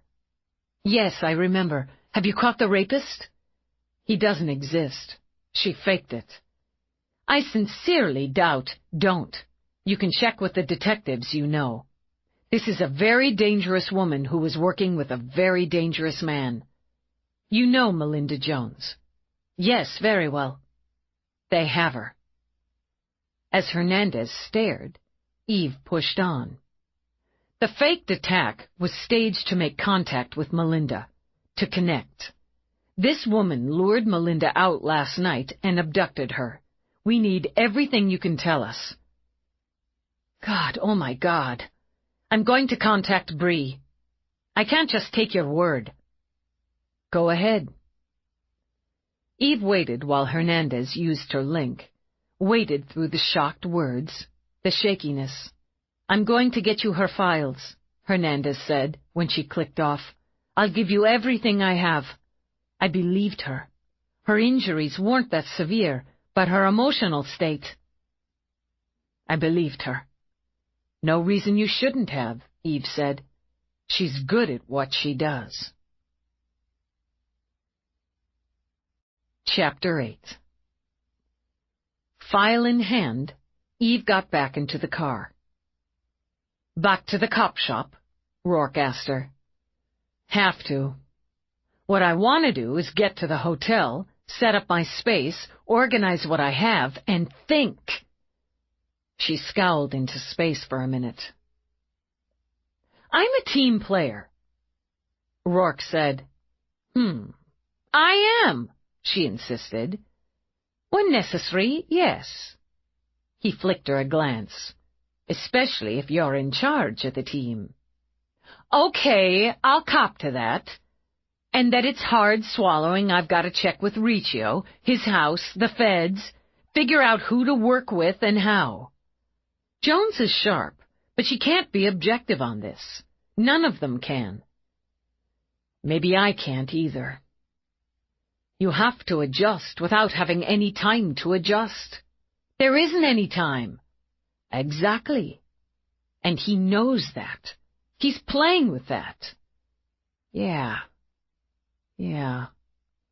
She tapped her fingers on her thigh as she chewed that over. The longer I'm off my rhythm, the longer he has to screw with me. There are times when in order to get what you need, you have to work on 2 levels and integrate them on another. So speaks the business god, she thought, and accurately. Work with Riccio and the feds here, with my people there. I guess the trick is the integration. We can all say it doesn't matter who does what or gets what, and it's mostly true, but cops are territorial. We have to be. God, I want coffee. And no, you're not having a supply sent down to Riccio's department. It's just...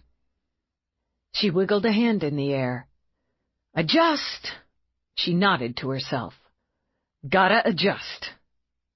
Adjusting, she took the medical files straight to Riccio. Hernandez was very cooperative. I have her statement here as well. The gist is, the female unknown subject's injuries were fairly minor, but consistent with her story, as was her emotional state. She played the role well. So she's played it before. My take, yeah. We're looking for someone who's run sex cons. I understand you have people who can work with the data we have. So do I. I'd like to have some of my men working this in conjunction with yours. Different eyes, different angles. Whoever gets there first, we all win. Overlapping ground takes time and manpower away from other potential leads. She wanted to stand, but sat. Look, I don't want to step on toes, but this is a tough balance for me. Imagine yourself called up to New York to work with an established unit. He smiled a little. I went to New York once, and I still can't imagine it. Imagine yourself in charge of an established unit, juggling in not only federal agents, but a New York boss. Tough balance all around, Eve agreed. But the goal's the same for all of us. I'll get more done toward that goal if I'm able to tap my own resources as well as work with you and yours. She paused a moment. Straight out, I strongly believe the female unsub is the route to McQueen. She's done the legwork and very likely continues to. She's the one who'll run the errands, and she's separated from him for periods of time. Her own apartment, potential other employment. She's been here for more than a year. Somebody knows her, has done business with her, sold her food, clothes, goods. She's an addict, and that's another angle. Where does she get her junk? She's attractive, and she's got a man to please. Where does she get her hair stuff, her face stuff, all that other woman stuff? Lips pursed, Riccio sat back, nodded slowly. All right, you've got points. Focusing on McQueen sits easier with me, but you've got points. If I may, Roarke interjected, if you consider it a two-pronged approach rather than an overlap, improve the odds. Frankly, if I were in your position, I'd do what I felt I needed to do regardless of the politics of cooperation.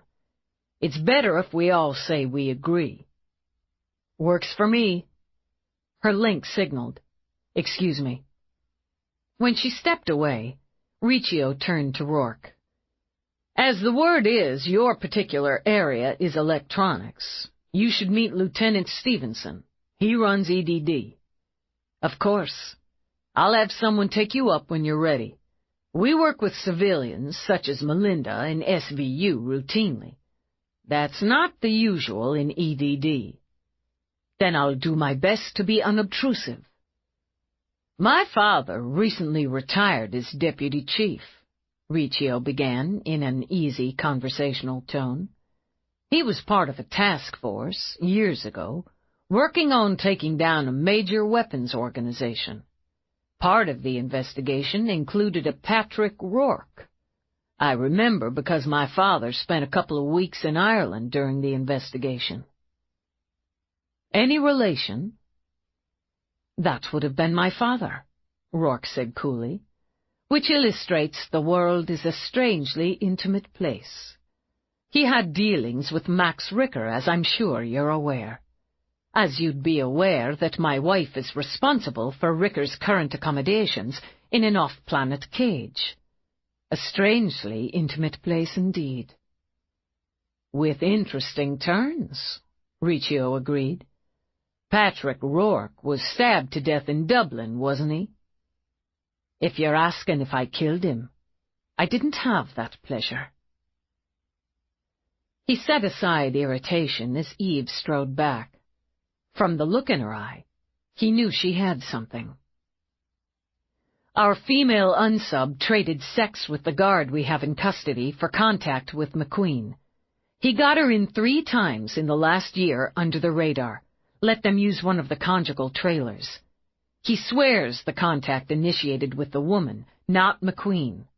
She angled for a 4th 2 weeks ago.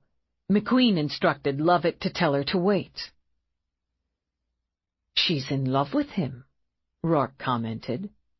In whatever twisted way it works with her kind. She's hooked. Addictive personality, and he's another drug. He won't keep her much longer. He never confessed. It could never be proven, but the prevailing theory is once he disposed of his partner, he'd shortly dispose of any captives and move on. Eve looked at Riccio, understood his guts would be in knots. Prior to New York, he was still evolving, finding his pattern, his rhythm. Added to it. He hasn't finished with me, so he hasn't finished with Melinda. Who do you want me to work with, Lieutenant? And do you have somewhere I can set up? I've got a temporary office for you. It's not much. I'd like you to use Bree and Annalyn. Bree needs to keep her mind engaged, and she trusts you. Eve started to point out that Bree Jones didn't know her, but let it go. I'm good with that. Saves having to update them on what we got from the bar. If you don't need Roarke at the moment, I'd like to have him acquaint himself with our EDD. Best use, she said to Roarke. Then I'll get back to you later. They went their separate ways. Not much turned out to be twice the size of her office at Central, with a shiny desk outfitted with a data and communication center, a multi-position gel chair, an auto chef, a personal friggie, an auxiliary station, 2 cozy visitors' chairs, and a large window she immediately shielded. Too much space, she thought, too much comfort. Adjust, she reminded herself. Make it work. She programmed what passed for coffee, made do with that while she began to set up a caseboard. She barely glanced over when Bree and Annalyn came in. I'm still setting up. I'll need you to share the auxiliary. Run an anal on all the data we have, specifically on the female unsub. And I want a timeline up here on the board, starting with first known contact with McQueen, right up to his last communication with me. I'll start on the data, Annalyn said. Bree, while the lieutenant's setting up, why don't you get us some eats? Use my code. My treat. Sure. What would you like, Lieutenant? Doesn't matter. You a veggie? Annalyn asked her. Not unless I can't identify the meat. Texas beef, one of the perks. Hardly any filling. I'll spring for burgers, Bree. Could use a Pepsi, Eve added. Coffee's absolute shit. I'll take care of it. When Bree left, Eve glanced at Annalyn again. Something on your mind, Detective? She's a good cop. Doesn't miss much. A little more seasoning, she won't miss anything. On a personal level, she can be a little intense, but she's not an asshole. Right now, she's holding on by her fingernails. She'll keep holding on as long as she believes we'll find Melinda. She stops believing that, she's done. Not just for now. Just done. Then we won't give her any reason not to believe it. She needs to be part of bringing McQueen down. I've got that, but that's your lieutenant's call, not mine. You don't get you're her hero. Whether you want to be or not, she continued, correctly reading Eve's face. You saved her life, and more important to her, you saved Melly. You know what he did to them, to all those kids, and you stopped him. You got them out. I got lucky. If you read the files, you know I was lucky I didn't get us all killed. Annalyn propped her ankle on her knee. Not the way I read it. And besides, if it wasn't for lucky, half the cases we close would still be open. It doesn't matter how you did it. You did it. And you're a big part of why she can believe we'll do it again. Stop him and get Melly out. If you've got doubts, and Christ knows I do, and you want Bree to keep hanging on, to be a useful part of the investigation, don't let her see him. Eve didn't hesitate, didn't need to. Let me make this clear. At this point in time, I don't have any doubts. What I have is data, facts, pattern, theory, and instinct. I don't believe we're going to get Melinda Jones home and put McQueen and his partner in prison. I know it. Annalyn glanced toward the door. How do you know it? No, wait. If you mean that, tell us both when Bree gets back. I'll do that. Get started on the anal. Having said her piece, Annalyn got to work without any more chatter. Eve continued with her board, had it nearly set to her satisfaction when Bree and the food arrived. The smell of burgers and fries filled the room, and for a moment made the strange space comfortably familiar. Eve took her burger off the disposable plate, chomped in. "Good," she decreed. "Okay, here's how I work, and how we'll be working as long as I'm here. I use visuals, like the board here, and if I'm sitting back with my eyes closed, I'm not catching a nap. I'm thinking. If I kick you out, it's because I want to think without your thoughts getting in my way. Detective Jones, if I refer to your sister as the Vic, I don't want to see that look on your face I caught during the briefing. I know it's personal, and to a point that could be an advantage, but if it gets in the way, you're out." "Yes, sir." "Your partner understands you, and she's got your back. I don't want her distracted, worrying that you're going to lose it at any point in this investigation. Don't interrupt. We're going to find McQueen and put him back where he belongs. I believe the most direct route to that end is the partner. We identify, locate, apprehend her, and bring her in, grill her like this pretty damn good Texas beef." She took another bite, swilled down some Pepsi. He had a long run before he went down. He chose his spot and made it his sick personal playground. He's not going to have a long run this time for very specific, very definite reasons. On another bite of burger, she leaned back on the shiny desk. Adjusting, she thought, and finding her rhythm after all. "First," she continued, "I'm a hell of a lot smarter than I was 12 years ago. We have more resources, and we know more about him than we did at that time.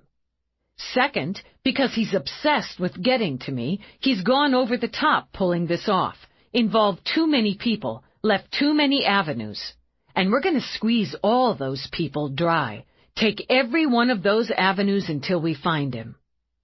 And the third reason," she took another long drink of Pepsi, "Melinda. She's a trained therapist. She knows how to talk to people, to get in their heads. She had the guts to confront him in prison, to know herself well enough to do that so she could take her life back. She had the stones to go into a career that would remind her every day of what he did to her. That makes her tougher and smarter than he is. If you don't believe that, all of that, then I can't use you here. Find something else to do." "I believe it, Lieutenant. All of it." "What's with the ring?" Eve demanded, and Bree stopped turning it. "It's Mellie's. I put it on this morning after this started. I wanted to have a piece of her, something I could touch, something to remind me I'm a piece of her." Eve nodded. "Good enough. Do the timeline." Eve studied the board, made some adjustments, some additions. She paced back and forth in front of it, frowning at the timeline Bree created, mixing it in. She needed to go by the female's former apartment, take a look at it, talk to the neighbors, the shopkeepers. Overlapping the feds, maybe, but she liked Roarke's two-pronged approach. Maybe something there, she thought. Some little crumb. Something said, something seen. An impression, an opinion. She wished fleetingly for more salt as she ate her fries. A lot more salt. She should just carry some in her pocket for fry emergencies. An addiction, she admitted, like the coffee. Just something she craved and Roarke provided. That made him sort of her pusher, didn't it? Why does she fall in love with him? Sorry? She shook her head at Bree. He's in prison. She goes for the money, the work. Gotta live, gotta get what she needs. She's experienced. She's hard. She's self-absorbed. All addicts are. But she falls for him. She paced again, studying the two shots of the female, the picture of McQueen. Sure, he's attractive. Maybe even her type. He's hard, too. He's been around, knows the score. But he likes little girls. Those small, supple bodies just budding. She's too old for his needs, too experienced sexually. However well she's kept her body, it's never going to be in first bud again. She has to know that. He's charming, Bree put in. When he raped me the first time, he was charming. I don't mean, I know, you weren't charmed, but he put it on for you. He flattered me. How pretty I was, how soft my skin was. It didn't matter that I was screaming. He kept saying things like that. He had candles lit and music playing, like it was romantic. Bree shook her head. You know all this. I told you all this before, when you talked to me in the hospital. Doesn't hurt to be reminded. He charms her, flatters her. But that's not enough. Somehow she's convinced she's different than the others, that she has something with him.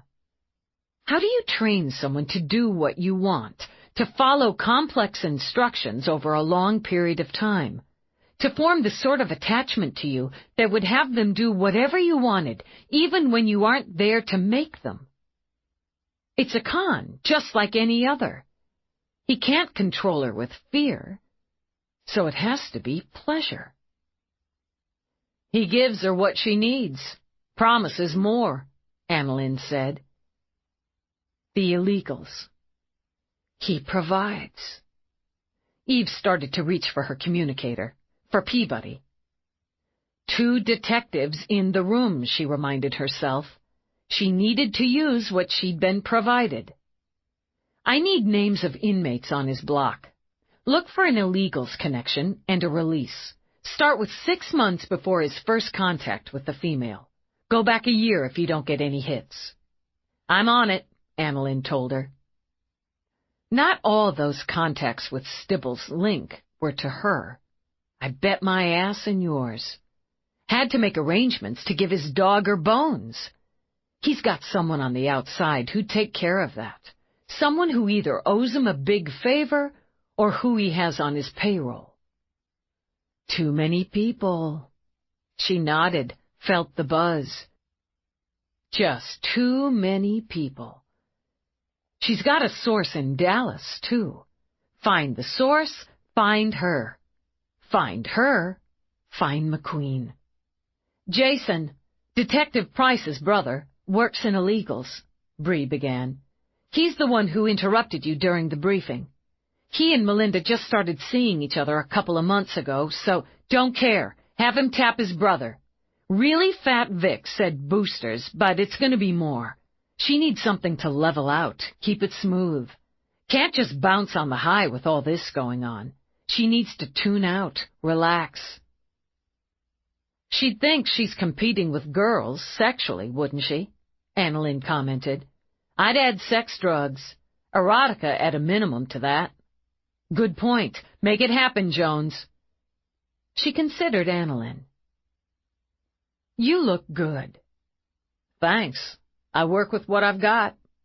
And you're single. You're out in the mix. You do the salon thing? The hair and all that? Tough on a cop's salary, but once a month or so, yeah. I see where you're going. She's got to look good for him. I'll bet she's had some body work since he hooked her. Lift the girls up some. Laser off the lines like that. Recent. After she stopped counseling, before his escape. In Dallas, or close. She's thinking about seeing him, being with him. She might have gone for the works at some salon, and in the last few days. Feels right.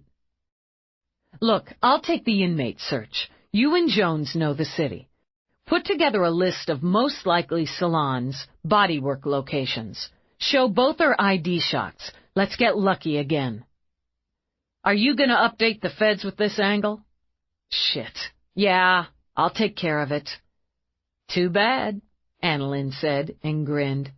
Come on, Bree. Let's track this bitch down. Eve sat, started the search. Annalyn was right, she thought.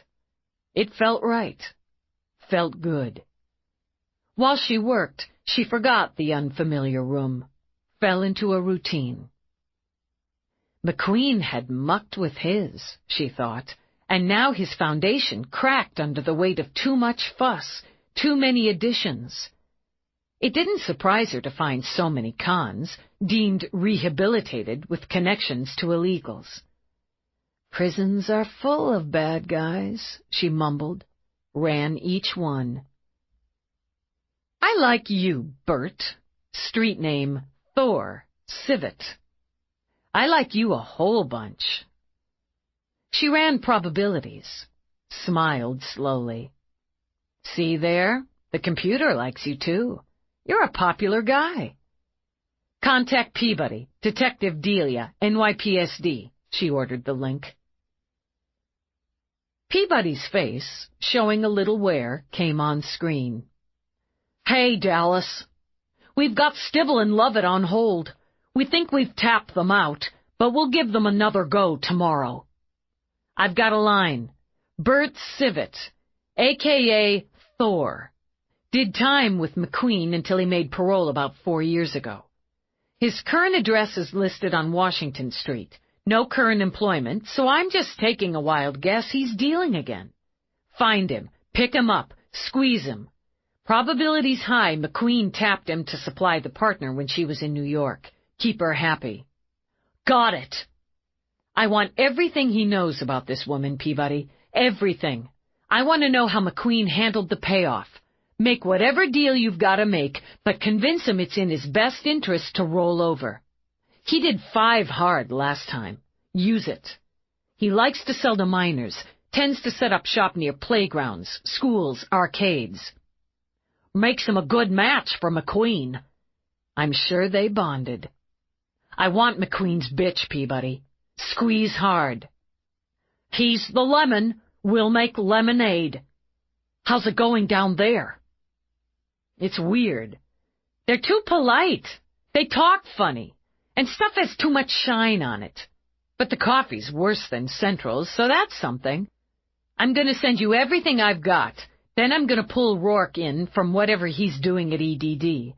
I want to work on my own at the hotel for a while. You can reach me on my pocket link. I'll let you know when we've got him. Eve clicked off, sat back. She wanted to be there. She wanted to track down Civet, squeeze his lemons into lemonade. She hadn't been able to intimidate, squeeze, or snarl since she'd left New York. It just wasn't right. She tagged Roarke. I've got a couple lines, she told him. I want to take what I've got and work at the hotel. I need to get out of here as soon as you can shake loose. I'm right there with you, on my way. She copied and saved data, gathered what she wanted. Rather than contact the feds directly, she wrote a quick down-and-dirty summary and shot it to their links as text mail. When she walked out to inform Riccio of her plans, Roarke intercepted her. I let the Texas lieutenant know where you'll be. Let's get the bloody hell out of here. Problem? He took her arm to hurry her along. Let's just say I've gotten used to your cop house. This one's given me an itch between the shoulder blades. How's the deal in EDD? Not as charming to my mind as our own, but efficient and with a similar wardrobe, though with a southwestern edge. The commanding officer doesn't care for civilians in his space. Something else I'm accustomed to, but I've dealt with that. You showed off, Eve said as they got in the car. It had to be done. I dislike being scowled at and insulted by cops, present company excepted. And how was your day? Progress. She filled him in as they drove. Your two-pronged approach seems to be working quite well, Roarke commented, as does your focus on the woman. She's a chink in his wall. I agree with you. He won't keep her long. He has to know she's a liability, If not at this point, soon. She could stretch it out if she plays him right, but I think she's probably emotionally attached, so she'll fuck up. And he has Melinda for company in conversation. You think he'll use her after all? I think that's low probability, which is why I'm worried he'll move on a kid and soon. But she'll talk to him, at least I think she will. It's what she does now. She's trained. I want to believe she'll get through this, use that training, keep him from hurting her. He pulled up in front of the hotel, one of those slick, shiny spears in the city's arsenal. He said simply, "Roarke," and handed the key code and what Eve assumed was a hefty tip to the doorman as the man all but bolted to the doors to open them. "This isn't where we stayed last time, but it's obviously one of yours." "It is, yes, and I thought we'd both want the change." When they walked to an elevator, the security man at the desk came to attention, snapped out, "Sir." Roarke gave him a nod, then swiped a card. When they stepped into the small, muted gold elevator, he said, "Triplex West, top level." "Triplex? As in 3 floors?"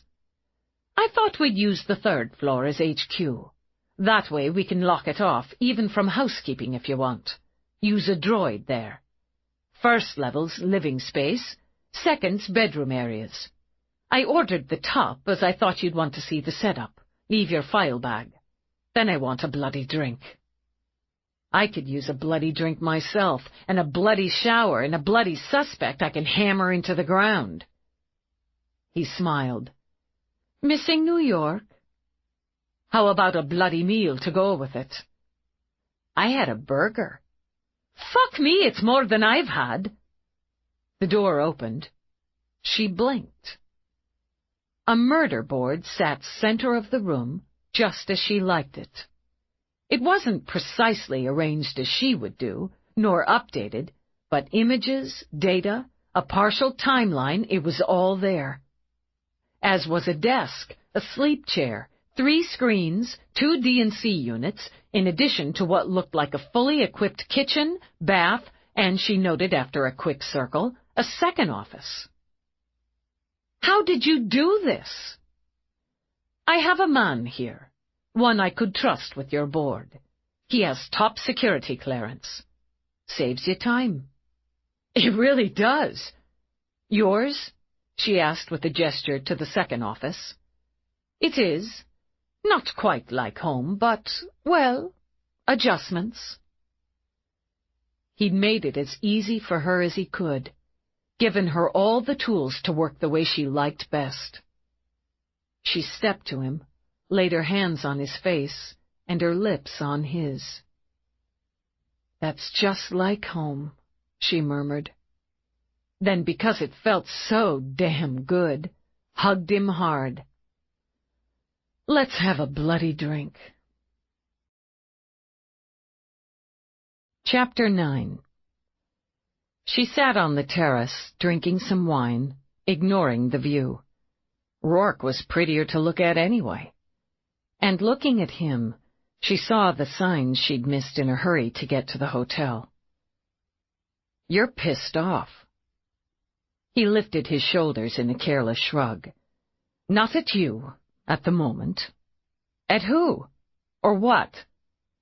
"Let's just say I've had enough of cops, but again, not you. At the moment."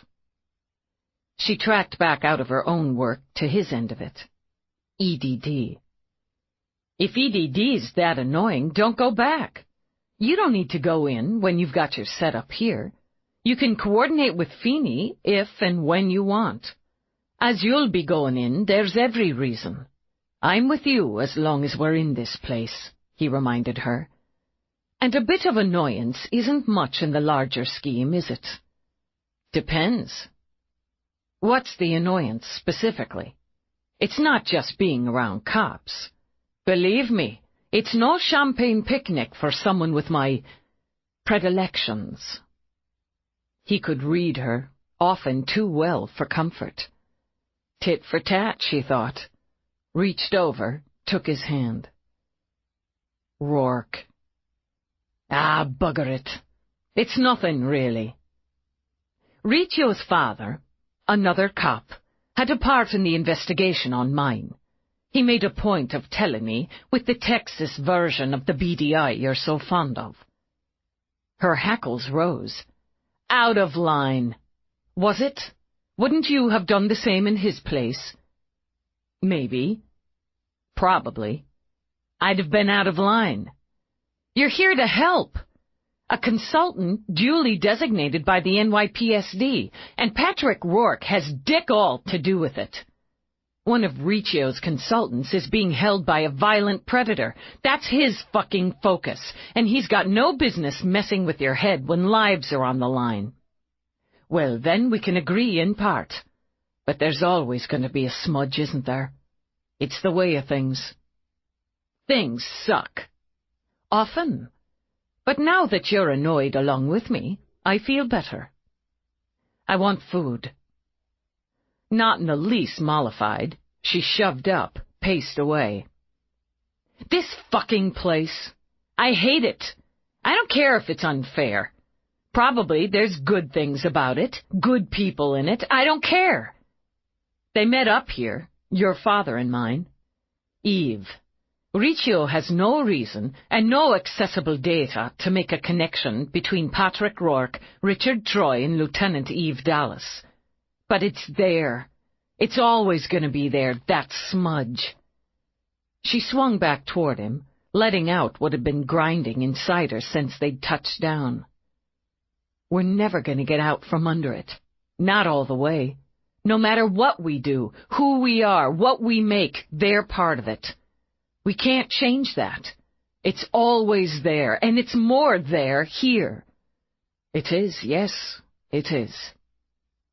He rose, went to her. So we'll have to find Melinda Jones quickly, deal with McQueen, and go home. She closed her eyes when he rested his brow against hers. Sounds like a plan? Simple, straightforward. I have every faith. Then I'd better get back to it. Tell you what, to make up for cop bullshit, I'll deal with your dinner before I write up my reports. How do you feel about Texas beef, burger style? I could feel very agreeable to that. But he took her hands. Think about this. Without the smudge, we wouldn't be just who we are, and wouldn't be so damn determined to keep scrubbing at it. In our own ways. I guess not. Still. She stopped when her link signaled. Peabody, she said with a glance at the readout. Deal with it. I can handle getting my own dinner. Good. Sorry. Peabody, did you get him? He went in, kept an eye on her as he selected from the auto chef. She paced, one hand jammed in her pocket, talking fast. Eyes narrowed, cop flat. Back to scrubbing at the smudge, he thought. When she came in, fresh energy came with her. They picked Civet up, got him cold with his pockets lined with baggies of poppers, zing, zoner, and what all. Collared him within a block of a youth center, which adds weight. Adding up how many times he's been in, he's looking at 10 to 15 without the PA breaking a sweat. He'll deal. He'll talk. She just has to play him right. She started pacing again, around her caseboard. She's got to let Baxter go in hard and low while she takes the soft, let's work this out method. Do you trust her to get it done? Yeah, I do. But I'd trust her more if I was there. You just want to sweat a suspect. Oh, God, yeah. Peabody gets Stibble, Lovett, now Civet. I get really fat Vic, the completely cooperative bartender with a super memory. How is that just? She plopped down at the desk. Still, I want to go roust the unsub's neighbors at her old apartment. Maybe one of them will give me some game. You certainly do. I'm going to take my meal in the other office and play Find the Van without cops sneering over my shoulder. While he did, she settled into writing her report, read the progress on others. They'd eliminated some of the real estate, some vehicle transactions. Still a long way to go. Big city, she mused. Lots of apartments and condos. Lots of vans. What else? What else did he need? Did he want? She sat back, put her boots on the desk, shut her eyes. Likes good wine, she remembered. He'd had a nice selection, heavy on the Cabernet, in his New York hellhole. She put herself back there, using her mind, her memory, rather than the crime scene photos. Wine glasses lined by type in the cabinet. She hadn't known good crystal from crap back then, but she did now. Good glasses. Dishes. 4-piece play settings, nice quality. Simple, classic white with a raised pattern around the lips. Fresh fruit and vegetables in the market bags. Nothing processed. Some cheese, what was it? Baguette. Eggs in the friggy, not egg substitute. Good food, good wine, and good dishes and stemware to enjoy it. He'd have missed that in prison. He'd want what he wanted now. She roamed the apartment in her head, eyes closed, boots up. Not much furniture, and no clutter. Clean, tidy, organized. Organic cleaning products, she remembered, unscented. His bedroom had posts and rungs on the headboard. He'd needed those to secure the ropes, the cuffs, his restraints du jour. Good sheets, 2 spare sets, all white, organic cotton.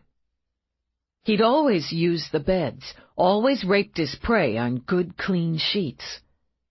Good sheets had to be laundered. Bathroom. Organic cotton with the towels, too, and white again, always white. Soaps, shampoos, grooming products. All natural again, no additives, no chemicals. He'd need shops that carried his preferences. He'd have given his partner his requirements.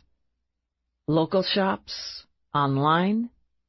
Maybe a mix of both. Security cameras? Soundproofing? Shackles and restraints. The locals and the feds already had those, were already running those elements. But they needed to work the other details. She swung her boots to the floor, rose to circle the board as she dictated the additional list to the computer. Advise search for retail venues carrying these products in the Dallas area and online. Purchases of linens, kitchenware, cleaning products within the last 6 weeks. Grooming products, wine within 4. Foodstuffs within the last 2 to 3 days. Also check on laundry services, white organic cotton linens. She circled again as Roarke came in. Copy and send memo to all listed partners. Mark priority. Acknowledged. Working. Task complete. I wasn't thorough enough, she said to Roarke. And I've been so focused on the woman herself, I didn't think about the little things, the everyday things. Dishes, towels. Fuck! It's part of his pattern, part of his profile. Then it's in the file, which every team member has. Yeah, but every team member wasn't in that apartment, didn't see the dishes, the bottles of expensive wine, the tub of Green Nature cleaner under the sink. Fascinated, he lifted his eyebrows. You remember the actual brand of cleaner? Yeah, I remember it. And while that's buried somewhere in the list of items found and logged in his place, who's going to pay attention unless you put it all together? We'd have had men on this today if I'd just thought of it sooner. And how soon did you think of it once you had an actual opportunity to sit down, clear your mind, and think? Pretty quick, actually. It's probably been trying to kick through all damn day. Dissatisfied, restless, she rocked on her heels. Still slow. Another problem is she probably got most of this, if not all, online. It'll take longer to track down transactions. You believe she's in love with him. Eve stared at the ID shots, felt that little trip again. I believe she believes it. I'll wager she bought locally for some of it. The linens, particularly. She's setting up house, isn't she? She'd want to touch them, examine them, fuss a bit. Really? Not everyone objects to shopping on almost religious grounds. Like Eve, he studied the woman's ID shots. She's hard, you say, tough, experienced, but he's found a weak spot, and that part of her might enjoy taking the time, in person, to select, especially what she imagines touching his body and hers. That's good. Almost Mira good. Well, it'd be a break if she did, and if some clerk recognizes her. Meanwhile, I have a line on the van, or what I think may be the van. Already? I started earlier, in EDD, but find I work much better without that itch between my shoulder blades. A 52-panel van, blue, he continued, as he walked over to program coffee for both of them. Registered to the Heartfelt Christian League, which is bogus, by the way.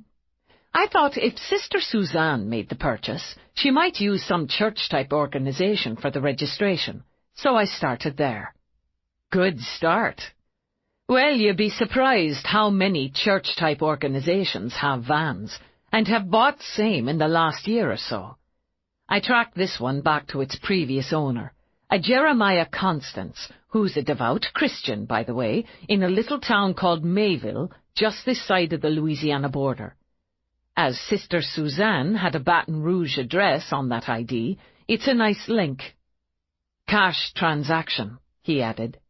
Sister Suzanne Devon's signatures on the transfer papers. God, that feels good. I need everything you've got. Already copied to your unit. She spun on her heel, went back to the desk. We'll get this out. It's probably been painted, but that's another avenue there. And she'll have switched the tags, but it's good. I'm going to nudge the feds to verify, have somebody interview God-fearing Jeremiah. I'm still working on the money. McQueen's covered himself well in that area. He's good, she said as she sent out the new data. You're better. Yes, of course, but thanks all the same. We're on a nice roll here. Let's keep it going. Let's go harass some apartment-dwelling Texans. Roarke toasted her with his coffee. Yee-haw! The building showed some wear, squatting in the lowering light.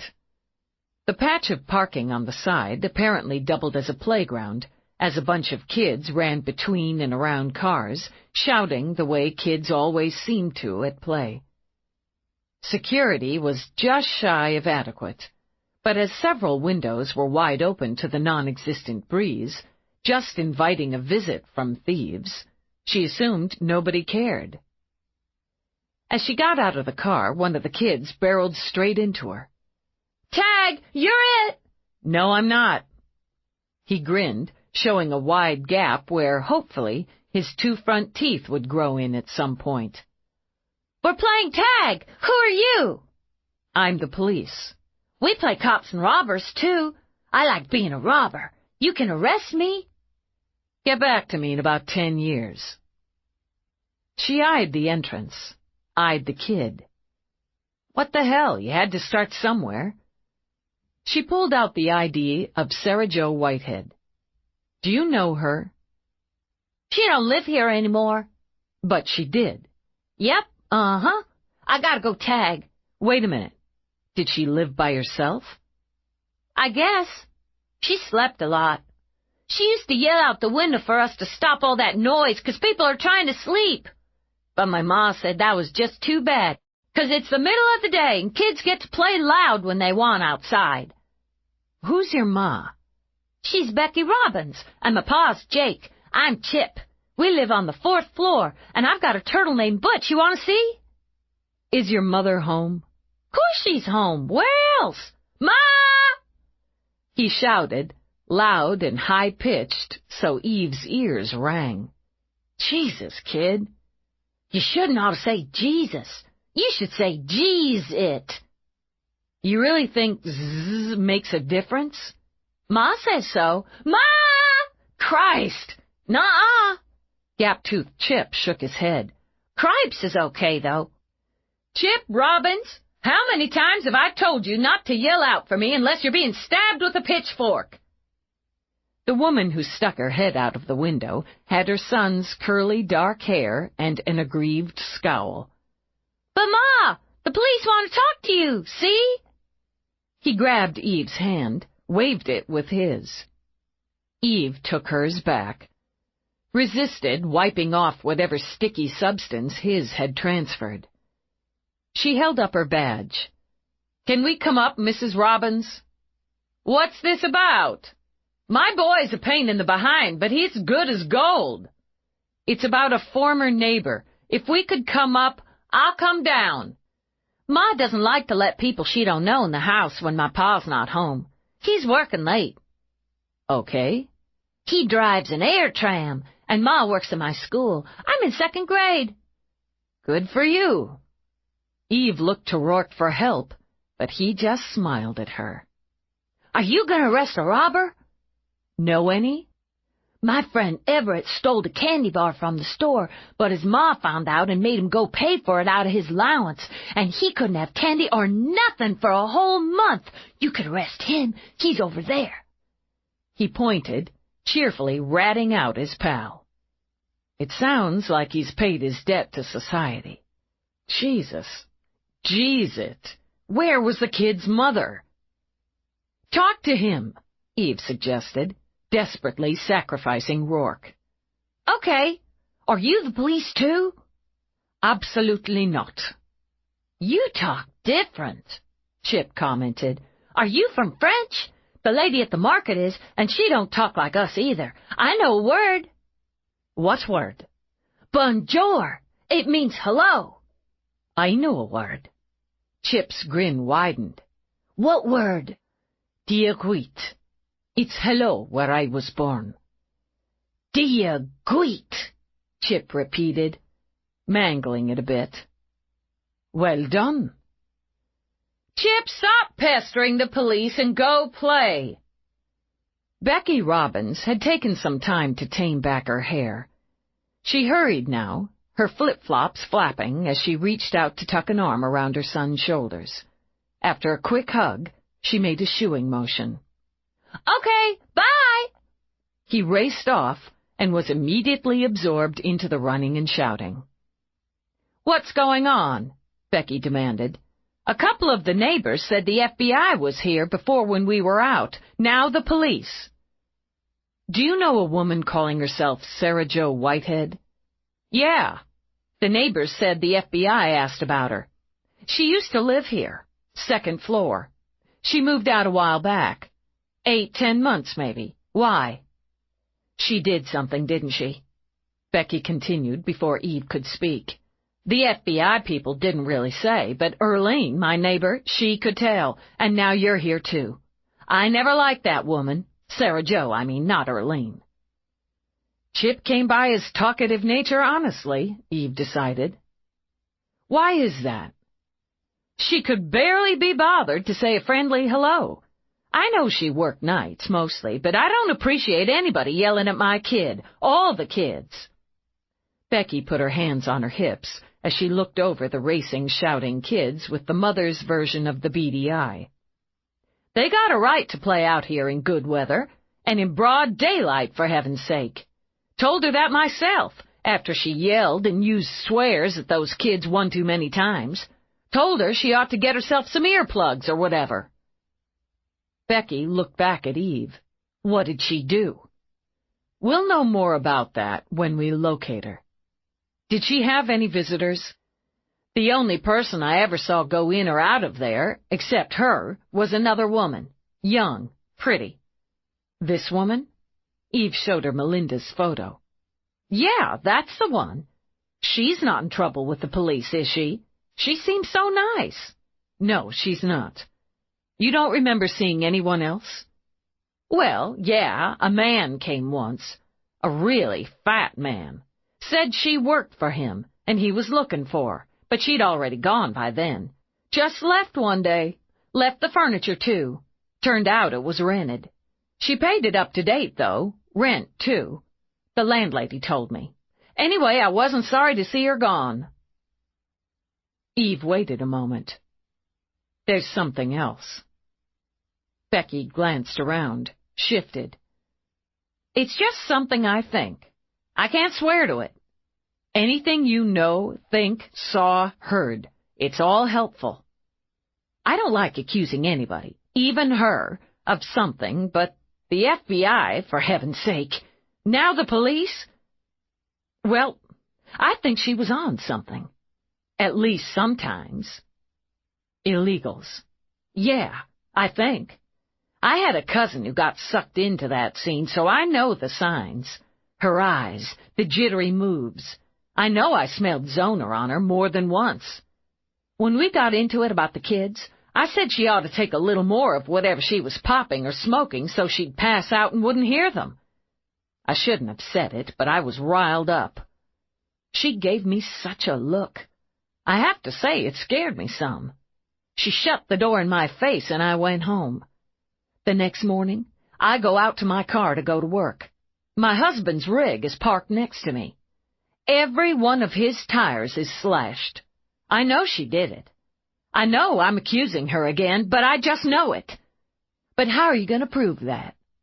Besides, I'm the one had words with her, not Jake. He doesn't get riled up like I do. If she'd slashed my tires, maybe I could have gotten the cops on her. Jake, he needs that rig to get to work. He lost a whole day getting new tires. Did you report it? Sure.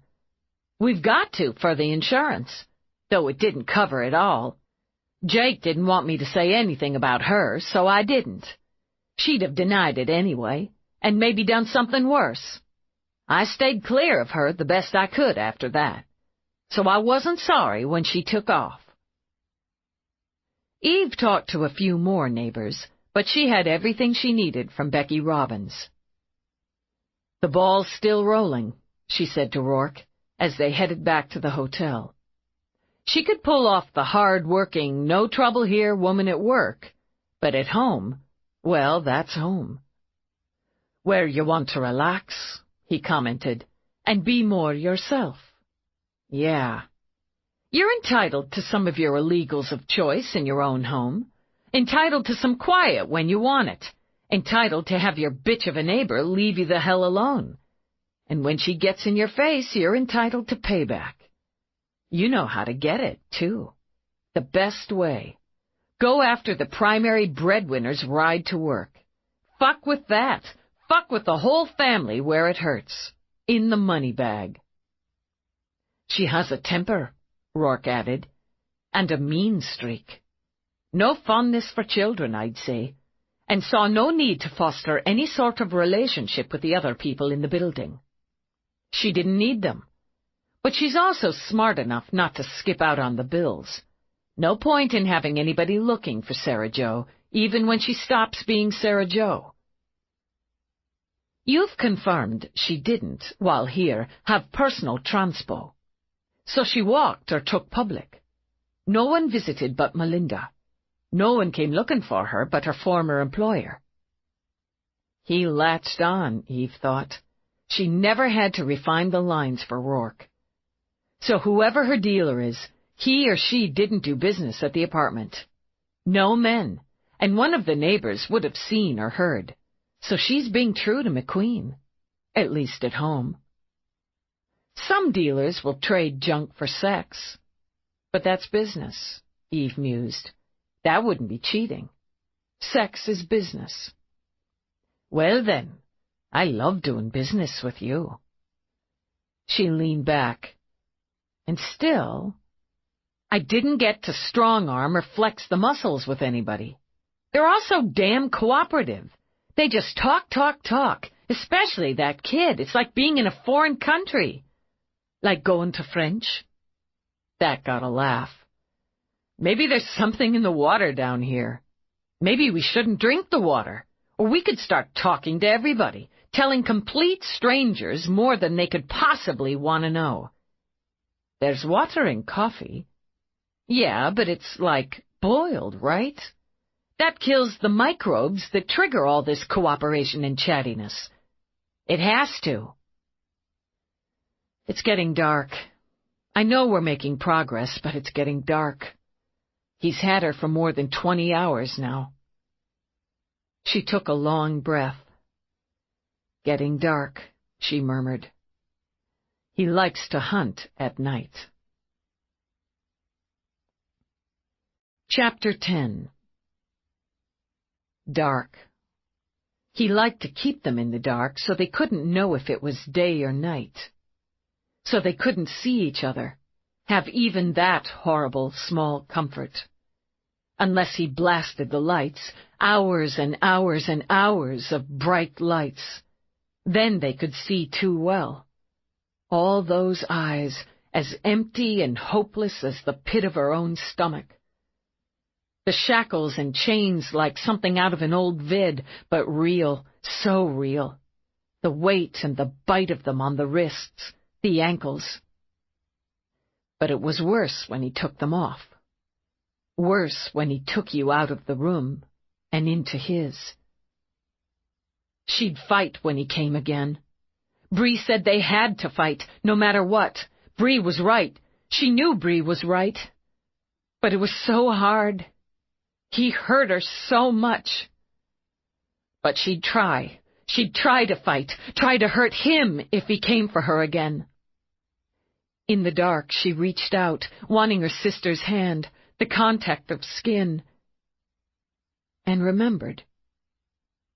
It was dark, but she was alone, and she wasn't a child this time. But he'd come back for her, as he had in every nightmare that plagued her. He'd come back. Melinda shifted, felt that weight, that bite on her ankles and wrists. In her head she screamed like a wounded animal, but she didn't let the sound come out. Stay calm, stay calm. Screaming won't help. She had to think, to plan, to find a way out. Bree would be looking for her, along with the entire force of the Dallas police. But she didn't know if she was in Dallas.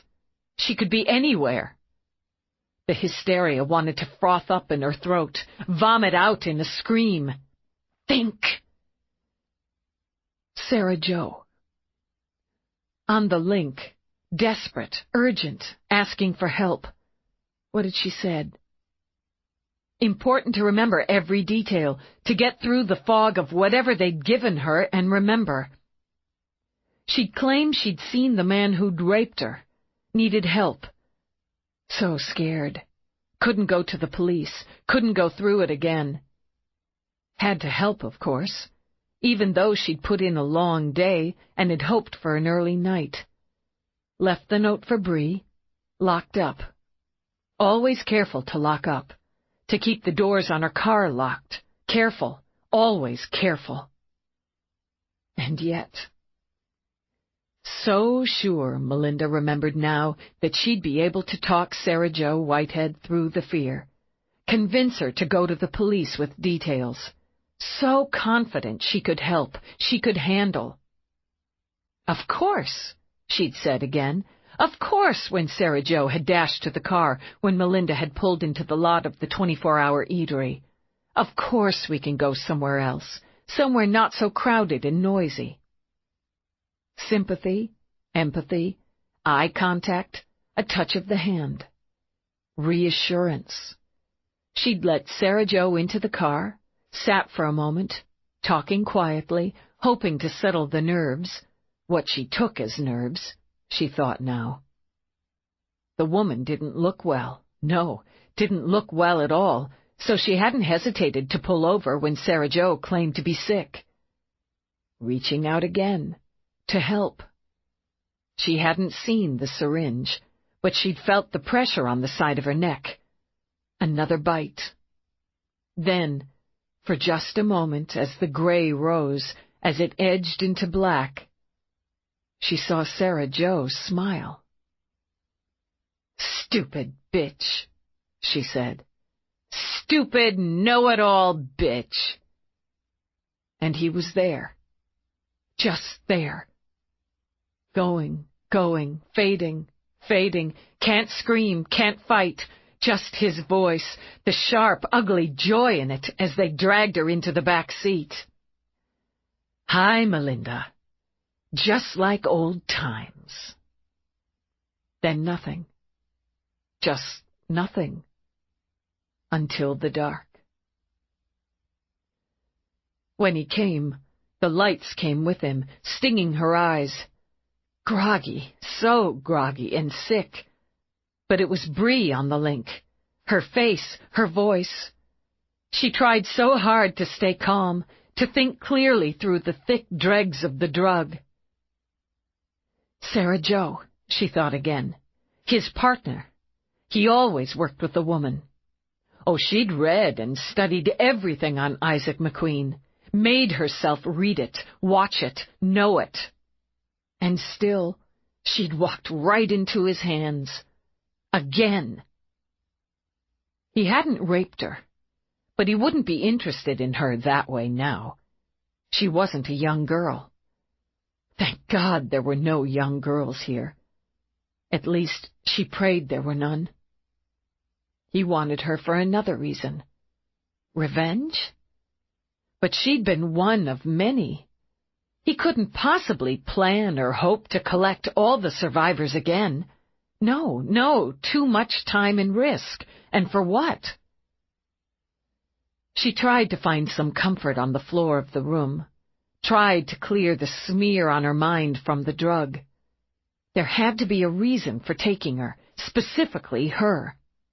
For God's sake, her sister was a cop now, sharing the apartment with her. Surely one of the others would have been easier prey. Yet he'd targeted her, specifically again. Sarah Jo had reported the rape months before, nearly a year. Yes, almost a year before. So he'd set the wheels in motion long before the abduction. Why? Something she'd done. Something she was. She and Bree had been his last? Was it as simple as that? Picking up somehow where he'd left off? It didn't make any sense, she thought. Why waste time with her? Once he'd gotten out, why waste time? So she served a purpose. He always had one, or represented something. Was she bait to lure Bree, so he'd have them both? Oh, God, Bree! This time the panic won, stealing her breath, pounding hard in her blood. The shackles cut into her skin as she fought against them in blind fear and rage. Not her sister, not again. She heard the locks click and slide, and fought a bitter, painful war for control. Remembering, she closed her eyes an instant before the lights flared on. Still, the hot red haze burned against her lids. The woman, she realized, hearing the click of heels, catching the scent of perfume. She dressed for him, Melinda thought, groomed for him. And I'm the stupid bitch, she thought, digging for some grit. She's not smart enough to know she's as disposable for him as an empty tube of Coke. She opened her eyes slowly, looked into the face of the woman she'd thought wanted and needed her help.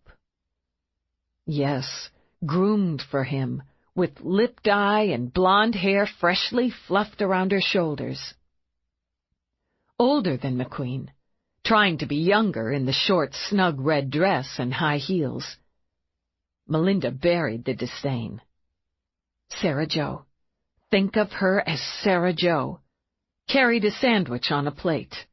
Disposable, just as she was, and a cup of water. Might be drugged, Melinda thought, but put gratitude on her face. He doesn't want you to starve to death. Thank you. I'm hungry. Is it very late? Too late for you. Please, Sarah Jo, I don't know what you want, what he wants. If you'd tell me, I could try to get it for you, or do it for you. We've already got what we want from you. Bleeding hearts like you're all the same, weak and stupid. I only tried to help you. I only tried to help you, Sarah Jo repeated in a nasty sing-song. Marks like you are all the same, always whining. You think you're so smart, and look at you, nothing but an animal in a cage. What did I do to make you hate me? You exist, for starters. You put Isaac in jail for 12 years. You know what he did to me, to all of us. Asked for it, didn't you? The boldly dyed lips sneered. Little whores. I was 12. Yeah? Sarah Jo cocked a hip, angled her head. When I was 12, I fucked plenty of men. They just had to pay for it first. That's where you're stupid. Seeing you in here's almost worth the time I had to spend with you. If you help me, I'll get you money. We've got money now. The woman ran a hand down her side, sliding it along the dress. And we'll have more when we're done. If you're after a ransom, you think this is about you? She threw back her head and laughed. You're nothing. You're just a way to help us get to something worth a hell of a lot more. She's gonna pay for what she did to Isaac. And when we're done, we'll have more money than anybody can dream of. Me and Isaac, we're gonna live the high life. He'll kill you, Melinda said, her voice dull now. You'll help him get what he wants, and when he has it, he'll kill you and move on. You're the mark, Sarah Jo. You just don't see your cage. Sarah Jo kicked the plate across the room, upended the water on the floor. Uh-oh. Isaac came in, all smiles. Clean up on aisle 6. He laughed, obviously tickled as he draped an arm around the woman's waist, tugged her in. Are you girls talking about me? He pressed a kiss to Sarah Jo's temple, all the while sending Melinda a cocky conspirator's wink. She's just running off at the mouth. It's what she's best at. Sarah Jo turned into him, rubbed her body to his. Come on, baby. Let the bitch lap at the floor. You can lap on me. Sounds delicious. But we've got something to take care of, remember? And you have to change for it. Not that you don't look amazing. Why don't we make it just you and me tonight? It'll be even better, he promised in a whisper. Promise. Go on, baby doll. Go put on your Aunt Sandra clothes. It's going to be fun. He gave her a playful swat on the ass. With one last vicious glance at Melinda, she went out. Isaac, you've gone to a lot of trouble to get me here. More than you know, sweetie pie, but worth every minute just to see your pretty face again. His eyes, a brilliant blue now, sparkled with delight. We have to make time to catch up. I want to hear every little thing you've been up to. I think you know. I think you've kept up since I saw you last. He smiled at her, handsome in his pressed jeans and casual shirt. His hair was blonde, his face tanned, as if he spent his days working outdoors in the sun. It was so considerate of you to visit. Is that why I'm here? For being considerate? Am I the only one who came? And isn't that a sad commentary on manners in today's society? He hefted out a sigh. Then again, so many bad girls. Melinda forced herself to maintain eye contact, to keep her voice mild. You and I know you don't take them because they're bad, but because they're innocent. You can be honest with me, Isaac. She held up her shackled arms. You're obviously in control of this situation, in control of me, Of Sarah Jo, or whatever her real name is. I don't know if she remembers half the time. You're doing such a good job, Melinda, using your counselor's tone, the right words. I'm very proud of you. Tell me why I'm here. What are you using me for? Don't you want to share that with me? Tempting. But you know what would be more fun? And you know how much I love fun and games. He came closer, cupped her chin in his hand, made her skin crawl. Figure it out. It's like a puzzle. Just put the pieces together. Now I'm going on a little adventure. You be good while I'm gone. Won't you stay and talk to me, or we can do whatever you want. Anything. But don't go tonight. That's just so sweet. No offense, honey, but you know you're not my type these days. Not that I can't make do. He gave her another wink. The thing is, I've got plans for tonight. They'll be looking for you. She couldn't stop her tone from rising, her voice from shaking. If you go out, try to take another girl, they could catch you. Everything will be over before it begins. You don't need to do this. I'll be what you want. Don't you worry your pretty head about me. He blew her a kiss. I'll be back soon, and won't it be nice for you to have some company? He glanced toward the ruined sandwich. Sorry about dinner, but I guess you've learned not to make the lady of the house mad. She's got a temper, that one. Please, please, please, wait! No good, nothing she could do to stop him. Please, just tell me where I am. Just tell me, are we still in Dallas, or... Dallas is the whole point. Be back soon. He left the lights blazing. Melinda dropped her head on her updrawn knees, let out a keening wail for the child whose life would be forever scarred if McQueen had his way. She rocked, she wept. She finally released the screams burning her throat until, exhausted, she lay curled on the floor of the horrible room. She let her eyes track it now, let herself see where she was. A rectangle of walls, floor, ceiling, the single window barred and screened. Even if she could reach it, she'd need a tool of some sort to hack at the screening. No table, no chair, just a blanket tossed on the floor. And 4 sets of shackles fixed to the walls. He didn't mean for her to stay alone. God, give her the strength to help whoever he brought in here, to help the children survive, to help her find a way to save them. Help her save their hearts and minds. It's what she'd trained and studied for, and Bree, she had to trust that Bree would do the rest. If they were still in Dallas, as he'd said, there was a chance, a good chance. Bree would never give up, never let up. And she was smart, canny, tireless. A cop through and through, Melinda told herself. She'd started to become one the day they'd been saved. The moment Officer Eve Dallas had opened the door to that awful room in New York, Bree had set her path and had followed it without detour. To protect and serve, Melinda thought as she closed her eyes.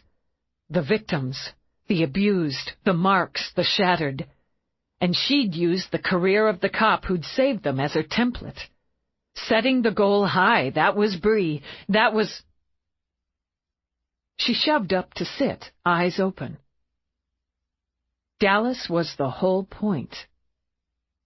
Eve Dallas? Was it all just about revenge after all? Eve paced in front of her board, juggling the details, making patterns, taking them apart, reforming them. She constantly checked the time. It hadn't been that long, not really, since they'd picked up Civet in New York. Pressuring solid information out of a dealer with his record and experience took finesse, effort, sweat. But why the hell hadn't they pressured anything out of him?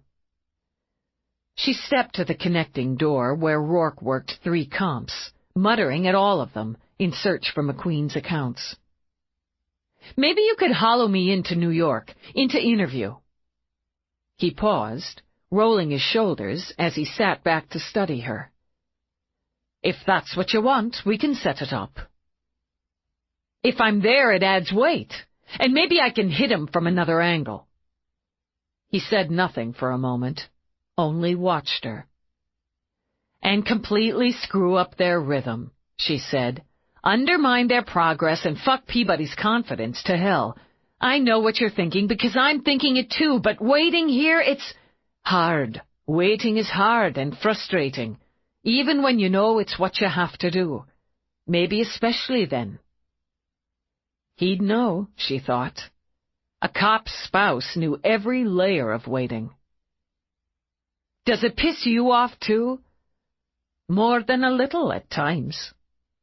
There's nothing else for me to do tonight, nothing else to dig at. All I can do is keep going over and over what we have and fucking wait for somebody else to give me more. Then take a break. Let it settle a while. I'll give you more on my area when I get it. She retreated, got more coffee. She circled the board, told herself they had every area covered that could be. She checked the time. While Eve circled and studied, Darlie Morgenstern tried on the most icy jacket ever. It was pink, her favorite color, and had sparkles all over the collar, completely VidStar. It also cost more than 3 months' allowance, and since she'd already spent most of this month's on a 2 totally mag purse, and last month's plus on stuff she couldn't quite remember but wanted so abso-complete, she was awesome short. Still, she modeled and admired herself in the mirror, ignoring the watchful eye of the sales clerk who'd given her and Simca, her best friend since ever, the eyeball treatment since they'd walked in. "Darl, you have to get it. It's like mag to infinity on you. Maybe Dad will give me an advance. Mom won't." She rolled her lively green eyes. "All I get from her is the lecture," Simca finished, rolling her eyes in solidarity. "You could tag him up. Show him how super frosted you look in it." Too easy to say no over the link. Sheesh, that lady's still hawking us. It's not like we're shoplifters. "Here, take my picture." She handed Simca her link. "Then I can go home, soften him up, show him when he's in a really good mood. But somebody might buy it before you give him the works. I've got a little left. I can put it on hold." She angled herself, smiled brilliantly for the shot. A pretty young girl with long brown hair, temporarily streaked with vivid purple, which had earned her the lecture just that morning. In fact, the hair deal had meant she'd had to wheedle her butt off for this trip to the mall, and she'd only copped it because her mother was shopping too. And she had to meet the warden, her most current term for her mother, at 9:45 on the dot right under the clock tower. And tomorrow was a free day and everything with no school due to teacher planning sessions. She'd wanted to shop with Sim, go to the Vids, have pizza after, but no, home by 10, in bed by 10:30. You'd think she was 3 instead of 13. Mothers were such a pain. "I'm going to put it on hold. We've still got a half hour before we have to meet the warden." "Check. I'm going to try on this top and pants, too. I'll come out so you can tell me the total truth about how they look." "I will, but I already know they'll look complete on you. Cha!" Darlie hurried to the counter, gave the watchful clerk a haughty stare as she paid the holding charge. She started back toward the dressing area when a fabulous skirt caught her eye. "Excuse me." Startled, Darlie jumped back. "I wasn't doing anything." "I'm sorry." Sarah Jo, now Sandra Milford, put on an easy smile. "I didn't mean to scare you. I just wondered if you could help me out. My niece is about your size, your coloring, your age. 15? Flattered, Darlie lied cheerfully. Yeah. Do you think she'd like this? I want to get her something special for her birthday next week. Sarah Jo held up a pink party dress. Oh, wow. I was looking at that before. It's it's way expensive. She's my favorite niece. Can I just hold it up against you to see how she might look? Sure. Oh, it's just frosted extremely. You think? Sarah Jo slid the pressure syringe under the material, shifting as she'd practiced to shield the movement from view. She jabbed it quickly into the side of Darlie's throat. Ow! Must be a pin in it. She watched the girl's eyes glaze. I don't guess it suits her after all. Supporting Darlie with one arm, she hung the dress up. Time to go. She spoke clearly, smiling, walking the girl out. School night. No school tomorrow. The words slurred. You're right about that. She walked Darlie toward the south entrance. McQueen picked them up on the way, tucked his arm around Darlie from the other side. How did the shopping go, ladies?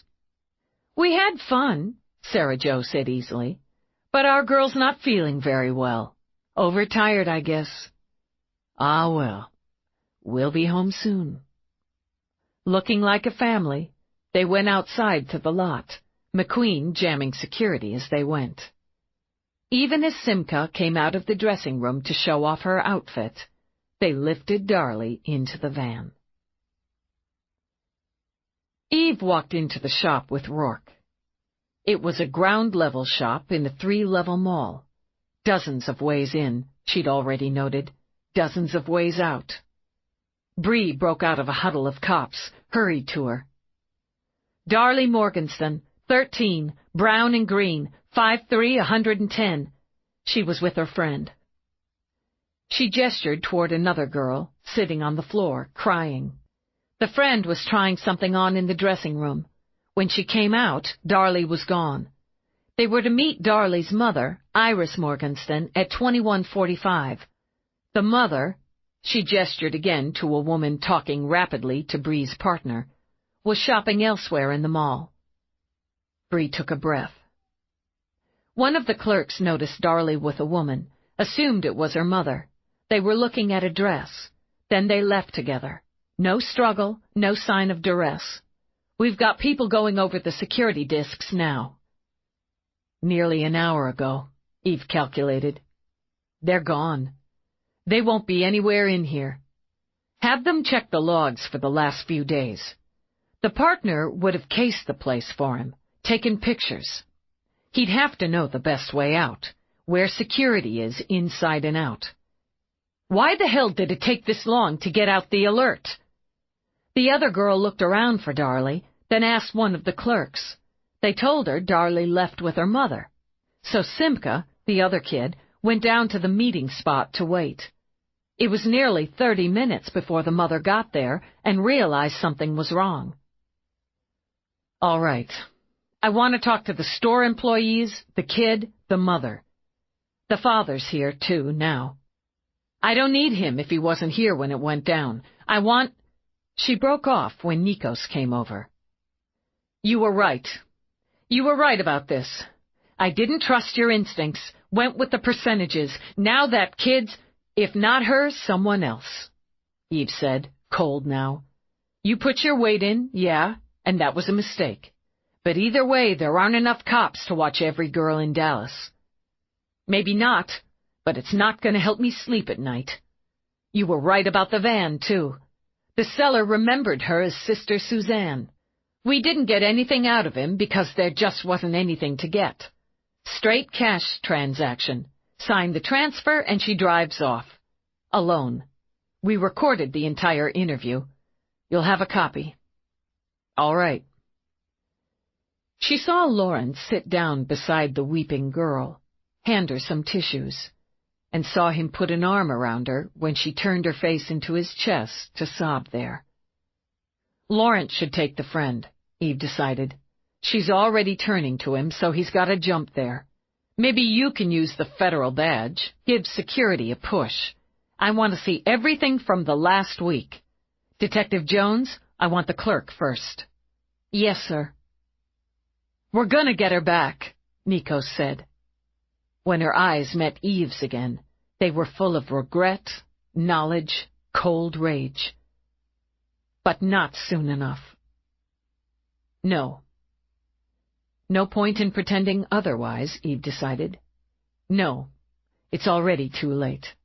Now we concentrate on getting her back alive. At some point, despite the lights and the fears, Melinda slept. The sound of the locks shot her awake, hands balled into fists. Those hands went numb when Sarah Jo dragged the girl inside. No, no, no, no. Sarah Jo shoved the naked, trembling girl to the floor. Shut the fuck up! She backhanded Melinda, sent her sprawling, added a vicious kick when Melinda tried to get up. Stay down, face down, or I'll bloody her.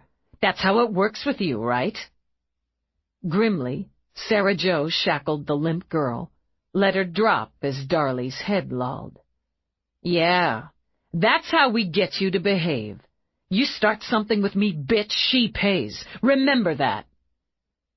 Did you have a part in this? In what he did to her? My part starts now. Sarah Jo shook her hair back. Her? She gave a half laugh, a shrug. She was foreplay. I'll kill you if I get the chance. Melinda spoke quietly, and from a place in her heart she'd never known existed. You remember that. I'll kill you for what you did to her. You're worse than he is. You don't worry me. Why don't you and the baby whore compare notes?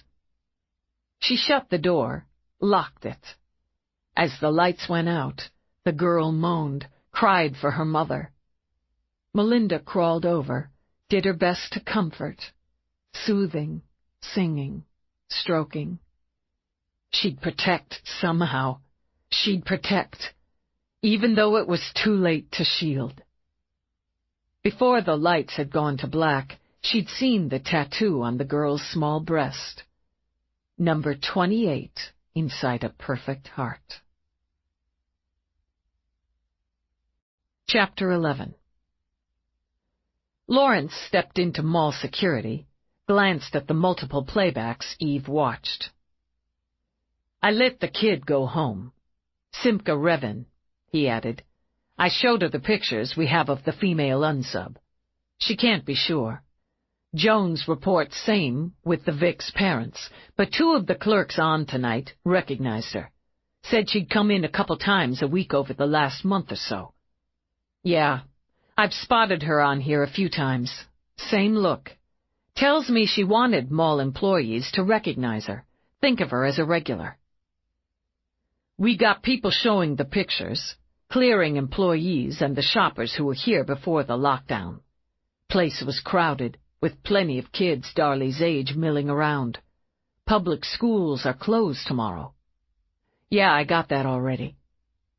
She turned to him. You can be sure he knew it when he picked his spot.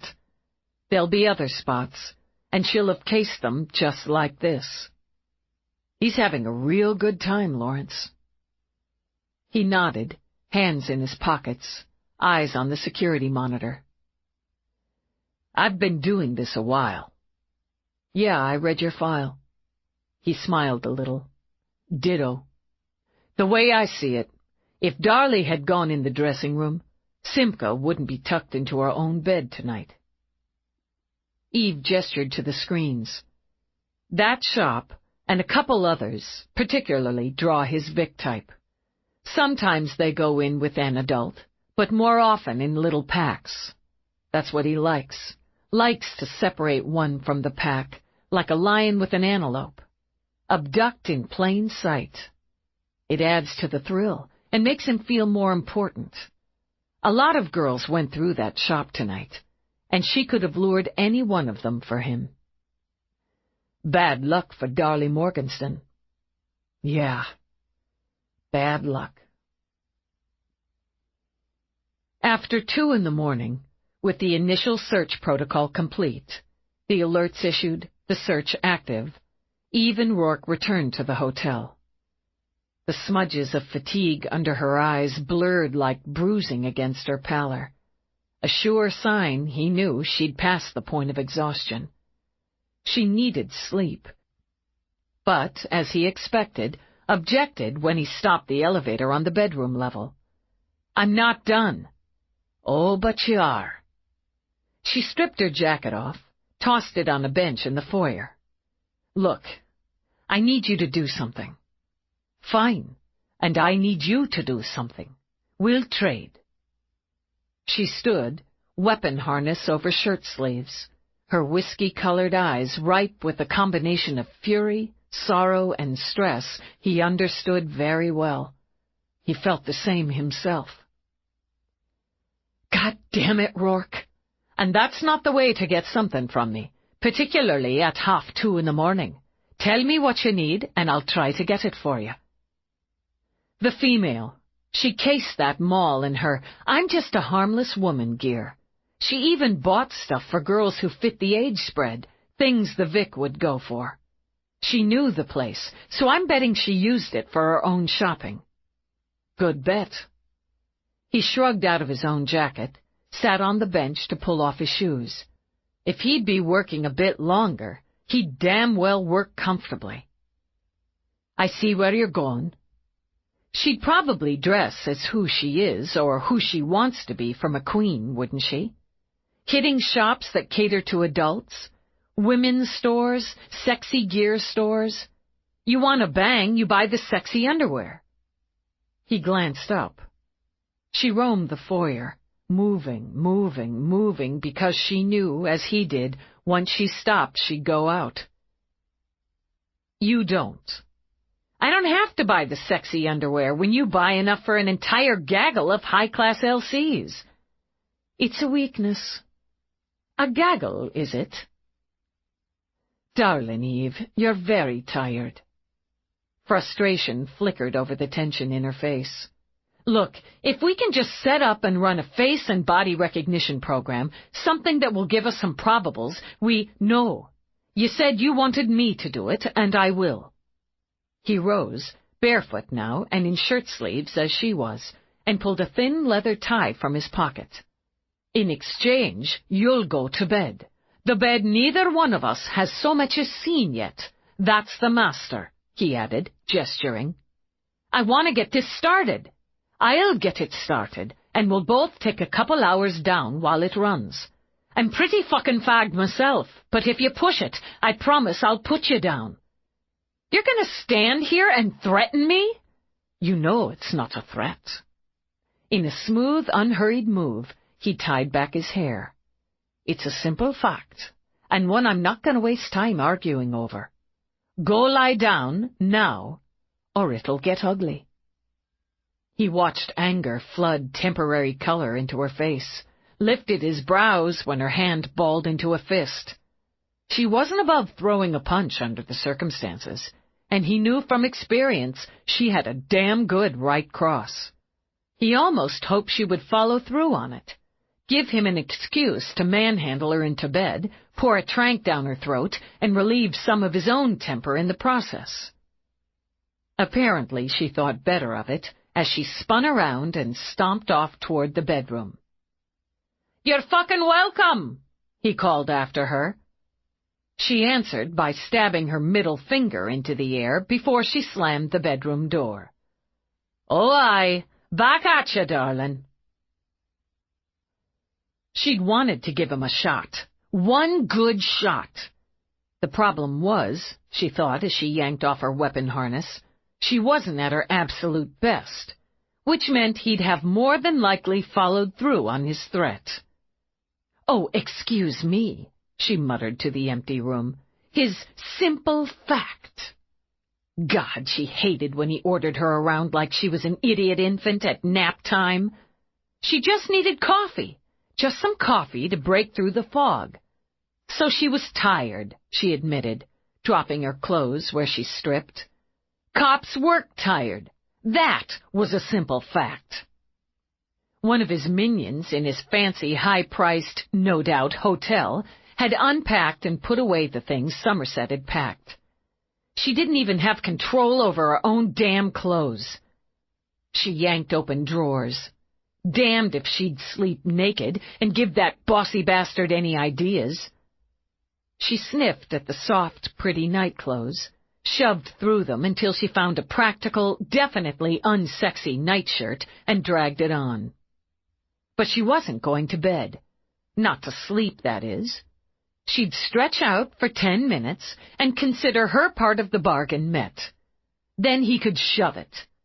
She snatched the gold-foiled chocolates off the pillows, tossed them on the night table. She'd have that with her coffee after her 10 down. It ought to be enough caffeine to keep her revved for another few hours. She dropped down flat on her face on the neatly turned-down sheets, thought fleetingly that she missed the cat. She thought of Darlie Morgenstern. The pang as her belly twisted was the last thing she felt before going under. She never heard Roarke come in 20 minutes later. The chill of the room kept her awake. She wanted to sleep, wanted to go away, but the cold and the gnawing hunger in her belly wouldn't let her. She wasn't supposed to get food. She ate when he told her to eat, and ate what he gave her, or there would be hell to pay. She knew hell to pay meant a beating, or worse. She knew what hell was, because she lived there. She was 8. She shivered in the cold, squeezed her eyes shut because he'd left the lights on when he went out. She couldn't make them go off. Bright and cold, with the dirty red flash from the sign coming through the window. Live sex, live sex, live sex. He'd forgotten to feed her before he went out. Business, places to go, people to see. She never had places to go, and never saw anyone but him. Maybe he'd forget to come back. Sometimes he did, and she was a long time alone. It was better alone.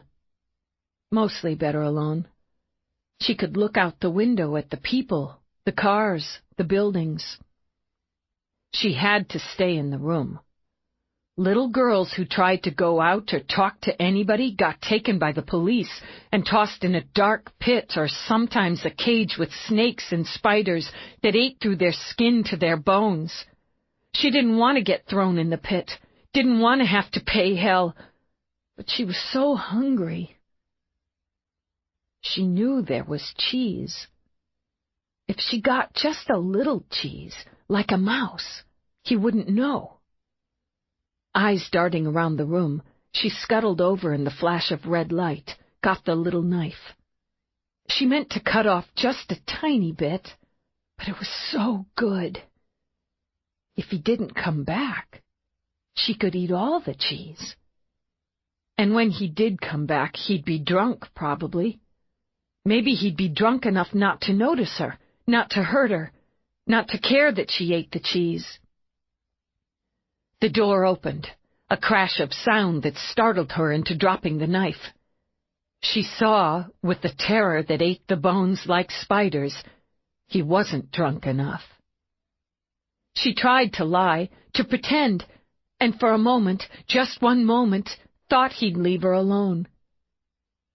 He hit her so hard. As she fell, the blood she swallowed into her yawning belly roiled there. Please don't. Please, I'll be good. But he hit, and hit, and hit, no matter how she cried or begged. Then he was on her, the brutal weight of him, on her, smelling of whiskey and candy, the terrible smell of father. She knew it was worse when she fought, but she couldn't stop the screams, the wild struggles as he pushed himself into her. The pain ripped, tore, and still she begged. And all around in the cold, bright room with the red light flashing were other little girls. Dozens of eyes watching as he panted and grunted, those terrible sounds mixing with her screams as he raped her. She clawed his face, felt his skin tear as he tore hers. Over his shocked howl came a sudden harsh snap, and the agony followed like a flood. No thought, all pain, and the eyes watching. His face twisted over hers. Her fingers found the little knife on the floor. No thought, all pain, she struck. The sound of his cry, his pain, his shock, rose through hers and sounded in her desperate mind like triumph. She brought the knife down again, felt the warm wet on her hand as she crawled out from under him. She fell on him like an animal, hacking, slicing, while the blood splattered on her face, her arms, her body, red like the light, warm against the cold of her skin, and the other girls chanted in one feral voice, "Kill him! Kill him!" Her father's face, eyes wide. The other face smeared with blood. "Kill them!" The girls, all the little girls, closed in around her as she plunged the knife into him, into them. Hands stroked at her, arms tried to lift her. She fought, snarling. "Stop! Eve, stop!"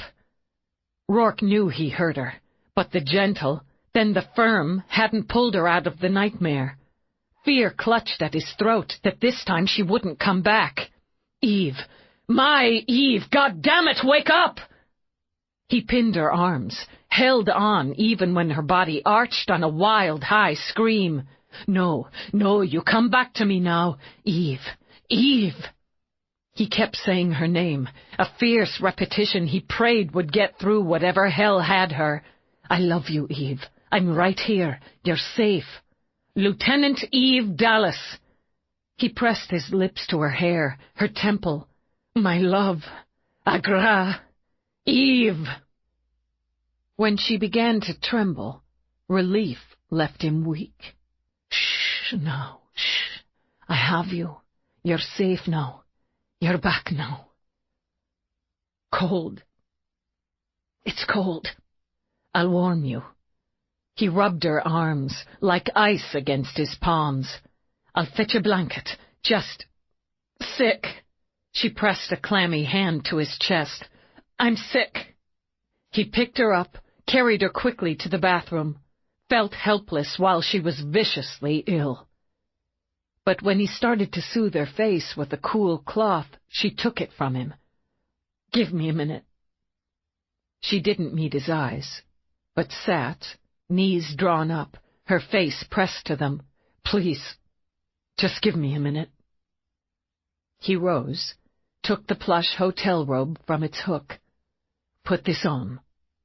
He laid it over her shoulders, wanted to bundle her into it, hold her. But she wouldn't look at him. "You're shaken with cold. I'll get brandy." Walking out of the room, leaving her there, tore him to pieces. His hand shook when he poured brandy into snifters. He wanted to heave the glasses against the wall, break them, break everything he could reach, beat it, rend it.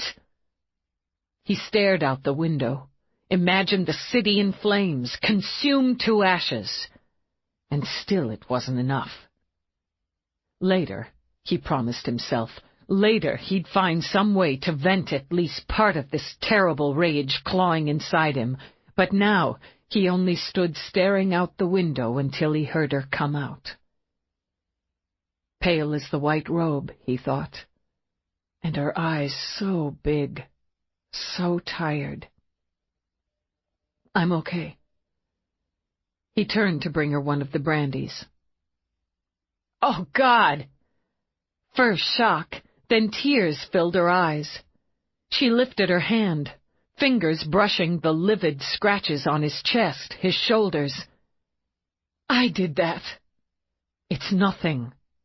She shook her head, eyes flooded, touched an ugly bite mark. "I'm sorry. I'm so sorry." "It's nothing," he repeated, taking her hand, bringing it to his lips.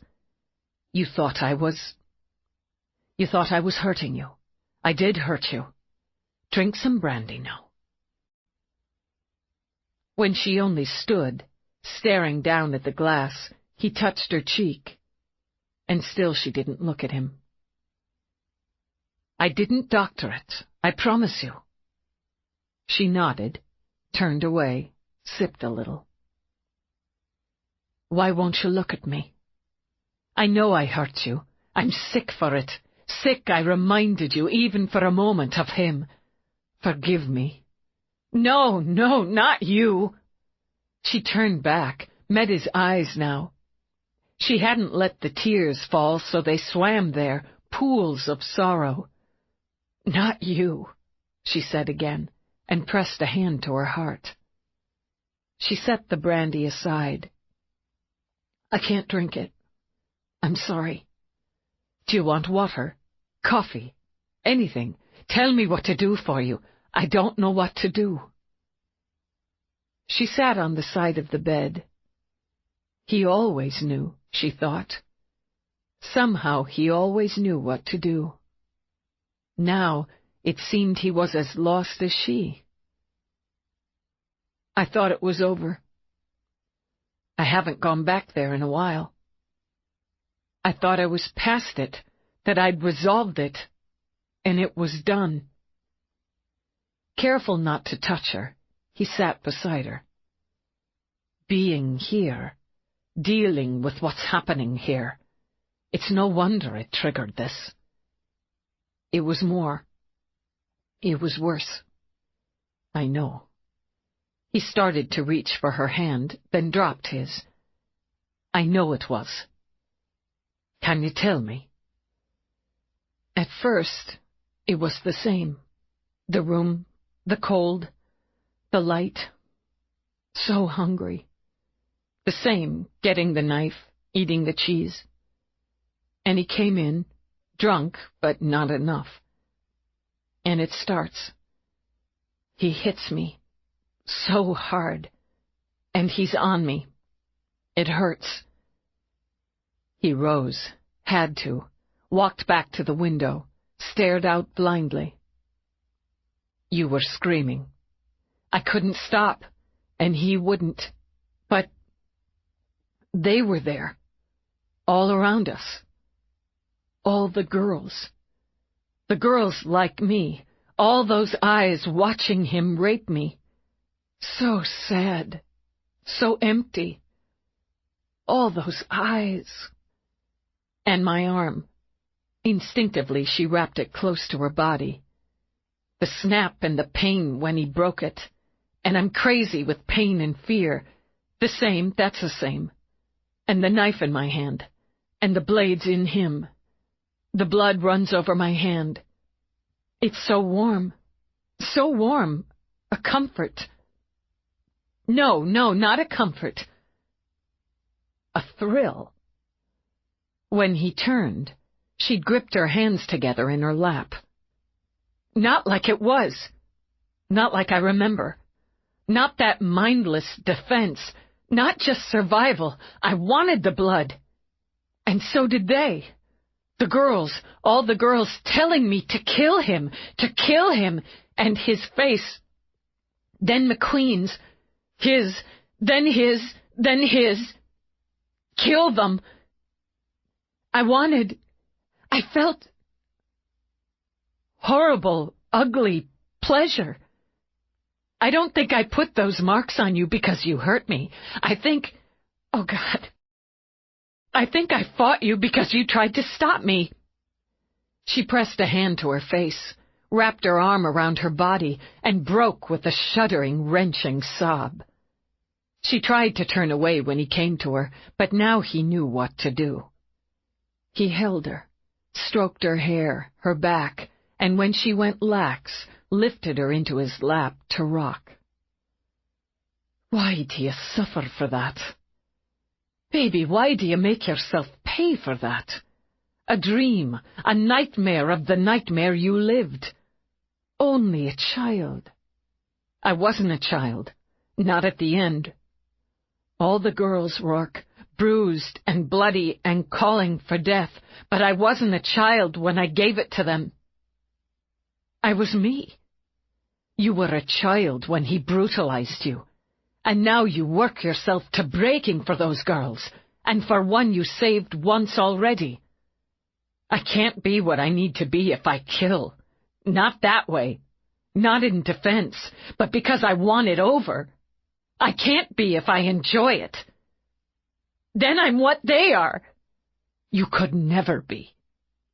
He swallowed back a fresh spurt of rage, fought to keep his voice, his hands gentle. They tried to make you nothing. Those obscene excuses for a mother and father. And you made yourself everything they weren't. It scared me. It shamed me. What I felt. You went to bed exhausted and angry. That part's on me. I might have had a little to do with it. He managed a smile as he brushed tears from her cheeks. Maybe a little at that. Don't punish yourself for a dream, baby.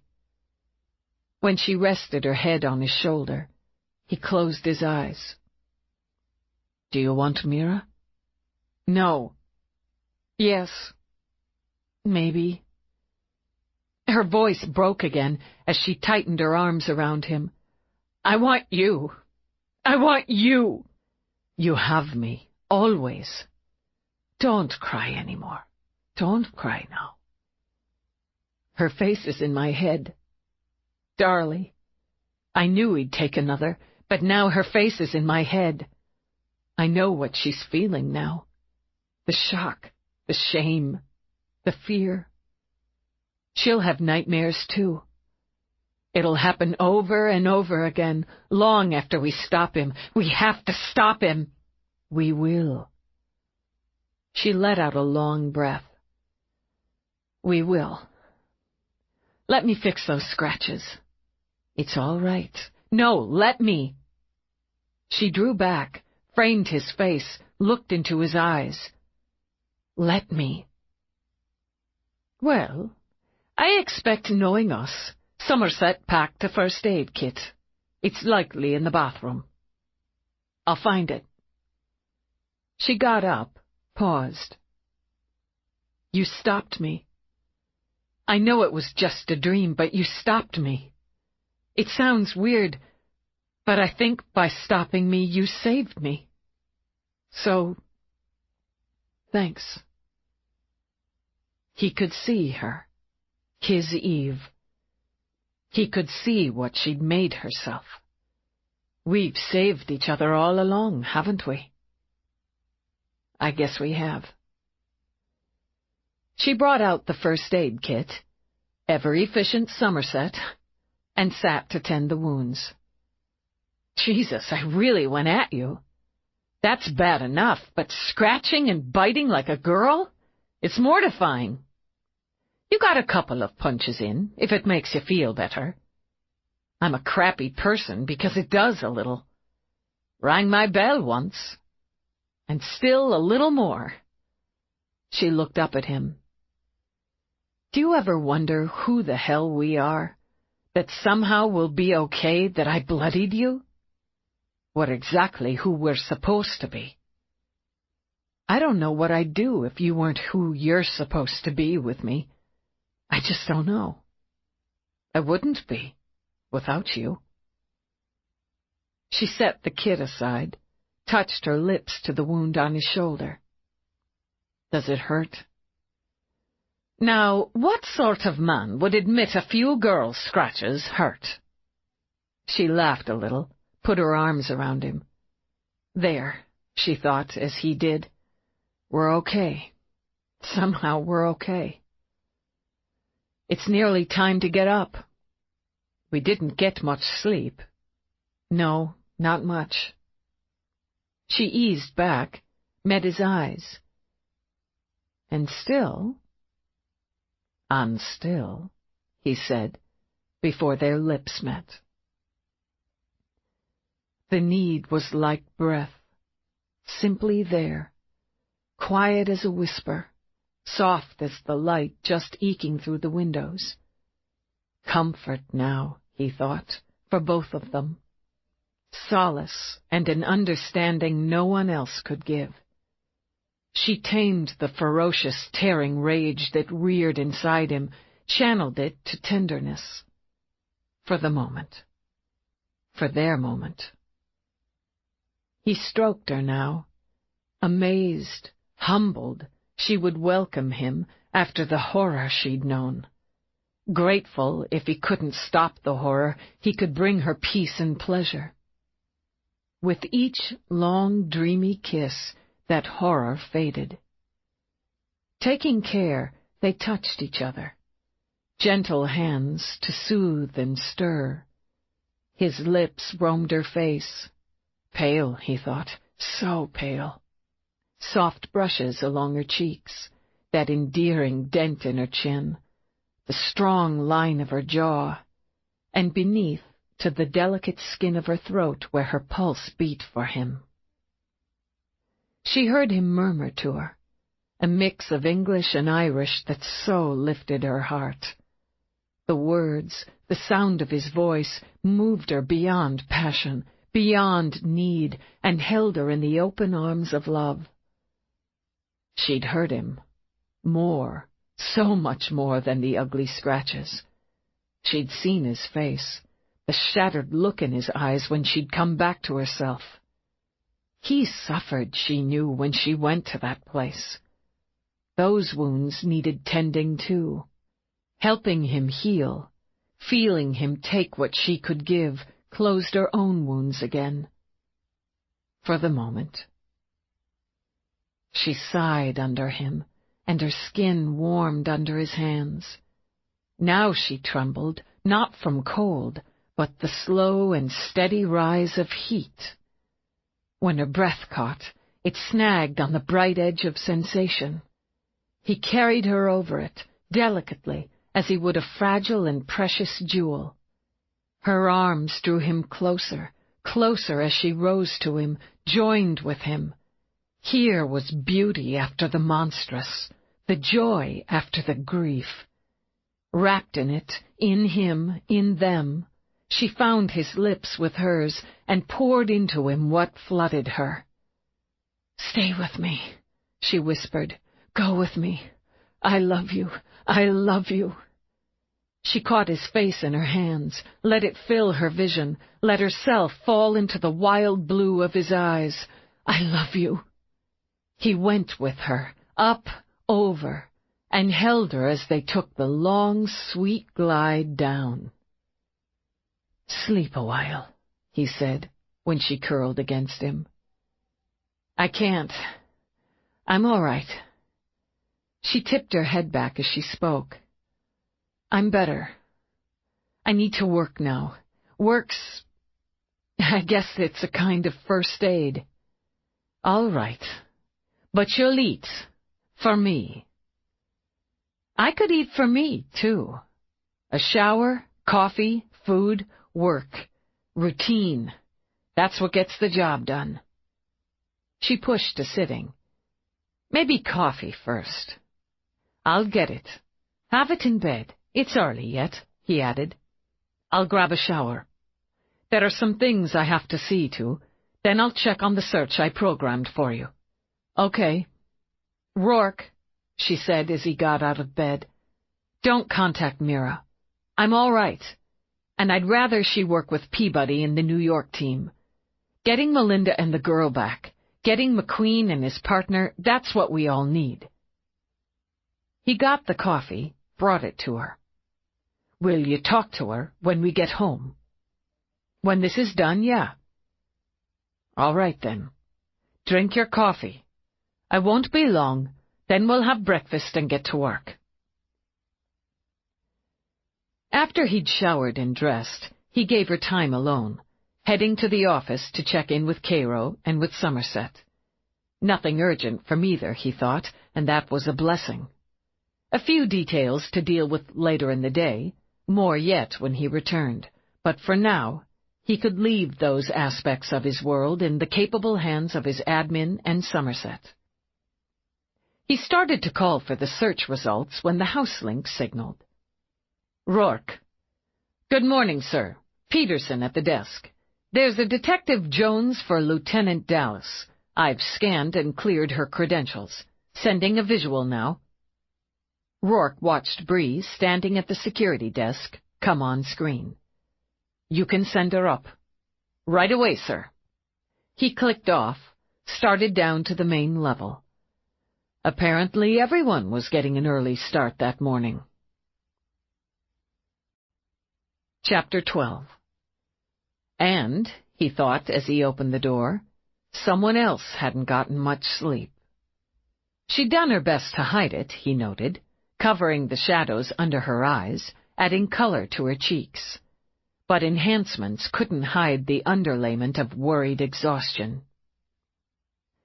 Good morning, Detective. It's early. I'm sorry.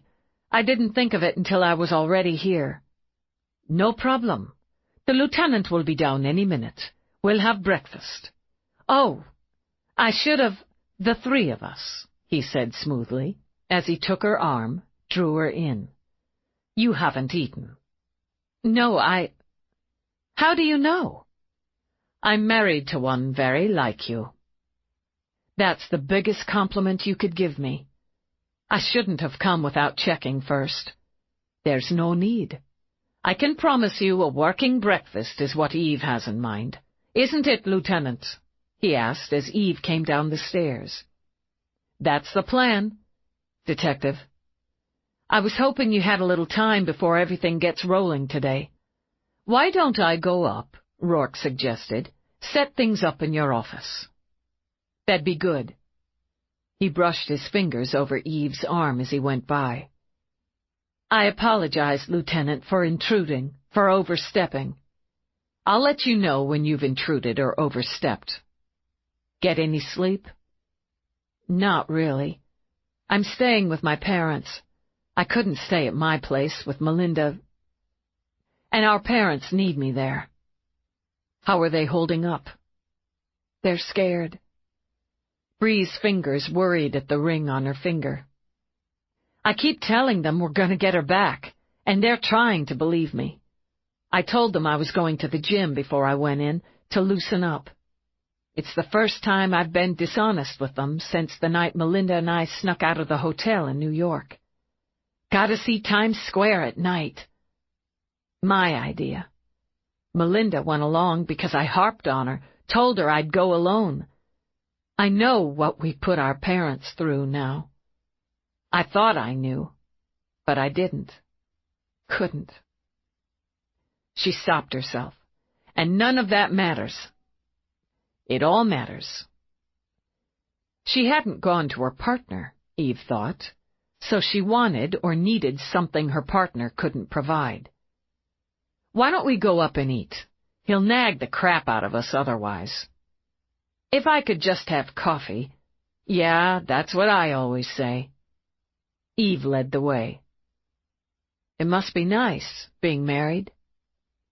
Eve thought of clawing out of the nightmare, and Roarke there, right there, holding her. It doesn't suck.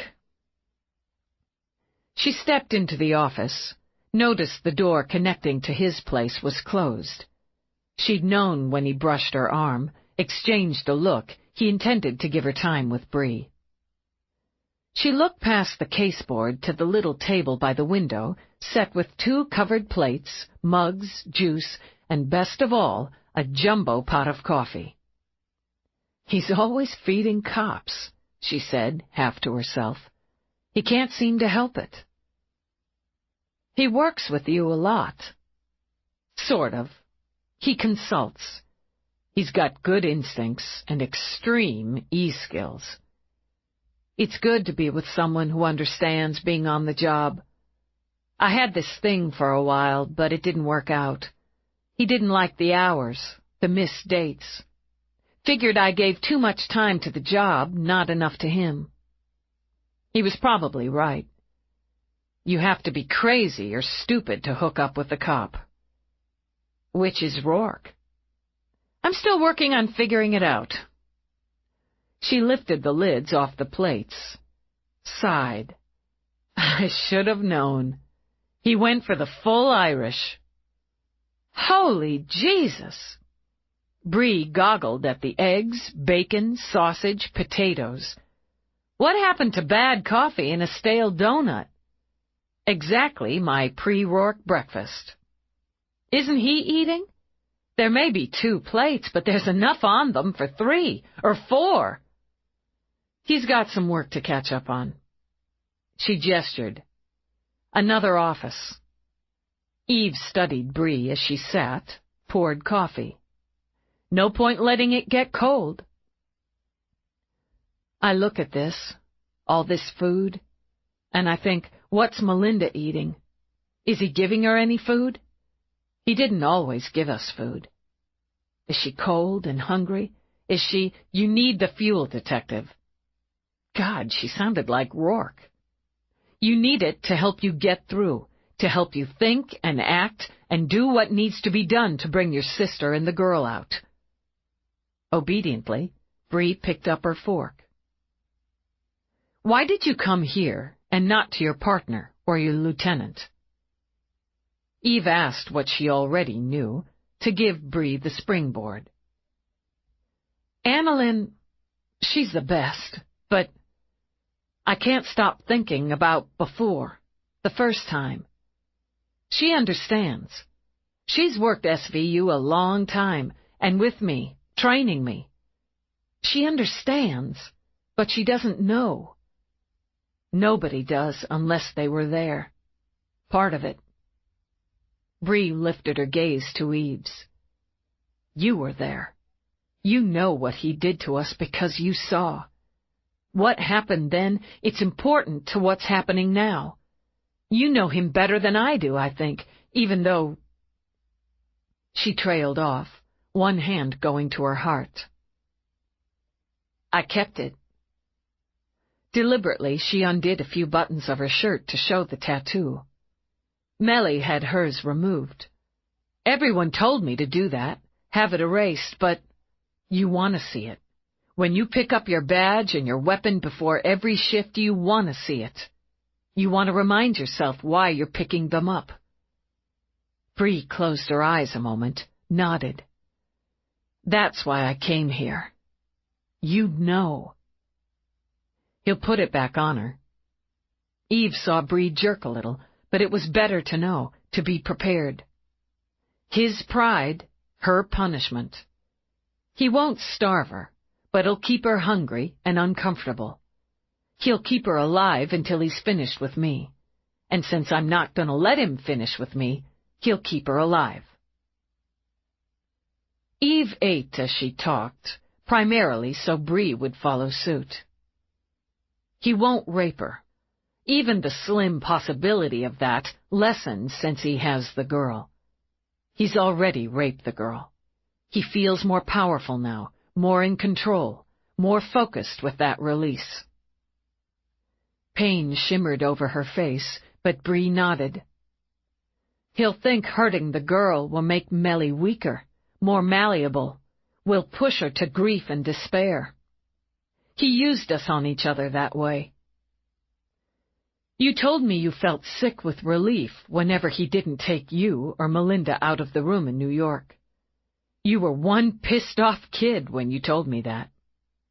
I stayed mad as much as I could, so I wouldn't go crazy. But Melly would beg him not to take whoever he came for. She'd plead with him not to hurt his choice of the night or day, and when he was finished, threw her back in, locked her up, Melly would just fall apart. That's what he thinks she'll do now. But she's not a little girl now. No, she's not. Bree firmed her lips. She'll get stronger. Put everything she has into helping Darlie get through this. She'll talk to him if he lets her, try to bargain and negotiate, stall. If she can find or make any kind of weapon, she'll use it. She'd kill him to protect the girl. She clasped her hands in her lap. And that's what scares me, more than anything. He'll contact us today. You sound so sure. I am. He has to brag about the girl. And if he wants to get his hands on me, he has to start that maneuver soon. When he does, we start our next maneuver. Which is? We play him and the woman against each other, the way we do suspects in interview. I'm just hoping for a little more meat first. And this might be it, she said, as Roarke came out of his office. He held up a disc. You were right. Damn straight. Let's see her. He passed her the disc. Once I had her, I ran for ID. She's going by Sylvia Prentice, who's clean as the proverbial whistle. Why is a whistle clean? I've seen whistles that weren't. Or is it the... She curled 2 fingers between her lips, released a quick high sound suitable for hailing a rapid cab on 5th. If I'm using a whistle, Roarke considered, I insist on it being clean. I don't understand, Bree said, as Eve loaded the disc. There's a whistle? Only in metaphor. And there's Sylvia Prentice, who's been dead 6 years and was originally from Oregon, where she worked as a travel agent before... Eve? She'd lost her color again, had a hand clutched at her belly. What's wrong? What? Nothing. For a moment, both pain and panic had stabbed her. Not enough sleep. She rubbed her eyes, studied the ID shot again. You should sit down, Lieutenant, Bree told her. I think better on my feet. Just went off for a minute. This is her, the real her, or who she's made herself into for him. This is what she looks like when she's with him, when she's in her own place, when she's in her routine. More attractive than the others. Unable to help himself, Roarke rubbed her back as he studied the image. Lists her age as 46. Shave that some, I bet. Probably had some work done, too, but this is the face she sees in the mirror now. How do you know? How did you find her? Mall's security discs, Roarke answered when Eve said nothing, only stared and stared at the image on screen. The lieutenant believed, correctly, as she'd grazed that area with her more maternal aspect, she used it for herself as well. As herself, to shop for a proper wardrobe and the like. He waited again, this time running a hand gently over Eve's hair. Do you want to see her movements at the shopping center? I can't find it, Eve muttered. What, darling? I don't know. Something. Doesn't matter. She tried to shrug it off, then bore down and shoved until she was clear of the feeling that dogged her. Yeah, let's see her. How she moves, where she goes. There's an address on her ID. A tremor shook lightly in Bree's voice. Yeah, I saw it. She might have listed her actual address here. Might not, but we'll check it out. Let's get all we've got first. I need to call it in. We need to get over there. Detective, we don't rush this. She's smart. She's worked games for years. If we go charging after her before we lay out some strategy, we could lose her. She checked the time. Early still. And I'm waiting for my partner who's working another source. Let's look at the security. Once I got the match, Roarke said, I isolated her a number of times. Various shops, dates, times of day. Going for enhancements. Upscale types, Eve noted. Blonde now, hair worn long and loosely waved. Dress brilliant blue, short and tight. Good manicure. Jesus, do they watch these things? She palmed that lip dye and the other thing, whatever it is, right under the clerk's snooty nose. Eye smudge, Bree supplied. Top drawer brand. But she's paying, cash, for the skin cream, and that costs more. Maybe habit. Stealing for some's like a hobby. She shifted her gaze toward Roarke, watched him smile at her cheerfully. "She's good hands for it," he commented. "Quick ones." "She's using." "Oh yeah, got a nice buzz on. Feeling good." Eve watched her walk, sort of breezily, enjoying herself. At a lingerie boutique, she bought and lifted several sets, bras and matching panties, a couple of sex-me outfits, and a robe that would hide nothing. "She's peeling off the cash in the best stores," Bree commented. "But if you ask me, she's not paying for class. Her taste leans toward tacky." "Shoes," Eve muttered. "Had to be. Women always go for the shoes, especially if trying to walk in them makes your feet cry like a baby." "Actually, I like that one pair, the green ones." "She's loving it," Eve said, clerks fawning over her. Shoes, bags, clothes, sexwear, face and hair gunk. Oh yeah, she's stockpiling for McQueen. Her shopping safaris run from 2 weeks prior to his escape to 2 days. "I'm going to want stills of some of these." "I have something I think you'll want more," Roarke told her. "I have the van." "What the fuck?" Apparently, she didn't see any reason to, or perhaps didn't have the capability to jam security when she parked as Prentice. I took a chance, did a few scans. She also decided to give herself a break and parked with the valet. He toggled something on the keyboard. "Oh, thank you, Jesus." "It's Roarke." He tapped a finger on Eve's head. "You really shouldn't forget your own husband's name." "There it is. Make, model, year. A dark, dull brown now. You got the fucking license plate. A job not done well is just buggering around." "Nailed the bitch," Eve said, and felt an uneasy mix of satisfaction and trepidation. "Jones, run that plate. Contact your people. Briefing in 30. Shit, contact the feds, too." She turned, grinned fiercely at Roarke. "You've earned more than a cookie." "I'll remember that come payday." "Your color's back, Lieutenant." "Yeah, I'm feeling more like myself. I want to run the address on her ID, see what we've got there." "I'll do it. I would have sooner, but I wanted to get her face. Then there was the van."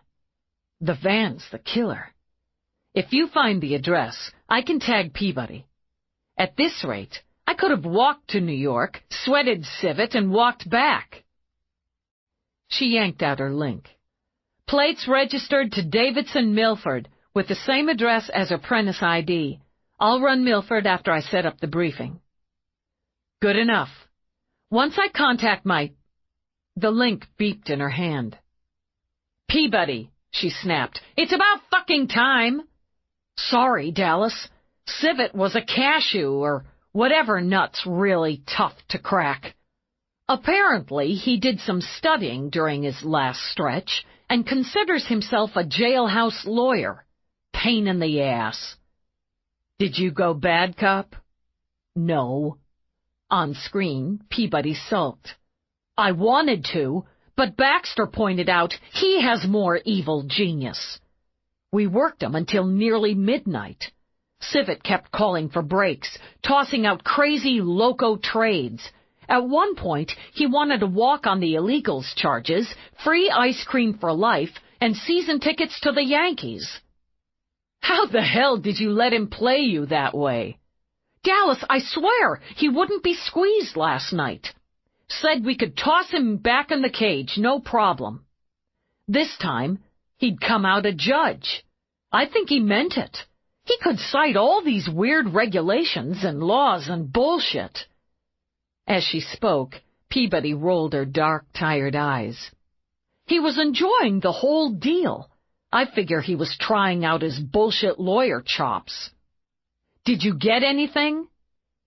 "We broke at midnight. Then we went back at him this morning, bright and early. He took the deal. He was going to take it all along, the little bastard. He knows of McQueen, swears he never had direct dealings with him. We don't believe him. No kidding. Peabody offered a wan smile. We made like we bought it to get the rest. He admitted he had regular transactions with a Sandy Milford who... Did you say Milford? Yeah, M-I-L-L. I know how to spell it. Okay, then. She claimed this would be if and when he took payment and trade and they partied together, that she was McQueen's woman and they had big plans. He was getting out and they were going to fuck up who fucked with him. Then they'd be swimming in money. He figured she was full of it. I believe him there. He's a reptile. But once he got the deal, in writing, in trip, he talked for a freaking hour. We ran Milford and got a Sandra. Showed him the pic with a handful of others. He picked her out first shot. This is good. It's good. Run Milford, she said to Bree. Davidson and Sandy and or Sandra. Who's that? Is it Roarke? I miss you guys. Can I say hi before? It's not Roarke. No Davidson Milford in Dallas or New York, Bree told her. But I've got Sandra at a New York address. I guess you're working with somebody else. Peabody went back to sulking. Is she pretty? Oh, Jesus!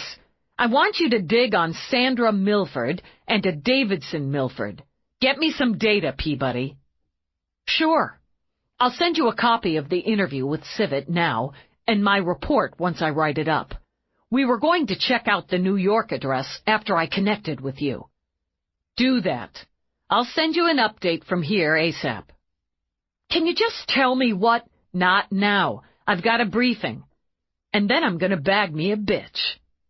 I want to bag a bitch with you, Dallas. There are plenty more. Later.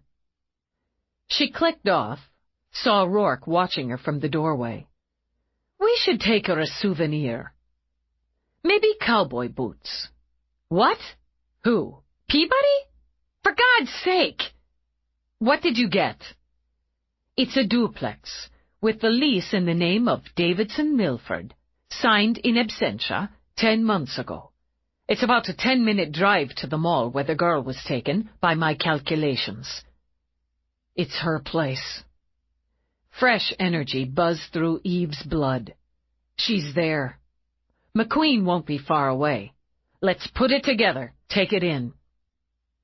Lieutenant, I'm contacting your LT on the way, Eve told Bree. We need eyes on that location. He can work with the feds to decide whose eyes, but that's it, just eyes. We don't want to move on her. She could lead us right to Melinda and Darley. You bet your ass she could. And if we work it right, she will. Who was in charge? That was the sticking point in Eve's mind. The Dallas LT was good, was solid, but too damn polite. And the feds, well, they just assumed they were taking over. It was ingrained. But Nikos skewed a little too much by the manual in numbers for Eve's taste. So she was taking point. If the rest didn't like it, they'd have to muscle her aside, and she wouldn't move easy, not on this one. She said as much to Roarke as he drove, and she worked out her operations strategy on her PPC. Riccio knows the area and the men, Roarke pointed out. That's where he'd best lead. Agreed, and that's what I plan to outline. I don't know how he works an op, how he lays things out, puts it together, and I don't have time to find out. The feds... Nikos knows her take on McQueen snatching a kid was off, and she's dealing with that. She may be more cooperative because of it. Lawrence, he's got the best eye, nose, gut, in my opinion, and he takes in the big picture fast. But I don't want the federal groupthink system crowding me on this. Do this right. We end it today. All I want when we do is a piece of McQueen and the woman, in whatever box they choose. I'm closer to his accounts, Roarke told her, if that's any help at this point. I found his pattern, and there's always a pattern. His is a very good one, with lots of tricky lures and dead ends, but I'm close now. It all helps. If you can, keep on that while we set up this op. We need to cut off his revenue stream once we have him. He's not going to bankroll his way out of the cage again. She tagged Bree. Eyes on? The LT put 4 men on the duplex. Orders to observe only. The van's there, Dallas. She's in there. Eyes only. Make it clear, Detective. If she moves, we need an experienced tail. Don't approach. Don't get twitchy. The lieutenant ordered just that. I'm 2 minutes from the house. We're setting up in the briefing room. We're right behind you. She clicked off, tapped her fingers a moment, then tagged Peabody. We're en route to the New York address, Peabody told her. Baxter and Trueheart say hey. Yeah. I'm going into a briefing within minutes. At some point I'll need to bring you in. Peabody pumped a fist in the air. I'm going to Texas! On calm, Peabody, for Christ's sake. I want you to organize your notes. You're going to reel off data, names, facts, statements. Every fucking thing you've got. And I want clipped cop precision. No amusing sidelines. Straight, hard, tough cop. I can be tough. Right. You'll address me as Lieutenant or Sir. Got it. You want them to think you're a hard ass. I am a hard ass. Eve scowled at the link screen. You've got that flippy deal going with your hair. Pull it back and get rid of the lip dye. But I look really good today. Yes, sir, Lieutenant, she said quickly. When will you pull me in? I don't know yet, but be ready. She broke transmission before Peabody went into chat mode.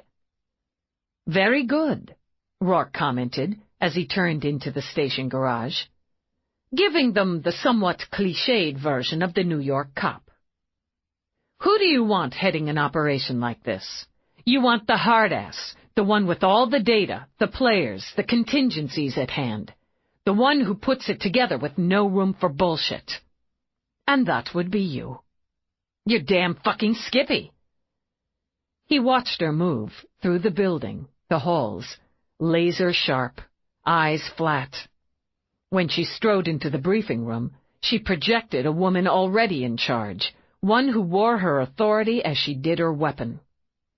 She walked straight to Riccio. Smart. She'd do better in the business world than she thought. Assume command before the subject came up, and when you are off your own turf, hit the home team first. Lieutenant, my partner will join the briefing through communications when I reach the point in the briefing where her data is relevant. I'll need to speak with your SWAT commander and the EDD team assigned. Detective Jones informs me you have men on the unsub, watching her current location. That's correct. At last communication, no movement reported. Maybe she's sleeping in. Have you run a heat source to confirm she's in there? Just setting that up. Let me know as soon as you do. She may be out on foot. Can you get me a visual of the area? A 10-block radius? Shops, restaurants, businesses? Of course. The men at the duplex have photos and descriptions of all known IDs. I take it you want to head the briefing. Simpler and faster. We don't know when she's going to move. It's imperative for the safety of the abductees and for a quick containment of the 2 subjects that the operation be set in place fast. Fast and clean, Lieutenant. I need you to select your best for this, and to brief me and the feds regarding the area around the duplex. Subsequently, on the area around McQueen's location. Once she leads us there, we'll want to know what we're dealing with as far as civilians, escape routes, best points for SWAT op if necessary. I don't know your city, Lieutenant, but I know McQueen, and over the last couple days, I've gotten to know his partner. If you've got an operations strategy worked out, I'd like to hear it. I've got my own. Absolutely. If we could get started. I don't want the men you assigned forced to tail before we're set. She paused a moment. If time weren't so crucial, I'd go over everything with you first, work this out with you, then step back. I don't want the collar, Lieutenant. I want to be in on the interviews when we've got the fuckers, but I don't care about the rest. Understood. It is understood, Lieutenant, he said. You've got the room. I appreciate it. She turned then, scanned the faces of the men and women standing, sitting, moving. Everybody sit. Knock off the chatter. Here's the situation. Out of the corner of her eye, she saw Nikos start to rise, and Lawrence put his hand on her arm, shake his head. First problem solved. You. She pointed to a Texas version of McNabb. Gaudy colors, a dozen pockets and baggy red pants. EDD? You bet. Detective Aurelio. Run the screen, Aurelio, and keep up. Get the surveilled location on screen 1. He scrambled to obey the order. We found the unsub's hole, she began, rattling off the address as Aurelio fed the video. We have eyes on it now. We've identified and found the vehicle purchased by the partner for McQueen. Images of unsub's last 2 aliases on screen 2. Sandra Milford is the persona used to troll for McQueen's Vix and used in the abduction of Darley Morganston. Sylvia Prentice, we believe, is the unsub as she looks when not using a disguise. This is her preferred appearance in what we'll say is her own time. She lives at this location under one, more likely both of these IDs. We have another ID to add. She tagged Peabody. Put this on screen, Aurelio. Detective Peabody, send ID image of the unsub identified by Civet during interview. Yes, sir. Sending.